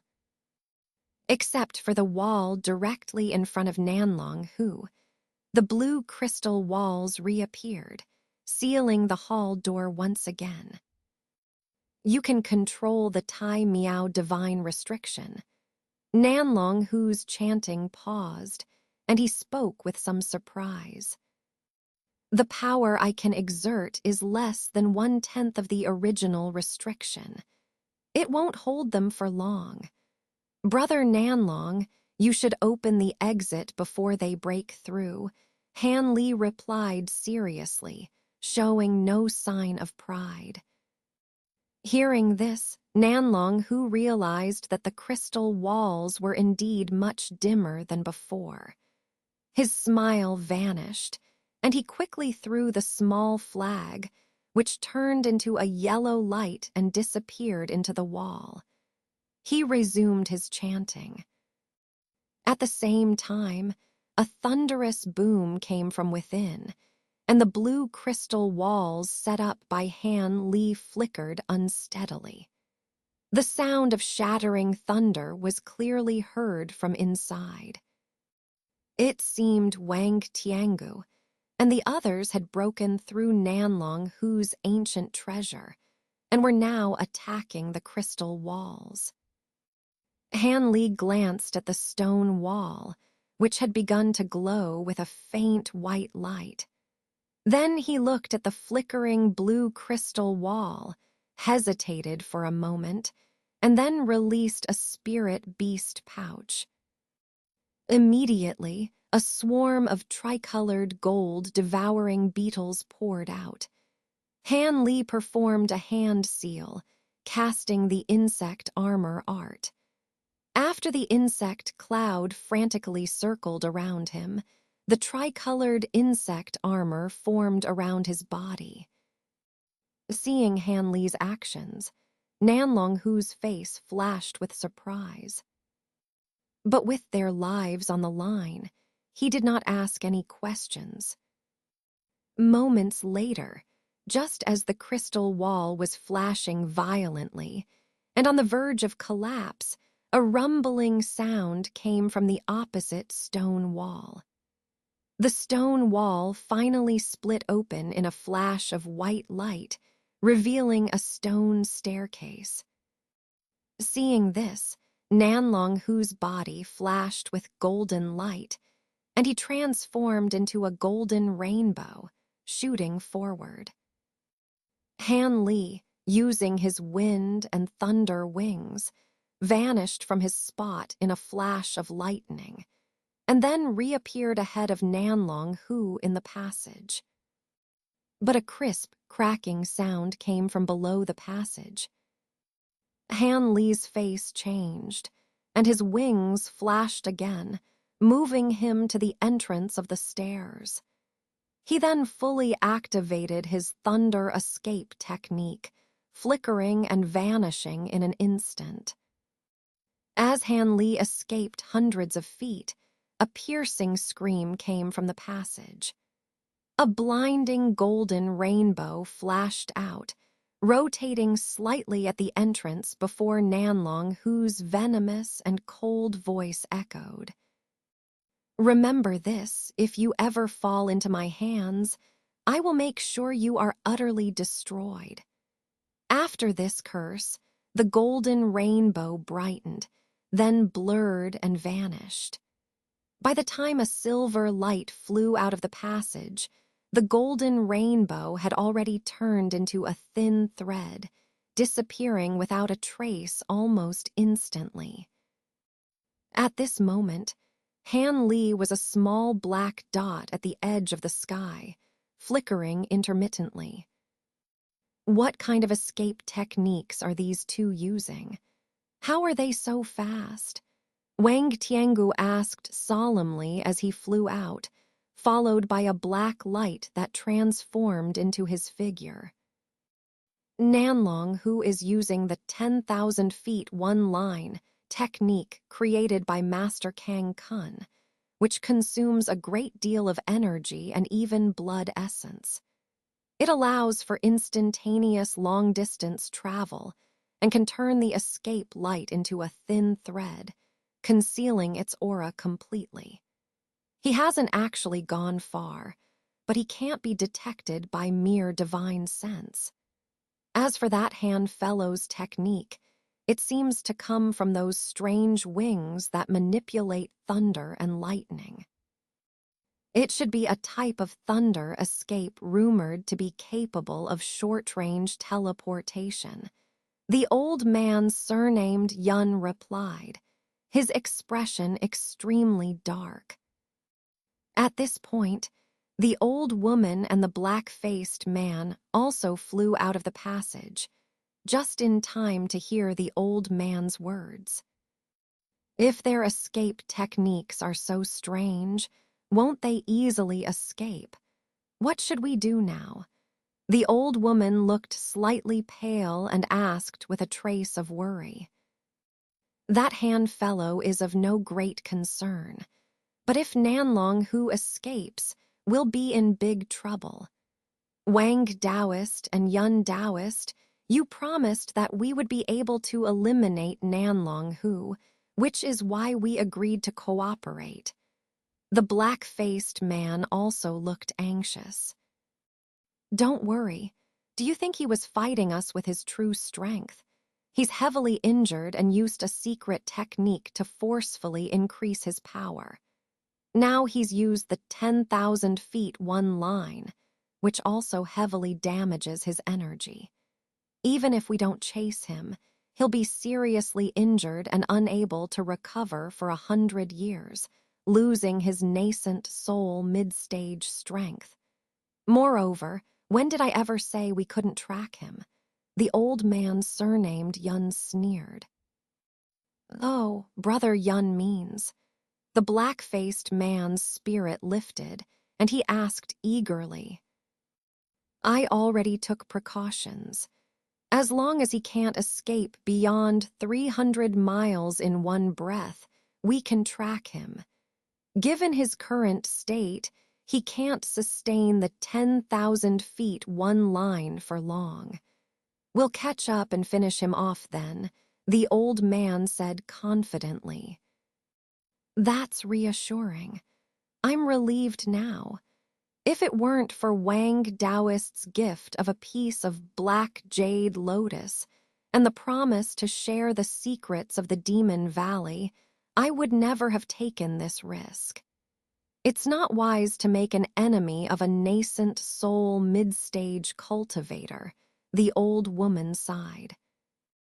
This time, we've all gone to great lengths for the Demon Valley, but we never expected Yun Daoist to be a ghost spirit sect elder. Are there many other elders hidden among the 6 demonic sects? The black-faced man asked with a complex expression. I've always been from the ghost spirit sect, but I've rarely managed affairs, so not many know my true identity. I had no intention of deceiving anyone. As for Nanlong Daoist, he's a descendant of Master Kang Kun and a long-time acquaintance of mine. I didn't want to kill him, but when I learned he had secretly allied with several elders of the righteous heavenly extreme sect and intended to join them, I had no choice. He even planned to use the heavenly extreme sect's influence to enter the Demon Valley. I couldn't let the righteous sects gain such power, so I had to take this drastic action, the old man explained calmly, shaking his head. Does Nanlong Marquis have a connection with the Tianji sect? Daoist Yun, you never mentioned this before. The elderly woman asked with a slight change in her expression, while the black-faced man also showed signs of shock and anger. Didn't I? Perhaps I was negligent at the time. However, my old friend has not truly joined the Tianji sect. If you two are still worried, you can join our ghost spirit sect. As long as you become elders of our sect, even the Tianji sect won't be able to do anything to you. The elder with the surname Yun said with a slight smile, calm and unhurried. HMPH, I'm already at this age and have no interest in being restricted again. The elderly woman coldly snorted and flatly refused. I'm used to being carefree, and I have no interest in joining your sect either, the black-faced man said indifferently, frowning slightly. That's truly a pity. If the two of you were willing to join our ghost spirit sect, it would greatly enhance our prestige. But I won't force you. If we kill Nanlong Marquis here, the Tianji sect won't avenge a dead man. Unfortunately, although I've been friends with Nanlong Marquis for over 100 years, he has been very tight-lipped about the matter of the demonic Abyss Valley and hasn't revealed a thing. I only know that there is a secret map in a hidden cave here that shows the root master Kangkun used to enter and exit the demonic Abyss Valley. Following this map would ensure a safe journey. So, when we catch up to him, don't destroy his nascent soul immediately. I'll use the soul-searching technique to see if I can extract any useful information. The elder did not get angry at their refusal, but instead shifted the topic. What if the map happens to be in the jade box taken by that young man surnamed Han? That could be troublesome, Wang Tiangu said worriedly. That's easy. We can just make this matter public, letting all the sects in the southern region know about it. Not only will the righteous and demonic paths pursue him for the map, but even the heavenly Tao Alliance will question him for it. Then we can take advantage of the chaos. A small sect like the Falling Cloud sect thinks it can monopolize the treasures of the demonic Abyss Valley. Let's see if they have the appetite for it. Compared to the map, I'm more interested in the information Nanlong Marquis has about the demonic Abyss Valley. Even if everyone knows how to enter, we would still have the upper hand with that knowledge, the elder said slowly. If it really comes to that, we can only proceed accordingly. But before that, we could try to trade for the map with other means. After all, there's nothing in this world that can't be traded. Even if he has become our enemy, it's still possible, Wang Tiangu suggested after some thought. Haha, Wang Shidi's suggestion is more considerate than mine. But speaking of that young man, his abilities are quite strange. Is he really around the same age as your nephew? His combat experience seems even more cunning than us old guys. Even Udayu fell for his tricks. In a one-on-one fight, I don't think I could easily deal with him either, the elder with the surname Yun said, letting out a long breath. I asked Channer. That person was originally just an ordinary disciple of the Yellow Maple Valley, and his cultivation was indeed only at the foundation establishment stage. It's unclear why he has suddenly advanced so rapidly with such great abilities. If it weren't for this young man exceeding our expectations and causing trouble, how could Nanlong Marquis have escaped so easily when we joined forces? Wang Tiangu said with a flash in his eyes, showing a hint of frustration. Apparently, he was recalling Han Li's use of the Black Mountain and the Tai Miao divine prohibition to block them at the last moment. The elderly woman and the others could only smile bitterly. Speaking of which, let's go back and unseal Udayu first. With his nascent soul stage cultivation, he should still be salvageable. I'm also worried about my nephew. That black and red light slice that young Han released before he left looked somewhat like my own demonic blood slash. I hope it's not a serious issue. Wang Tiangu suggested again. All right, since we can't sense the opponent right now, let's go back and take a look. We can chase after them once my friend Nanlong's secret technique wears off. The elder with the surname Yun agreed. Immediately, the group once again flew into the passage. In no time, they returned to the ruins of the Jade Boulder Pavilion. They found Yan Ruyan squatting and looking helpless, while Wang Chan lay motionless on the ground nearby. What happened? Was Channer hit in a vital spot? Wang Tiangu asked coldly, though his voice remained exceptionally calm. No, but my husband's legs. Yan Ruyan hesitated, showing a trace of anxiety on her face. Wang Tiangu quickly stepped forward to take a look, his brows furrowing tightly. Wang Chan's legs had been cut off at the knees, and the severed legs lay nearby, strangely without a drop of blood. We had already cast the blood spirit art's protective blood mist together, but I don't know what secret technique the opponent used. It was incredibly fast and unstoppable. My husband barely managed to avoid being cut in half, but his legs... Yan Ruyan explained helplessly. In that case, why didn't you immediately use a spell to reattach his legs? You should know such techniques. Wang Tiangu asked, still with a stern voice.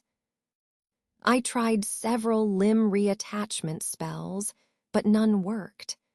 The wound didn't bleed, but there's a black gas at the stump that I couldn't dispel. That might be why the spells failed, and my husband remains unconscious, Yan Ruyan replied, unsure. Oh, that makes sense. With your combined strength and the blood-spirit art's protection, ordinary attacks shouldn't harm you. Let me take a look. Wang Tiangu's expression softened as he examined Wang Chan's wound. Indeed, a faint black gas lingered at the stump, elusive and persistent. Wang Tiangu raised his hand, his fingers flashing with black light, and gently grabbed at the black gas. A small black sphere appeared at his fingertips. He initially intended to incinerate it with true fire, but after a moment's thought, he took out a small bottle from his waist. Wang Tiangu wrapped the black gas in spiritual power and sent it into the bottle, sealing it carefully. It seemed Wang Tiangu planned to study it later to understand Han Li's techniques better. Wang Tiangu didn't notice Yan Ruyan's complex expression at this scene, which quickly returned to normal. After Wang Tiangu removed the black gas from the other leg, Yan Ruyan silently reattached the severed legs and began casting the reattachment spell. Only then did Wang Tiangu nod in satisfaction and turn to the side. There, the elder with the surname Yun and the others were standing around the ice statue of Udayu, looking somewhat stunned. What's the matter? Why haven't you started unsealing him? Wang Tiangu asked, puzzled. Unseal? How? This thing is more insidious than we thought, the elderly woman muttered, her eyes showing a trace of fear. The elder with the surname Yun stood silent, his face grim. What do you mean? Wang Tiangu asked, though he seemed to have an inkling of what had happened after glancing at the ice statue. Watch this, the black-faced man said, casually summoning a piece of jade from the ground and tossing it at the ice statue. With a crisp sound, the blue light flashed, and the jade piece turned into a blue ice block upon contact with the ice statue, shattering into countless crystalline pieces and disappearing. The black-faced man wasn't done. He then extended a finger from a distance and shot out a wisp of blazing white true fire at the blue ice. The true fire vanished upon touching the blue ice, as if absorbed. Wang Tiangu gasped. This blue ice is so vicious. It seems Udayayu's body is beyond saving. He'll have to let his nascent soul emerge, and will find a suitable body for him to possess later. He hasn't used up his chance for possession before, has he? The elder with the surname Yun sighed. No, this body is his original one, the black-faced man said, familiar with Udayu. That's good. Let him come out now, the elder with the surname Yun said. The Udayu inside the blue ice seemed to hear this and began glowing with white light. With a muffled sound, his body turned to ash and vanished. Within the blue ice, only Udayayu's inchinascent soul remained, holding a thumb-sized jade pendant, its tiny face full of frustration and hatred. The nascent soul spat out a scorching nascent soul fire onto the jade pendant and lifted it above its head. Instantly, it was surrounded by a foot-high red and white flame, and it flew up, trying to escape the ice. Wait! The elder with the surname Yun hurriedly tried to stop him. But it was too late. The nascent soul hit the blue ice. A chilling scene unfolded. The red and white flame seemed to ignite something in the ice. The ice walls burst into blue flames, engulfing the red and white flames and the nascent soul. The red and white flames turned blue, and the nascent soul screamed in agony, flailing in the flames.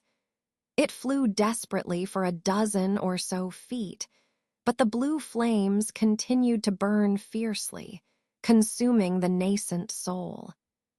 Despite its desperate struggle, the nascent soul's screams were abruptly cut off, and it was completely incinerated by the blue flames. Moments later, the blue flames dissipated, leaving only a faint white light where the nascent soul had been. This white light quickly scattered, signaling the complete destruction of Udayu, both in body and spirit, erasing his existence from the world. After using thunder escape technique to travel 100 miles in one go, Han Li paused slightly, reoriented himself, then switched to a blood-colored cloak and turned into a streak of blood light, flying swiftly through the air. When he had flown about 1,000 miles, he saw a group of tens of thousands of Mulan people below and stopped, his mind stirring with curiosity.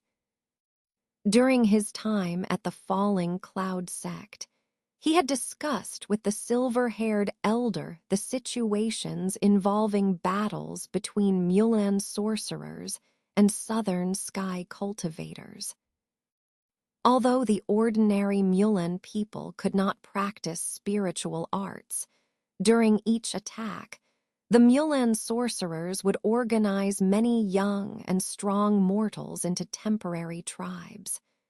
They would take advantage of the southern sky cultivators being preoccupied to seize various raw spiritual stone materials from southern sky. In this way, even if the Mulan sorcerers were eventually defeated, they wouldn't return empty-handed. Such robbery-like actions naturally drew curses from the Nine Nations Alliance, but they couldn't spare the effort to deal with it. If too few cultivators were sent to guard these places, high-level Mulan sorcerers could easily wipe them out. If too many were sent, it would impact the main battlefield. The only feasible strategy was to let the sorcerers seize the resources, then send cultivators to reclaim them and eliminate the Mulan mortals. Unfortunately, the Mulan people did not care about the deaths of ordinary mortals. Once a batch was wiped out, they would organize another to continue. They even set traps to severely injure the cultivators coming to reclaim the mines and resources. After losing many cultivators, the Nine Nations Alliance decided to turn a blind eye to the situation. They believed that the Mulan could not extract too many resources in such a short time. Once the sorcerers were defeated, the Mulan mortals would retreat. Now, seeing this group heading toward southern sky, with many young men and women among them, Han Li suspected they were a temporary tribe formed to seize resources. Hovering above them, Han Li scanned with his powerful divine sense and found only one foundation establishment and 3 qi refining sorcerers, none of whom could threaten him. After a moment of contemplation, Han Li made a hand sign, and his figure disappeared into the air. The next moment, he silently appeared on a shabby leather-covered carriage among the Mulan people. The carriage was filled with broken cowhide and some mining tools. Hanley cleared a small space in the middle of the carriage with a wave of his hand and sat down cross-legged, feeling quite at ease. He had thought it through well. With all the Mulan sorcerers on the move, returning to Southern Sky openly might lead to trouble. Although he needn't fear anyone unless encountering the top sorcerers, sheer numbers could be problematic. Even when they had 7 or 8 nascent soul cultivators in their group, they had to sneak around to obtain treasures. Besides the sorcerers, he also needed to avoid people like Wang Tiangu who might seek to silence him. Hiding in this mortal group, although slow, would allow him to leave the Mulan prairie safely in a few days. No one would suspect a mortal group. Even if a sorcerer checked occasionally, they wouldn't detect him unless they were late-stage nascent soul sorcerers. Once in the wilderness, outside Mulan territory, he could return to Southern Sky alone. As he sat inside the carriage, he could hear the conversations of the Mulan people outside clearly. Their language differed somewhat from that of the Southern Sky's Yan tribe, but Han Li had studied it through related jade slips before his journey. With his powerful divine sense, he had learned enough in just a couple of days to understand the gist of their conversations. They mainly talked about how much spiritual stone resources they could seize in Southern Sky, and whether they might gain favor from their superiors and achieve success. The Mulan mortals were full of admiration and reverence for the sorcerers, treating them almost as deities.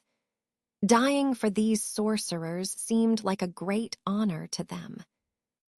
Han Li sighed upon hearing this, then with a wave of his hand, created a faint cyan barrier around the inside of the carriage, blocking out the Mulan people's voices. Silver Moon, now tell me about your gains. From your excitement, there should be quite a few good things, Han Li said, sitting still, but with a flick of his sleeve, a small white fox flew out, spiraled, and landed before him. I'm not sure if they're good, but you should know, Master. Although there were many ancient treasures on the first level, I didn't touch any to avoid exposing their spiritual energy. But on the second level, where you were competing fiercely, there were originally 6 jade boxes, and I took 3. Hee. I wanted to take more but feared raising suspicion, so I only took half, Silver Moon said, crouching and chuckling lightly. Then it spat out 3 crystalline jade boxes, which landed steadily before Han Li. Han Li glanced at the jade boxes and retrieved another identical jade box from his waist. There were 6 jade boxes left by that old man Kang Kun, and 4 ended up in my hands. It was worth coming here, Han Li said with a smile, stroking the lid of a jade box. But Master, you were really bold to send me in with so many nascent soul cultivators around. Weren't you afraid of being discovered? Silver Moon asked, a bit nervously.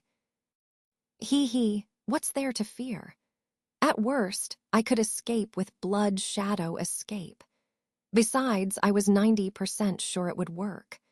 The light I released to disguise sending you in worked perfectly, and no one noticed anything. I was only worried you might not be able to hide yourself after getting the treasures, but it seems your escape technique is even more remarkable than I thought, Han Li said with a smile, looking at the white fox with a meaningful glance. Master, you're flattering me. Our Silver Moon Wolf tribe's escape technique is indeed wonderful, but the main thing was that these jade boxes can conceal their spiritual energy. Otherwise, it would be hard to say if we could fool those old monsters, Silver Moon replied with a smile, her expression unchanged. Han Li smiled warmly, not asking further. He then placed his hand on a jade box, and a cyan light flashed from his hand. Using a bit of force, the box's surface emitted a white light, but it was quickly suppressed and devoured by the cyan light. With a click, the lid opened easily, revealing a light blue jade slip inside. Han Li stared at the jade slip for a moment, exhaled lightly, and took it in his hand, immersing his divine sense into it with a solemn expression. Silvermoon watched Han Li's face closely, her dark eyes twinkling with curiosity. However, as time passed, Han Li's expression remained unchanged, always calm. This made Silvermoon blink in confusion. After a full quarter hour, Han Li's expression changed slightly as he withdrew his divine sense, frowning in thought. But moments later, he relaxed his brows, calmly put the jade slip away, and reached for the second jade box without mentioning the jade slip's contents. Silvermoon's curiosity grew, but she wisely did not ask. The second jade box was opened in the same manner. This time, it contained a small, exquisite ring, but it was dull and unremarkable. "Is this an ancient treasure?" Silvermoon asked, somewhat surprised. "Doesn't seem like it. It doesn't have much spiritual energy," Han Li said, examining the ring closely. He picked it up with 2 fingers and scrutinized it. The material is unusual, but it seems to be just an ordinary magic item.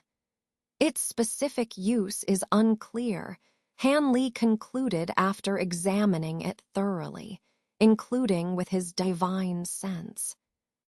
"Just a magic item," Silvermoon said, disappointed. "Don't worry. Since the old man Kang Kun put it in the box, it must have some special use. It might come in handy in the future," Han Li said, unconcerned. "Master, let's see what's in the remaining jade boxes. What other treasures are there?" Silvermoon said, tilting her head expectantly. Han Li opened the remaining jade boxes one by one. One box contained a small green porcelain bottle, and the other held a fist-sized, purple misty object. Casually opening the green bottle and taking a whiff, a pungent and spicy scent hit his nose. His face immediately changed, and he quickly recapped the bottle as if it were a venomous scorpion. He then carefully examined the bottle with a peculiar look on his face before cautiously placing it into his storage pouch. Finally, his gaze fell upon the purple glowing object. Taking it in his hand, he gently squeezed it with his fingers, finding it soft and pliable. As he did so, tendrils of light flickered brightly within the glow. "Ah," Han Li exclaimed in surprise, focusing his divine sense on the object. After a moment, he seemed to realize something, and with a flick of his hand, the glowing object turned into a cloud of purple mist, swirling above his head. After casting a spell on it, the mist revealed its true form and fell back into his hand. It was a finely woven purple net, with threads so thin they were nearly invisible, glistening with light, a rare and exquisite treasure. Is this the purple altar net? This ancient treasure was quite renowned during the barbarian era. The white fox exclaimed in shock upon recognizing the net. You know this item. Is it one of those famous heavenly treasures? Han Li asked, his eyes flashing with excitement, though he tried to keep his emotions in check. Not quite. While the purple altar net is among the highest-grade ancient treasures, it falls far short compared to heavenly treasures. However, in terms of defensive capabilities, it's exceptionally powerful. Once deployed, it can cover an area from hundreds to even thousands of feet, making it a rare large-scale defensive treasure. The most advanced purple altar nets are said to protect an area within 100 miles, keeping all living beings within safe from harm. It's also incredibly potent for trapping enemies, capable of unleashing Jade Sun true fire to annihilate formidable foes, the white fox explained knowledgeably. Silver Moon, you seem to know a lot about this purple altar net. Have you seen it before? Han Li asked curiously, with a hint of complexity in his expression. Silver Moon fell silent for a moment, then sighed and said with a bitter smile, "Now that you mention it, I realize that before I was turned into a spirit tool, I seem to have come across a purple altar net in my remaining memories.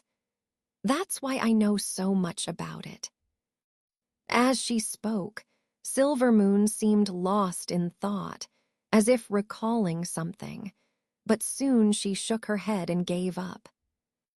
This purple altar net is indeed formidable. It's a pity, though, that during our search of Kang Kun Master's legacy, none of the boxes contained information about the demon abyss. It seems the relevant items ended up in Nanlong Hu's 2 jade boxes. Such a shame, Han Li said with a self-deprecating smile, though his expression showed little actual disappointment. He understood well that while obtaining the secrets of the demon abyss could lead to great opportunities, it would also attract countless old monsters and powerful factions if the news leaked out, making it a perilous endeavor. "Master, didn't that jade slip contain anything?" Silver Moon finally couldn't resist asking. The jade slip recorded Kang Kun Master's techniques and supernatural powers. Though the main cultivation technique, moon viewing art, isn't suitable for me, several of the secret arts and cultivation insights can be quite beneficial, Han Li explained calmly. Silvermoon sighed and seemed a bit downcast. At this point, Han Li put away the jade boxes and, after instructing Silvermoon, closed his eyes and began meditating. Silvermoon curled up next to him, her eyes shining as she stared blankly into the empty corner. The Mulan people's convoy continued to move forward bit by bit. Han Li and Silvermoon stayed quietly in the carriage for 2 days and nights. During this time, the convoy encountered 2 groups of Mulan spellcasters for inspections.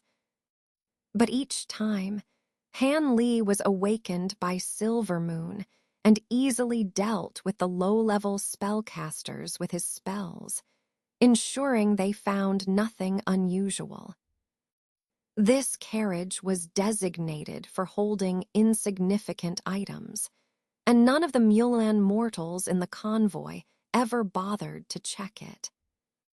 Once the convoy left the Mulan plains, Han Li quietly departed with Silvermoon, heading for the wilderness and then toward Tian Nan.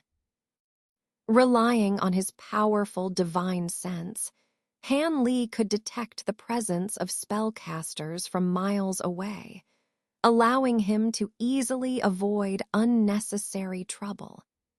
He successfully navigated through the wilderness and entered Fengyuan country, one of the 3 countries closest to the Mulan Plains and home to many stationed cultivators from the 9 Nations Alliance.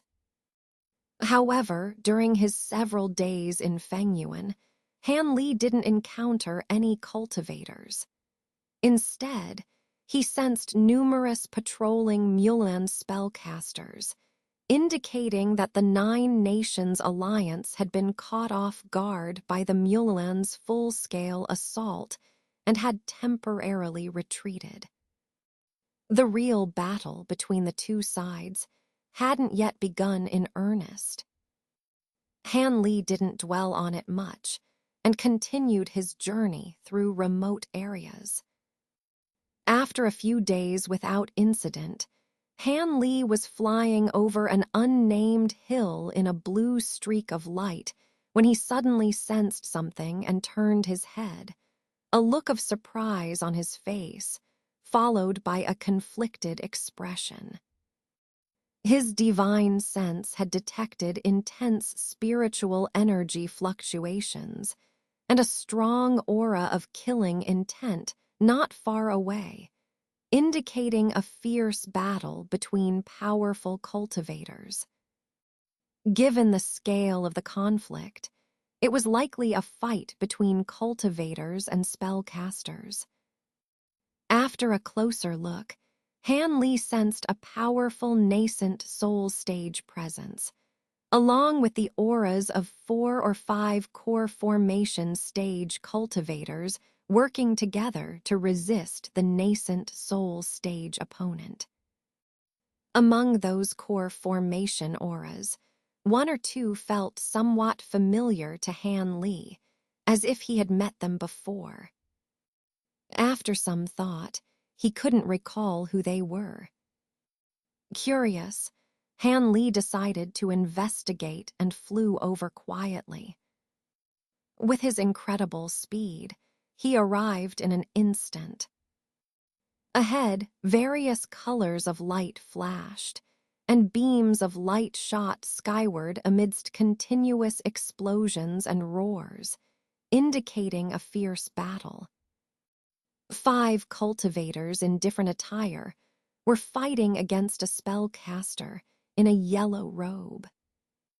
Han Li quickly saw that although the 5 core formation cultivators were using their life-bound magic treasures to their fullest, they were still being forced back by the yellow mist emitted by the yellow-robed, bald spellcaster, who had a nascent soul stage cultivation.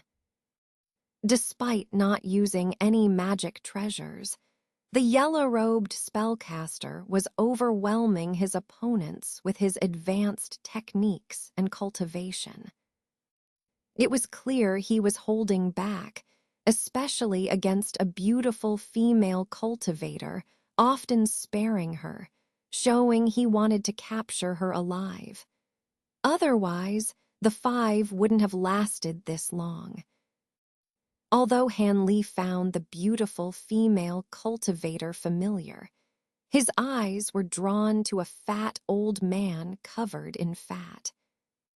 This old man was surrounded by silver-white lightning arcs and wielded a giant sword that emitted electric light, making him the most powerful among the 5.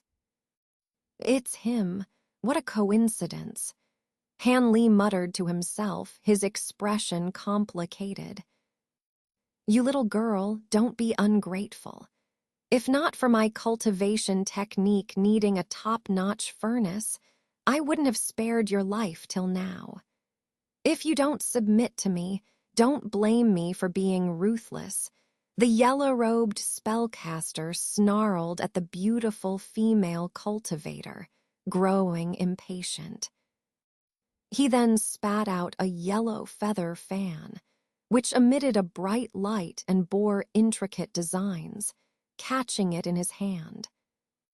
Seeing this, the 5-core formation cultivators, including the fat old man, turned pale. They knew the spellcaster hadn't been fighting seriously so far, but they dared not flee, fearing they'd be picked off easily if their formation broke. So they gritted their teeth and mustered all their strength to boost their attacks. The combined power of their 5 magic treasures temporarily scattered some of the yellow mist, barely holding back their opponent. But the yellow-robed spellcaster, enraged, raised the feather fan, infused it with a yellowish mist from his mouth, and chanted. The fan trembled and released a deep yellow whirlwind, growing into a towering gale. In an instant, the gale, several dozen feet high, engulfed the 5-core formation cultivators. The fierce wind seemed to change the very color of the sky, instantly knocking the 5 cultivators' magic treasures off kilter. As for the cultivators themselves, they were forcefully trapped within the raging winds, unable to break free. "Ha ha, you refuse my toast, then you shall drink a forfeit. If you insist on making this old master exert himself, you truly don't know your place." The bald spellcaster laughed arrogantly, his face full of smugness. He then reached out into the empty space, and suddenly, a large yellow hand materialized within the whirlwind, viciously grabbing towards the beautiful woman among them. His plan was clear. Capture the woman first, then unleash his thunderous techniques to annihilate the remaining 4, eliminating any potential threats. The beautiful woman, wielding a fiery red flying sword, found her magic treasure spinning out of control within the raging winds, unable to save herself, her face turning pale with fear. Though the other 4 cultivators wanted to rescue her, they too were disoriented by the fierce winds, unable to regain control. Only the fat old man, with his profound cultivation, managed to fare slightly better. In his anxiety, he reluctantly raised his hand and released a few feet-long lightning arcs, striking the side of the large hand. However, the attack seemed futile, having no effect whatsoever. Just as the yellow hand was about to grab the woman, it suddenly disintegrated about a dozen feet above her head. At the same time, a furious shout came from the direction of the yellow-robed spellcaster, and the hurricane trapping the cultivators rapidly diminished, disappearing in the blink of an eye. It was as if the fierce winds and the giant hand were nothing but illusions. As everyone exchanged puzzled looks, their gazes naturally turned towards the bald spellcaster, only to find him turning his body sideways, his eyes staring angrily at a certain empty spot in the distance, his face contorted in rage. They were bewildered. "Since you dare to break my master's spell, why skulk in hiding rather than face me openly?" After a moment of silence, the yellow-robed spellcaster's voice, filled with suppressed anger, rang out. He completely ignored the female cultivator and the others. I'm not skulking. It's just that your cultivation is insufficient to see through my presence. It seems you've only recently advanced to the nascent soul stage. Compared to the spellcasters I encountered before, you're far behind. A calm voice echoed from the empty space. Then, a flash of green light revealed a young cultivator, none other than Han Li himself. When Han Li saw the 5 trapped cultivators, he didn't hesitate to release a strand of azure sword chi, instantly knocking the feather fan magic treasure out of the yellow-robed spellcaster's grasp. The hurricane dissipated naturally. Seeing Han Li appear, the fat old man and the others were first surprised. But upon sensing Han Li's nascent soul stage cultivation, they were overjoyed, knowing that their lives were saved. The female cultivator hurriedly bowed from afar, respectfully saying, "Junior Nai Wying, I thank Senior for saving my life." Snai Wying. Upon hearing this, Han Li couldn't help but glance at the woman, vaguely recalling her. But now was not the time to dwell on it. He waved his hand to signal her to rise. It seemed neither she nor the old man recognized him for the moment. Understandable, considering their brief encounter before and the nearly 2 centuries that had passed since then. After this brief thought, Han Li turned to the yellow-robed spellcaster and said calmly, "You still haven't left. Do you really want me to take action against you?" Upon hearing this, the bald spellcaster laughed scornfully. "Ha ha. You're just a nascent soul early-stage cultivator, yet you speak with such arrogance. Let me show you a thing or two." With that, he snapped his fingers, and suddenly, 2 golden pellets shot out from the hurricane towards the ground. This action surprised Han Li slightly. Instead of stopping it, he narrowed his eyes with a hint of interest. The moment the pellets hit the ground, there was a rumbling sound, followed by cracking noises as if the heavens and the earth were splitting apart. Han Li swept his divine sense downward, then showed a slightly astonished expression. Without much thought, he flicked his sleeve, and 2 massive azure rainbows shot out from his sleeve, followed by 2 crisp explosions. The 2 earth dragons, made of rocks and soil, shattered easily under the sword chi, turning into dust. Then, with a single gesture, Han Li effortlessly retrieved the 2 yellow pellets, flicking them into his storage pouch. "Is there anything else you'd like to try? I'm curious to see the true power of your spellcaster's techniques." Han Li's expression remained unchanged as he spoke calmly. The yellow mist around the bald spellcaster fell silent, apparently shocked by how easily Han Li had destroyed the earth dragons. "What sect elder are you, and what's your name?" Among the more famous nascent soul cultivators, none seem to match your appearance. Could it be that you also recently advanced to the nascent soul stage after nearly a century? After a moment of silence, the bald spellcaster's voice sounded subdued, devoid of its previous arrogance. "I'm just an insignificant nobody. Even if I told you, you wouldn't know. Since you don't intend to attack, I won't be polite anymore." Han Li's face darkened, his tone becoming stern. With a single hand patting his waist, countless golden flying insects swarmed out of his spirit beast pouch. These were the meticulously cultivated golden devouring insects.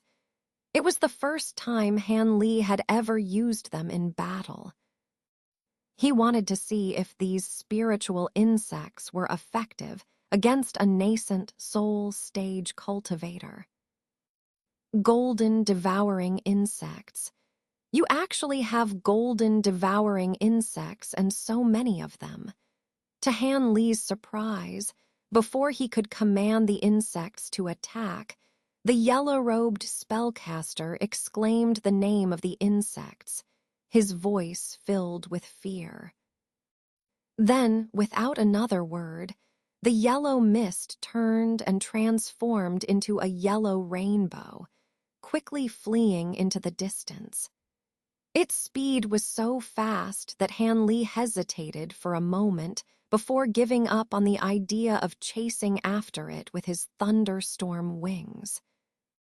A nascent soul stage cultivator, fully intent on fleeing in such an open space, wouldn't be easy to deal with. After all, once the nascent soul left the body, even the thunderstorm wings would be slightly inferior. However, the fact that the bald spellcaster, despite his relatively low cultivation level, recognized the golden devouring insects surprised Han Li greatly. Although he was somewhat doubtful, Han Li still calmly retracted the yet-to-be-used golden devouring insects into his spirit beast pouch. Then, with a calm expression, he flew slowly towards the fat old man and the other cultivators. Many. Aside from Nai Wying, the other cultivators also stepped forward to express their gratitude. Shi Qian of the Jujian sect, Tang Minghua of Yan Yue sect, and Kaiyan Huan of Tiank Pavilion pay their respects to Senior.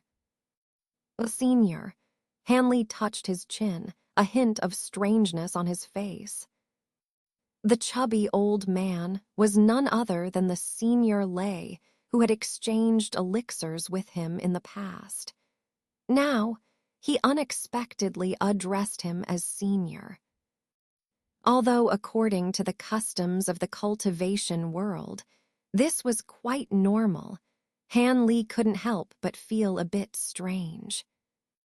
As for the stunning woman named Nai Wying, she had a chance encounter with him in the past, and was the senior sister Nai who had protected Lei Lingjin and Murong brothers. Although Han Li had not interacted much with her, he had heard enough to know that she had extraordinary talent and beauty, and countless male disciples admired her. Unexpectedly, after all these years, this woman had also reached foundation establishment. As Han Li silently observed Lei Wan and Nai Wying, Lei Wan also felt puzzled.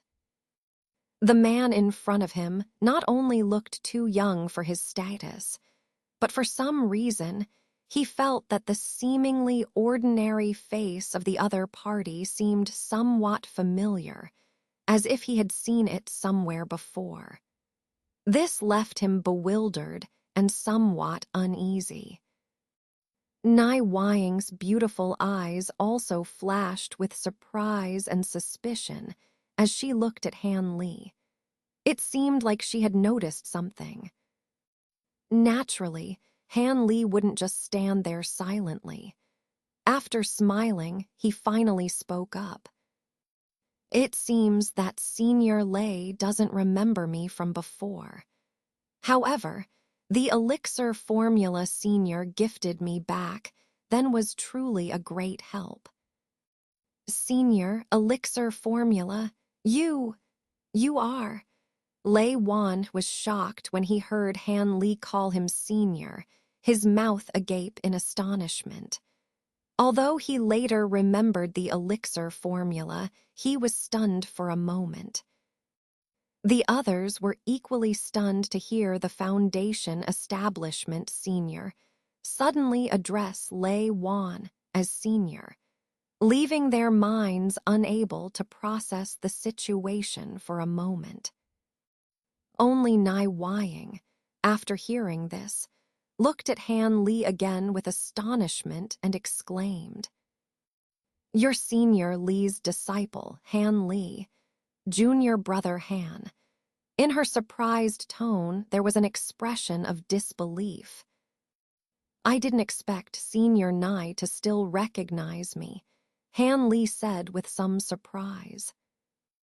Han Li didn't know that because of his low-key nature and low cultivation level during the qi condensation stage, not many people knew or recognized him. However, after surviving the bloody trial and successfully building his foundation under Master Li Hueyuan, he had attracted the attention of many observant individuals. Nai Wying was one of them. When the 6 demon sects invaded Yue country, and he slew many demon cultivators of the same rank, his reputation soared among the lower disciples. Although they hadn't met in person, the impression he left on Nai Wying was deepened.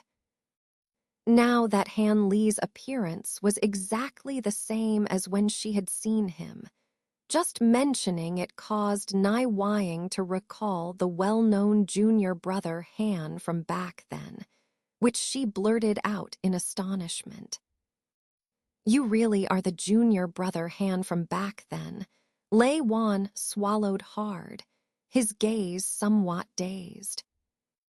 Although strange things were common in the cultivation world, it was not uncommon for a disciple with outstanding talent to suddenly become equal in status with their elders.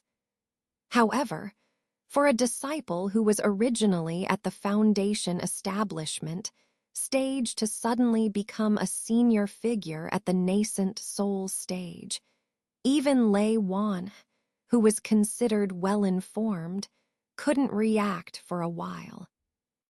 "Senior Lei, there's no need to be surprised. However, this is not the place to talk. Let's discuss it further on the road," Han Li said calmly after looking around. "I dare not accept the title of Senior from Senior Lei. Since Senior Han has advanced to the nascent soul stage, he is indeed my senior. I will follow Senior's instructions," Lei Wanhei said with a mix of embarrassment and respect on his face. Regardless of Han Li's previous identity, now that his cultivation and abilities far surpassed Lei Wan's, Lei Wanhei naturally dared not insist on being called senior by Han Li anymore.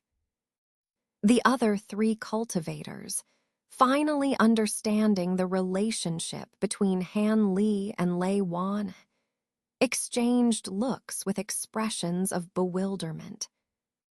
Han Li didn't show any surprise at this statement and simply nodded in acceptance. "Now that Senior Lei has said so, I won't be polite. We must leave here immediately. Your flying speed may be a bit slow, so let me give you a lift." After saying this, Han Li slapped his storage pouch with one hand. With a flip of his hand, a small and exquisite object appeared. After tossing it lightly to one side, a white light flashed, and a delicate flying car appeared before them, which was the new flying car Han Li had acquired. Under the manipulation of his techniques, the flying car quickly expanded to over 10 feet in size. "Get in the car," Han Li ordered without hesitation. Lei Wan and the others naturally had no objections and all entered the car. After Han Li stepped into the flying car, he immediately infused it with spiritual power. With a slight tremor, the flying car turned into a white rainbow and disappeared in an instant. Seeing the flying car disappear at such a speed, the others were overjoyed. Knowing that with this car, the law enforcement cultivators would be unable to catch up, they finally let go of the worry they had been carrying. A few friends, Fengyuan country should have fallen into the hands of the law enforcement cultivators by now. Why were you all here and blocked by a high-ranking law enforcement cultivator? You should know that even if I had intervened, it wouldn't have been so easy for you to escape, especially if it weren't for the remote location here, Hanley casually asked as he drove the car. After hearing this, the five exchanged glances with various expressions. Lei Wan was obviously the leader among them, hesitating for a moment before saying, "Senior, we were also acting under orders and had no choice. We were originally tasked by our alliance to come here and carry out an important mission. However, after being delayed for several days in a certain place, we only found out after leaving that Fengyuan country had been invaded by the Mulan people. Helpless, we had to choose a remote path and fly back. However, we encountered some low-ranking law enforcement cultivators along the way and had to take action to silence them. Unexpectedly, there happened to be a nascent soul cultivator nearby. As soon as we killed the last low-ranking law enforcement cultivator, we were discovered by that old monster and chased after. Although we knew we were no match for him, if we split up and fled, we would only be killed faster. We had no choice but to fight desperately. If it weren't for luckily encountering Senior Han, we would probably have difficulty escaping death." As Lei Wan expressed his gratitude, he also took another look at the junior brother Han from before. To be honest, even now, all of this made him feel like he was dreaming in broad daylight. After hearing this, Han Li lost interest in further inquiries, but asked after a while, "Senior Lei, how is Master Li Hueyuan?" "Senior Han, junior brother Li passed away in a battle with Mulan cultivators over 100 years ago. And his wife passed away as well," Lei Wan he replied with a touch of sadness. After hearing that, Han Li's body trembled slightly, a hint of sorrow flashing across his face as he asked, "None of my senior brothers managed to attain the golden core." Lei Wan sighed and replied, "No, although there were 2 or 3 disciples with decent aptitude who reached the false Dan stage, they ultimately lacked the necessary opportunities to achieve the golden core." Hanley fell silent after hearing this. The images of Yu Kun, Song Meng, Zhang Wenyang, and others flashed through his mind, along with memories of their interactions. After a while, he let out a long sigh. Realizing that none of his senior brothers had achieved the golden core, he saw no need to dwell on it further. Most likely, they had all passed away by now. Reflecting on the events at the Yellow Maple Valley years ago, it felt like nothing more than a distant dream. He wondered how many batches of low-level disciples had come and gone since then. "Senior Han, I wonder if you have any intention of returning to the Yellow Maple Valley?" Nai Wying suddenly asked. "Return to the Yellow Maple Valley? I have no interest in that anymore. I am now an elder of the fallen cloud sect in the Celestial Tao Alliance, and I am quite comfortable there. I have no plans to go back, Han Li replied casually, his eyebrows twitching slightly. Upon hearing Han Li's response, Nai Wying's face showed a hint of disappointment, while Lei Wan's expression fluctuated with complexity. The other three people were not familiar with Han Li at all, so they dared not interrupt. Does Senior know Zio Qiuyer? Nai Wying hesitated for a moment before asking. Zio Qiuyer? Of course I know her. Do you know that little girl? Han Li was surprised, recalling the image of a strange and lively little girl in his mind. Han Li had a deep impression of the little girl he had introduced to the Yellow Maple Valley years ago. But immediately following that thought was the image of Senior Ma, which brought a sense of desolation to his heart. Given Senior Ma's age, it was unlikely that he had attained the golden core. The person he cared least about in the Yellow Maple Valley was probably reduced to dust by now.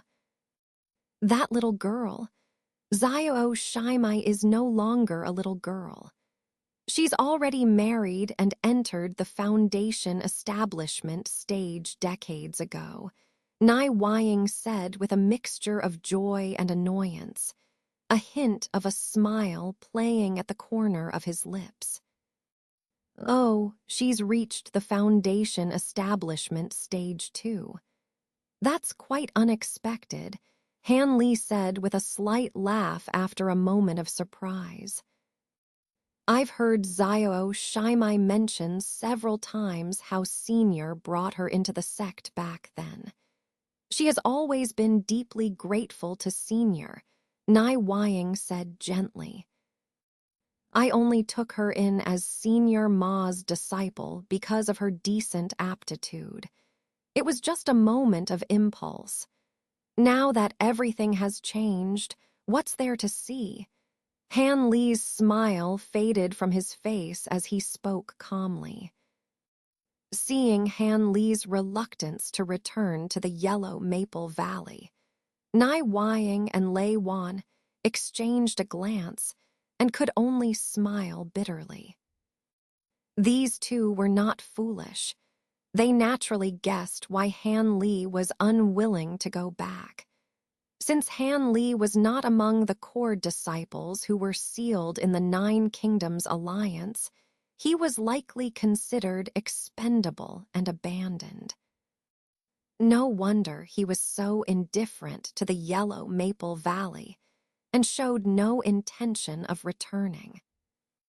Just as the two were feeling helpless, Han Li, after a moment of silence, suddenly turned to Tang Minghua, a middle-aged cultivator from the Concealed Moon sect, and asked slowly, "Does your Concealed Moon sect have a female cultivator named Nangong Wan? How is she now?" Han Li's tone seemed somewhat subdued. Oh, Senior knows Senior Uncle Nangong. Senior Uncle Nangong is currently in seclusion within the sect, and everything is fine. Tang Minghua, the middle-aged cultivator, was first startled, but then respectfully replied. Senior Uncle, has she also advanced to the nascent soul stage? Han Li was surprised, unable to conceal his joy in his words. Senior Uncle Nangong successfully condensed her nascent soul over 100 years ago. She is now one of the elders of our sect. Is Senior acquainted with Senior Uncle Nangong? The middle-aged cultivator detailed his response, showing great hospitality. For him, befriending a nascent soul cultivator would naturally bring countless benefits in the future. Acquainted, somewhat. I owe her a great favor from back then and have always wanted to see her again. Unfortunately, I've been busy for so many years and never had the chance, Han Li sighed, a hint of confusion in his face. He. Although Senior Uncle Nangong rarely receives visitors, it's easy for Senior to meet her.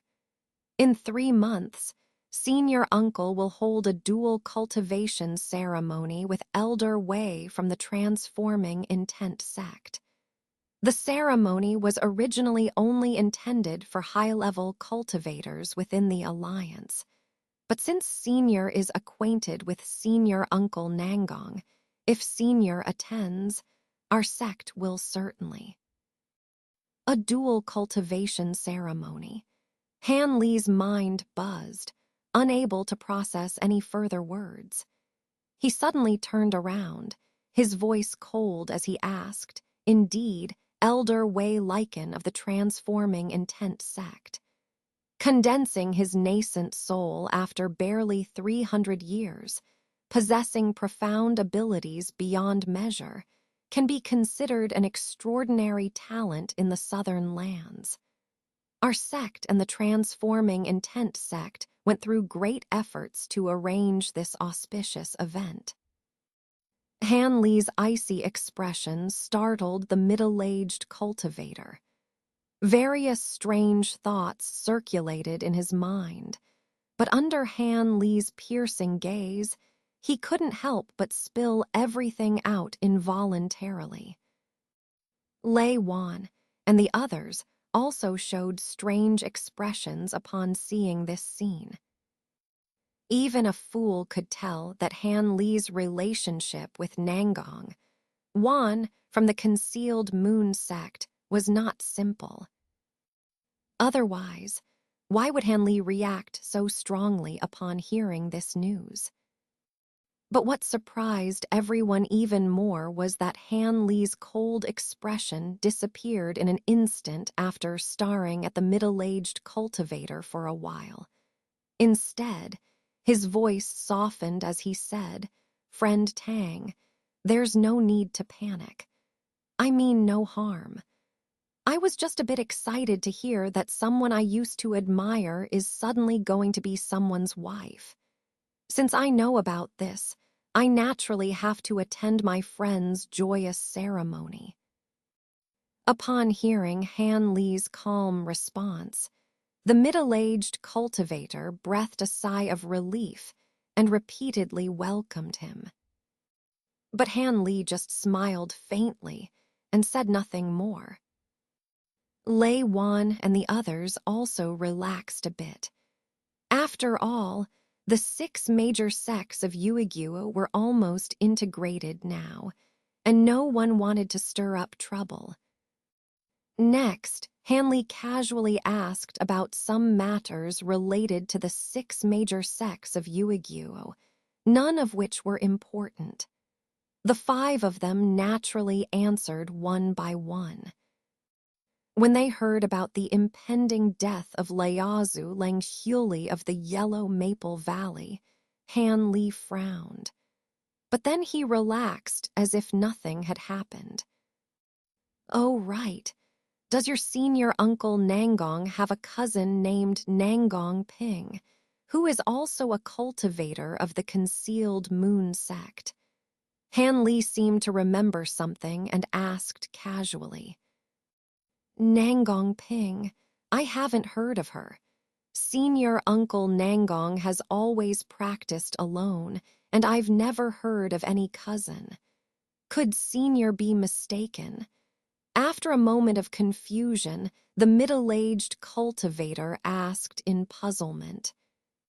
Upon hearing this, Han Li was stunned.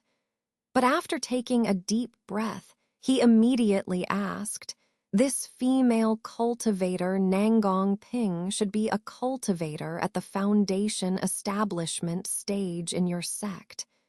Could you have overlooked her? If our sect really had such a person, how could I not know?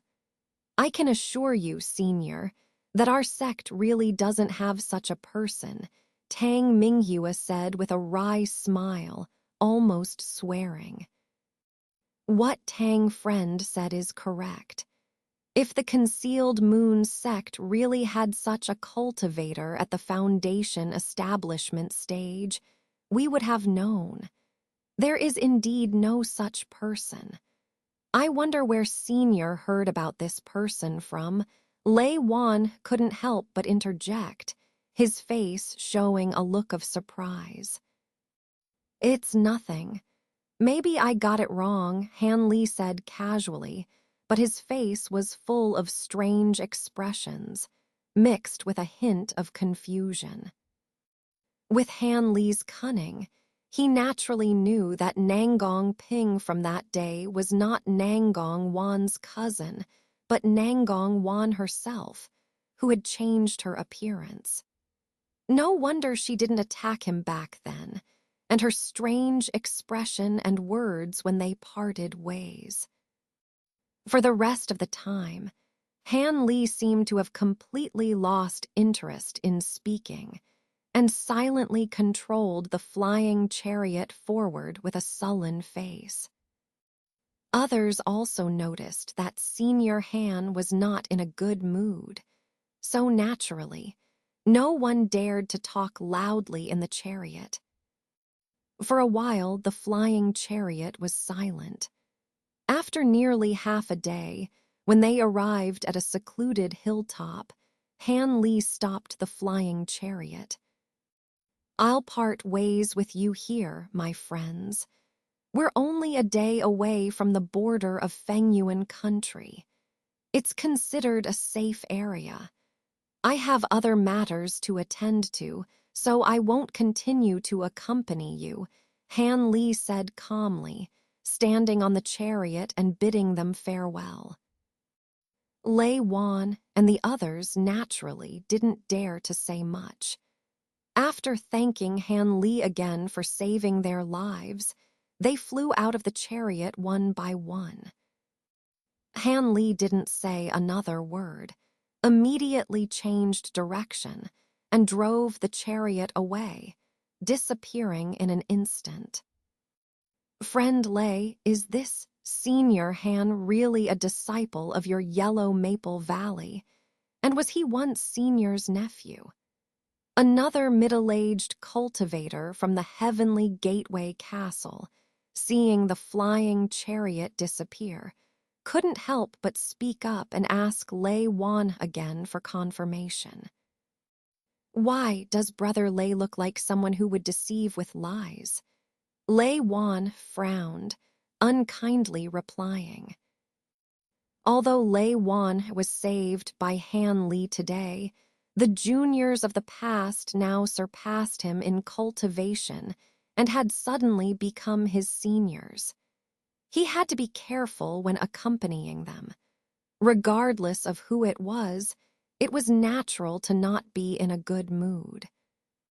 He, Brother Lei, don't be angry. I just find it a bit strange.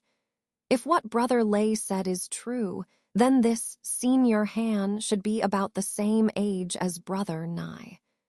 Brother Nai, how many years have you cultivated to reach your current stage? The middle-aged cultivator from the Heavenly Gateway Castle turned his head and asked Nai Wying seriously. I've been cultivating for over 200 years to reach the early stage of foundation establishment, Nai Wying replied, seemingly understanding what the other party wanted to say. His face slightly changed.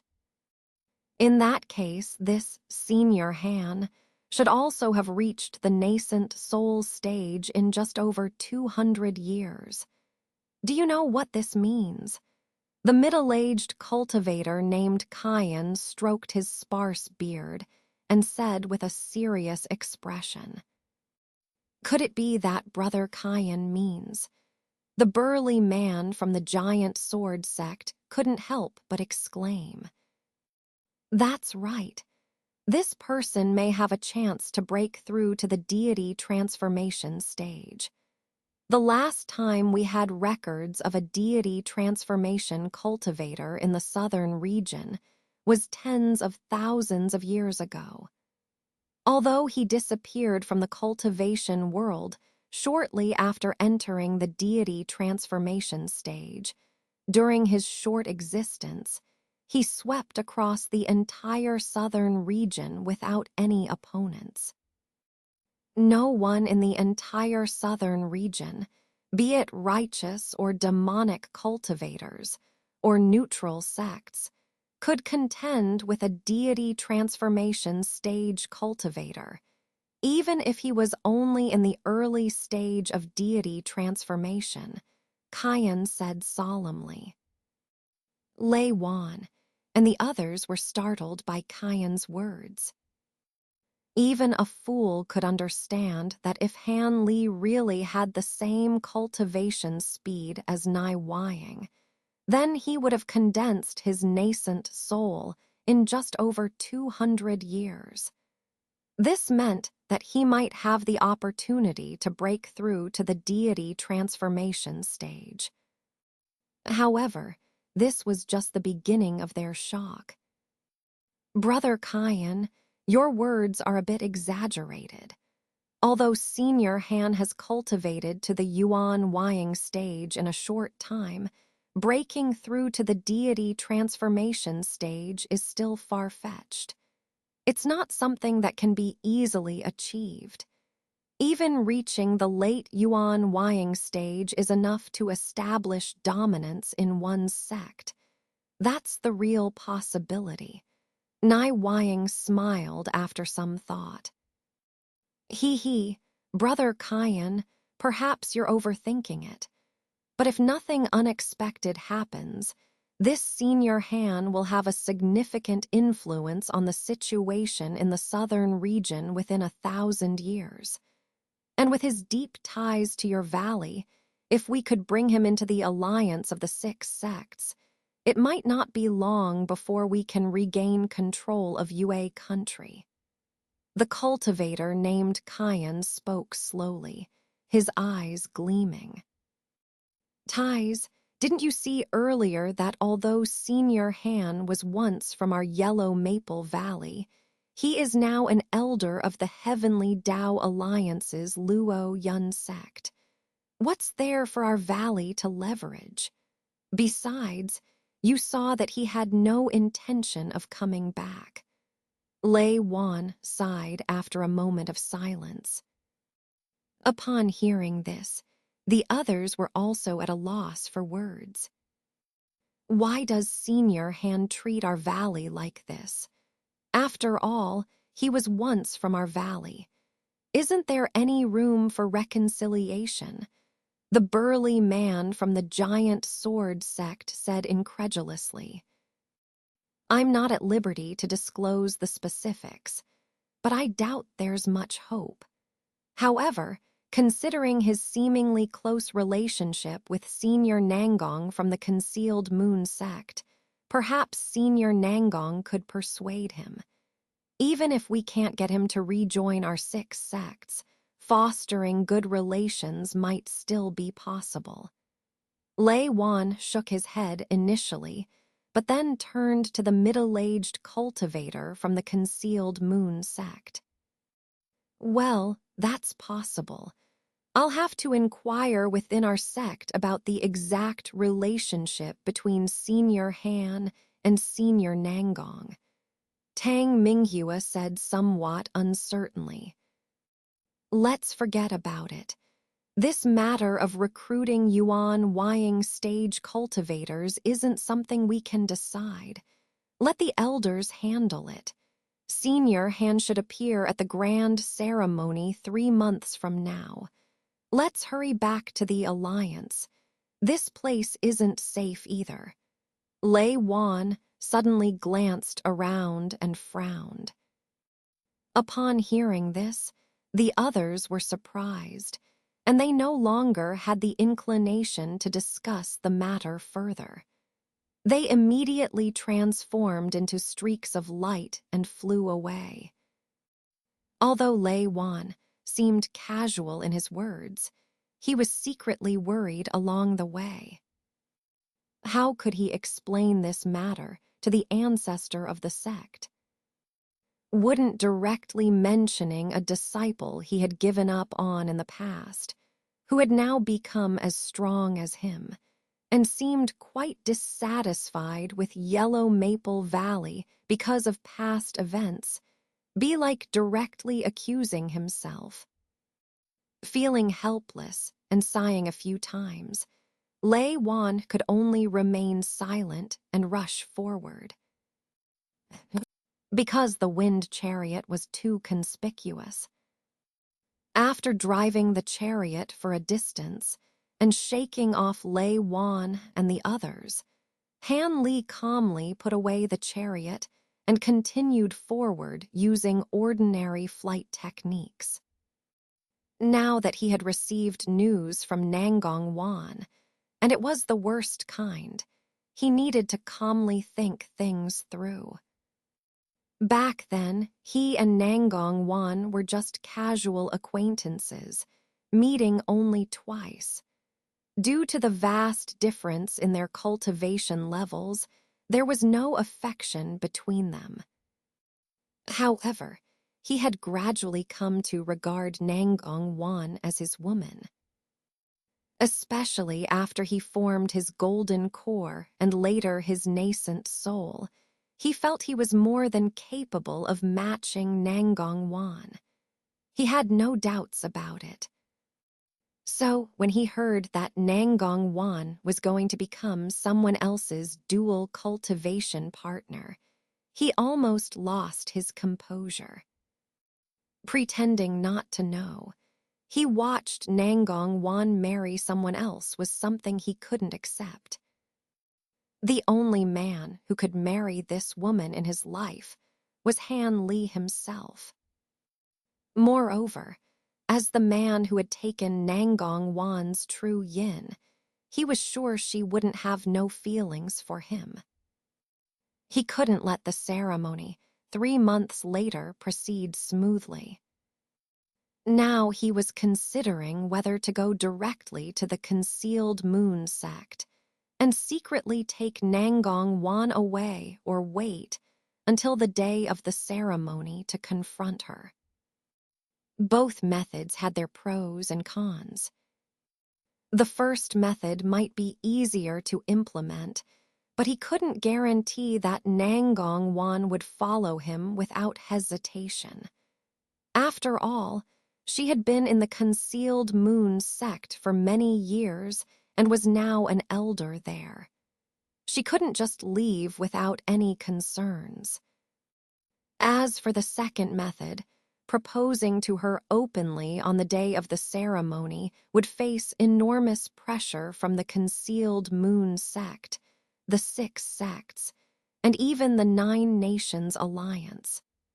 But as long as he could resolve everything, he could be with Nangong Wan openly without any worries. Of course, there was a simpler method: to silently kill Wei Lichen, the man intending to marry Nangong Wan. In this way, everything would be resolved, and there would be no obstacles. However, this method was also the most dangerous. Because the Hua Yi sect was not an ordinary small sect, but one of the 2 largest sects in the 9 Nations Alliance. It had 4 or 5 elders at the Yuan Wying stage, far stronger than the Luo Yun sect. If Wei Lichen stayed in the sect and never went out, even if Han Li had great abilities, he couldn't kill him without being noticed. And even if he succeeded in killing Wei Lichen, once he revealed his identity, even as an elder of the Luo Yun sect, he might not be able to walk away freely. As Han Li advanced steadily, he repeatedly contemplated his strategies.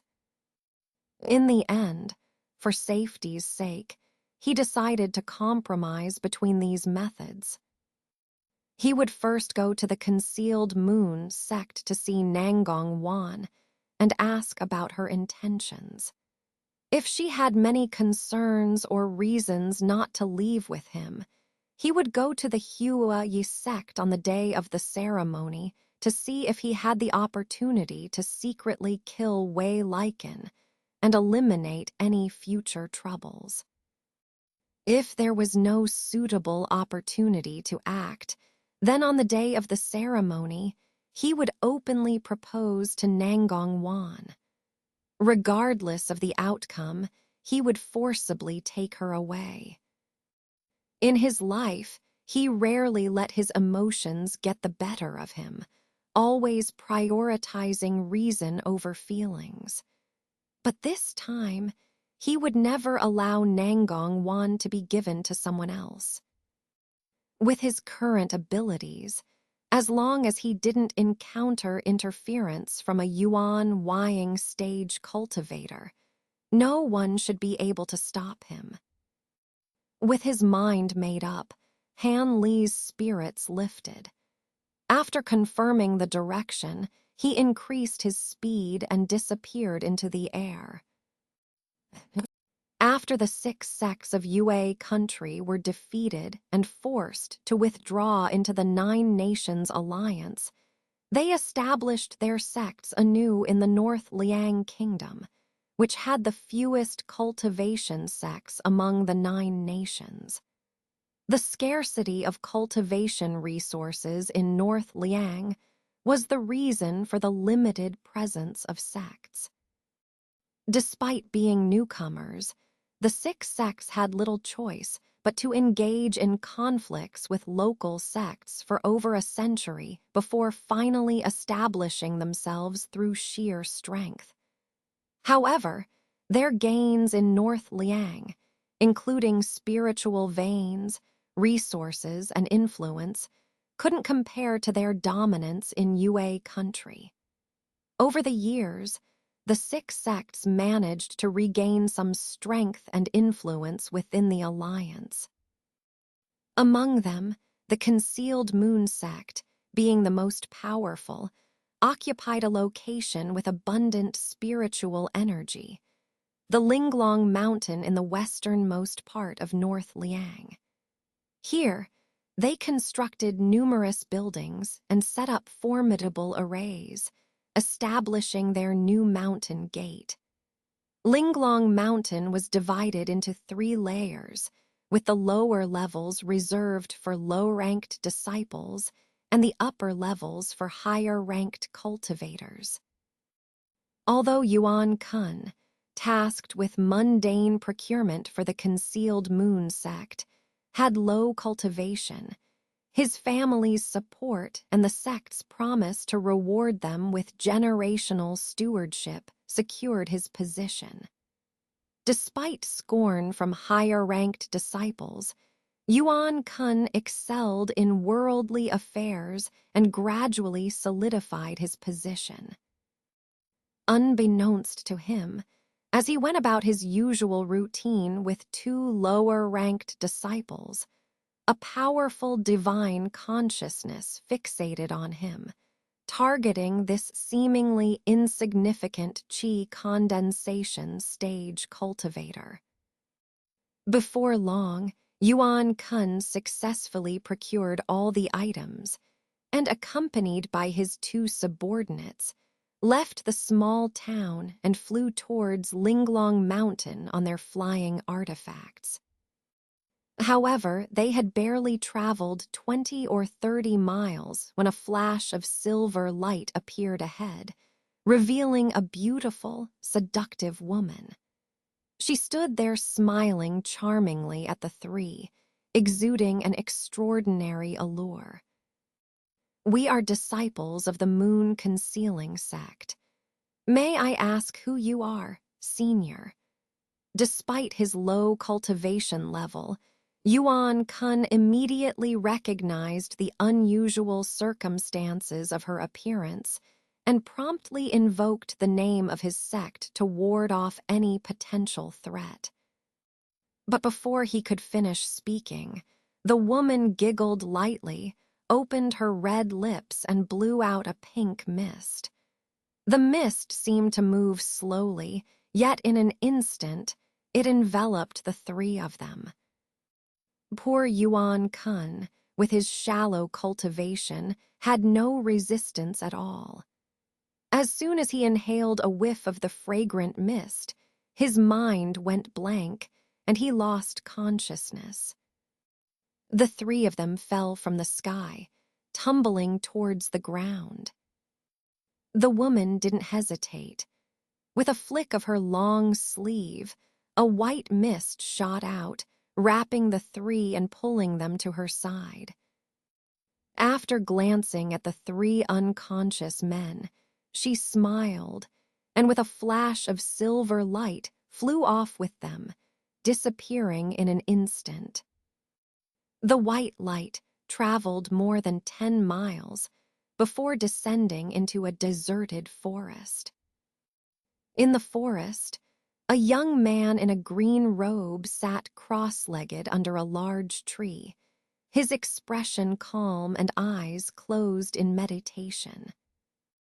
The white light appeared in front of him, then faded, revealing the three unconscious men lying silently on the ground.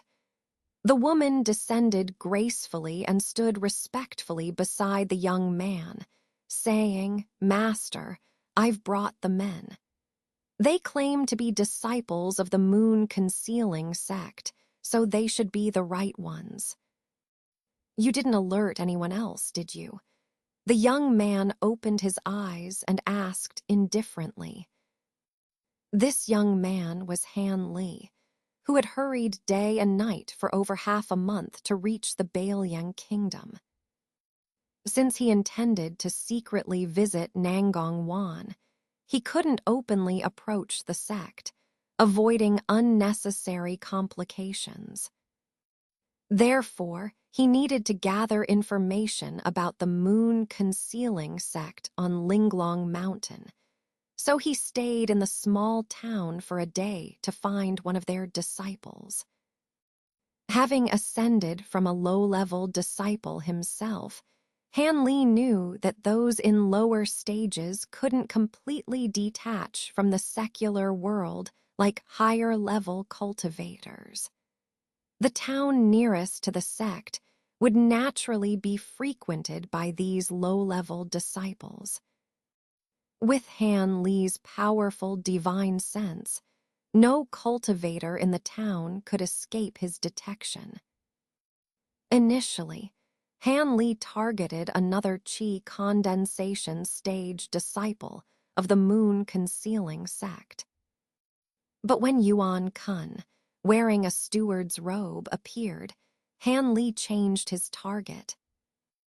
A higher-ranking disciple of the moon-concealing sect would naturally know more. Attaching a strand of his divine sense to Yuan Kun and instructing Silver Moon to capture him and his companions after they left town, Han Li waited in the forest. Rest assured, Master. Given their cultivation levels, capturing them was easy. No other cultivators noticed. Silver Moon, aware of Han Li's current mood, replied respectfully. Good job. You, being a fox spirit skilled in illusions, use your abilities along with my dream-inducing technique to make him reveal everything unknowingly, Han Li said coldly, glancing at Yuan Kun. As you command, Master, Silver Moon responded immediately. Turning around, she exhaled another pink mist from her mouth, this time several meters wide, enveloping the three on the ground. Han Li stepped into the mist. Soon, faint blue light flickered within the mist. Though Linglong Mountain was named exquisite, first-time visitors found it hard to associate the mountain with the name.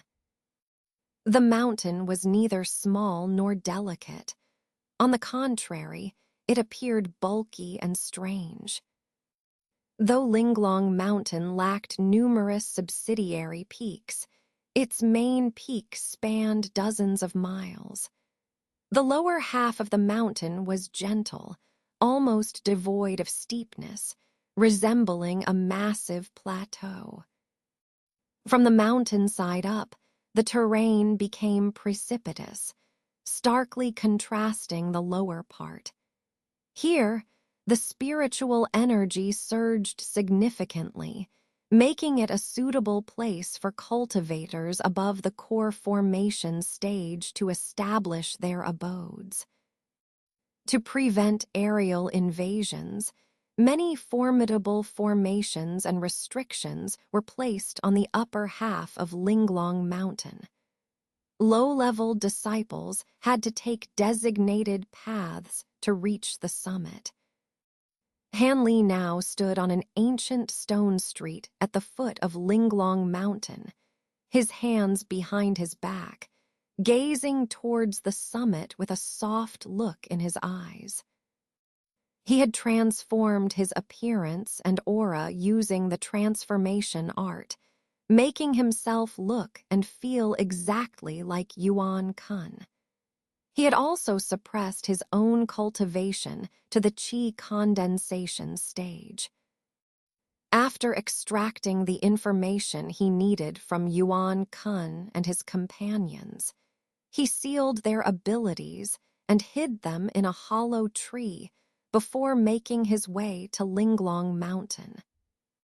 With Yuan Kun's steward token and the intelligence gathered through the dream-inducing technique, Han Li easily infiltrated the moon-concealing sect.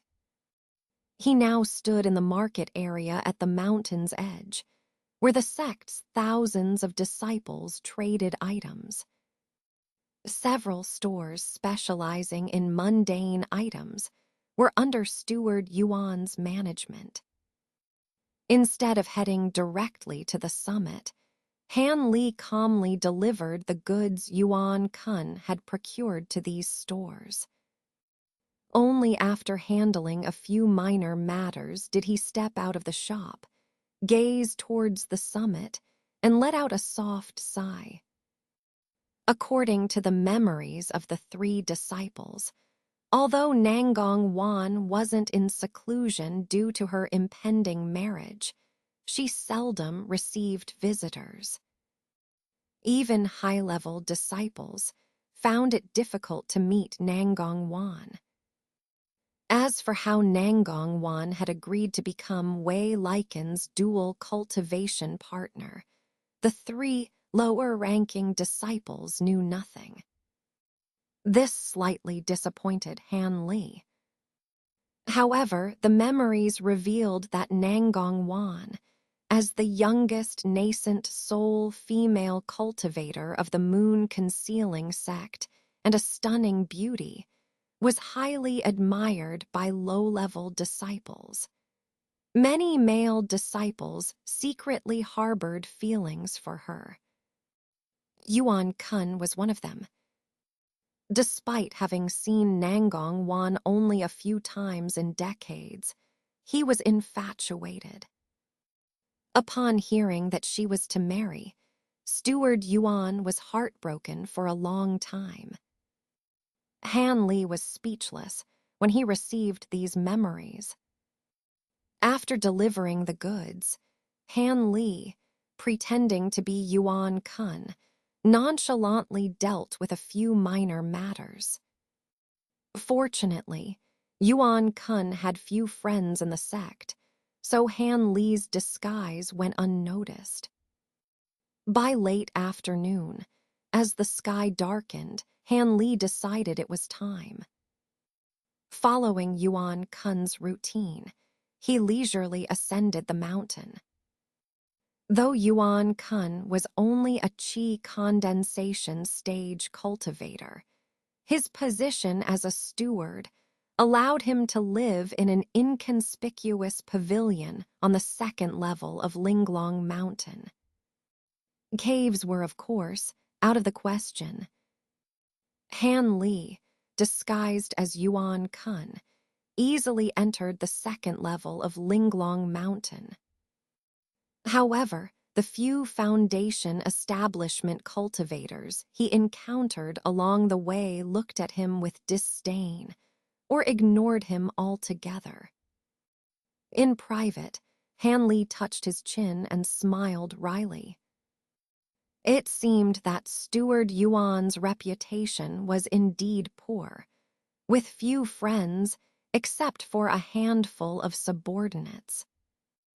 After entering the second level, Hanley didn't go to Yuan Kun's pavilion, but instead flew low towards the summit. Though the sky above appeared empty, Hanley knew powerful restrictions were in place. He avoided them carefully. Eventually, Hanley was stopped by two Foundation establishment cultivators at the boundary between the second and third levels. Yuan Kun, what are you doing here? You know this is off limits, one of them, a pale-faced cultivator, scolded. Uncles, I wish to. See Ancestor Nangong. Could you please inform her? Hanley hesitated before stammering his request. What? Are you out of your mind, Yuan Kun? You want to see Ancestor Nangong. Are you daydreaming? The two cultivators were shocked and immediately reprimanded him.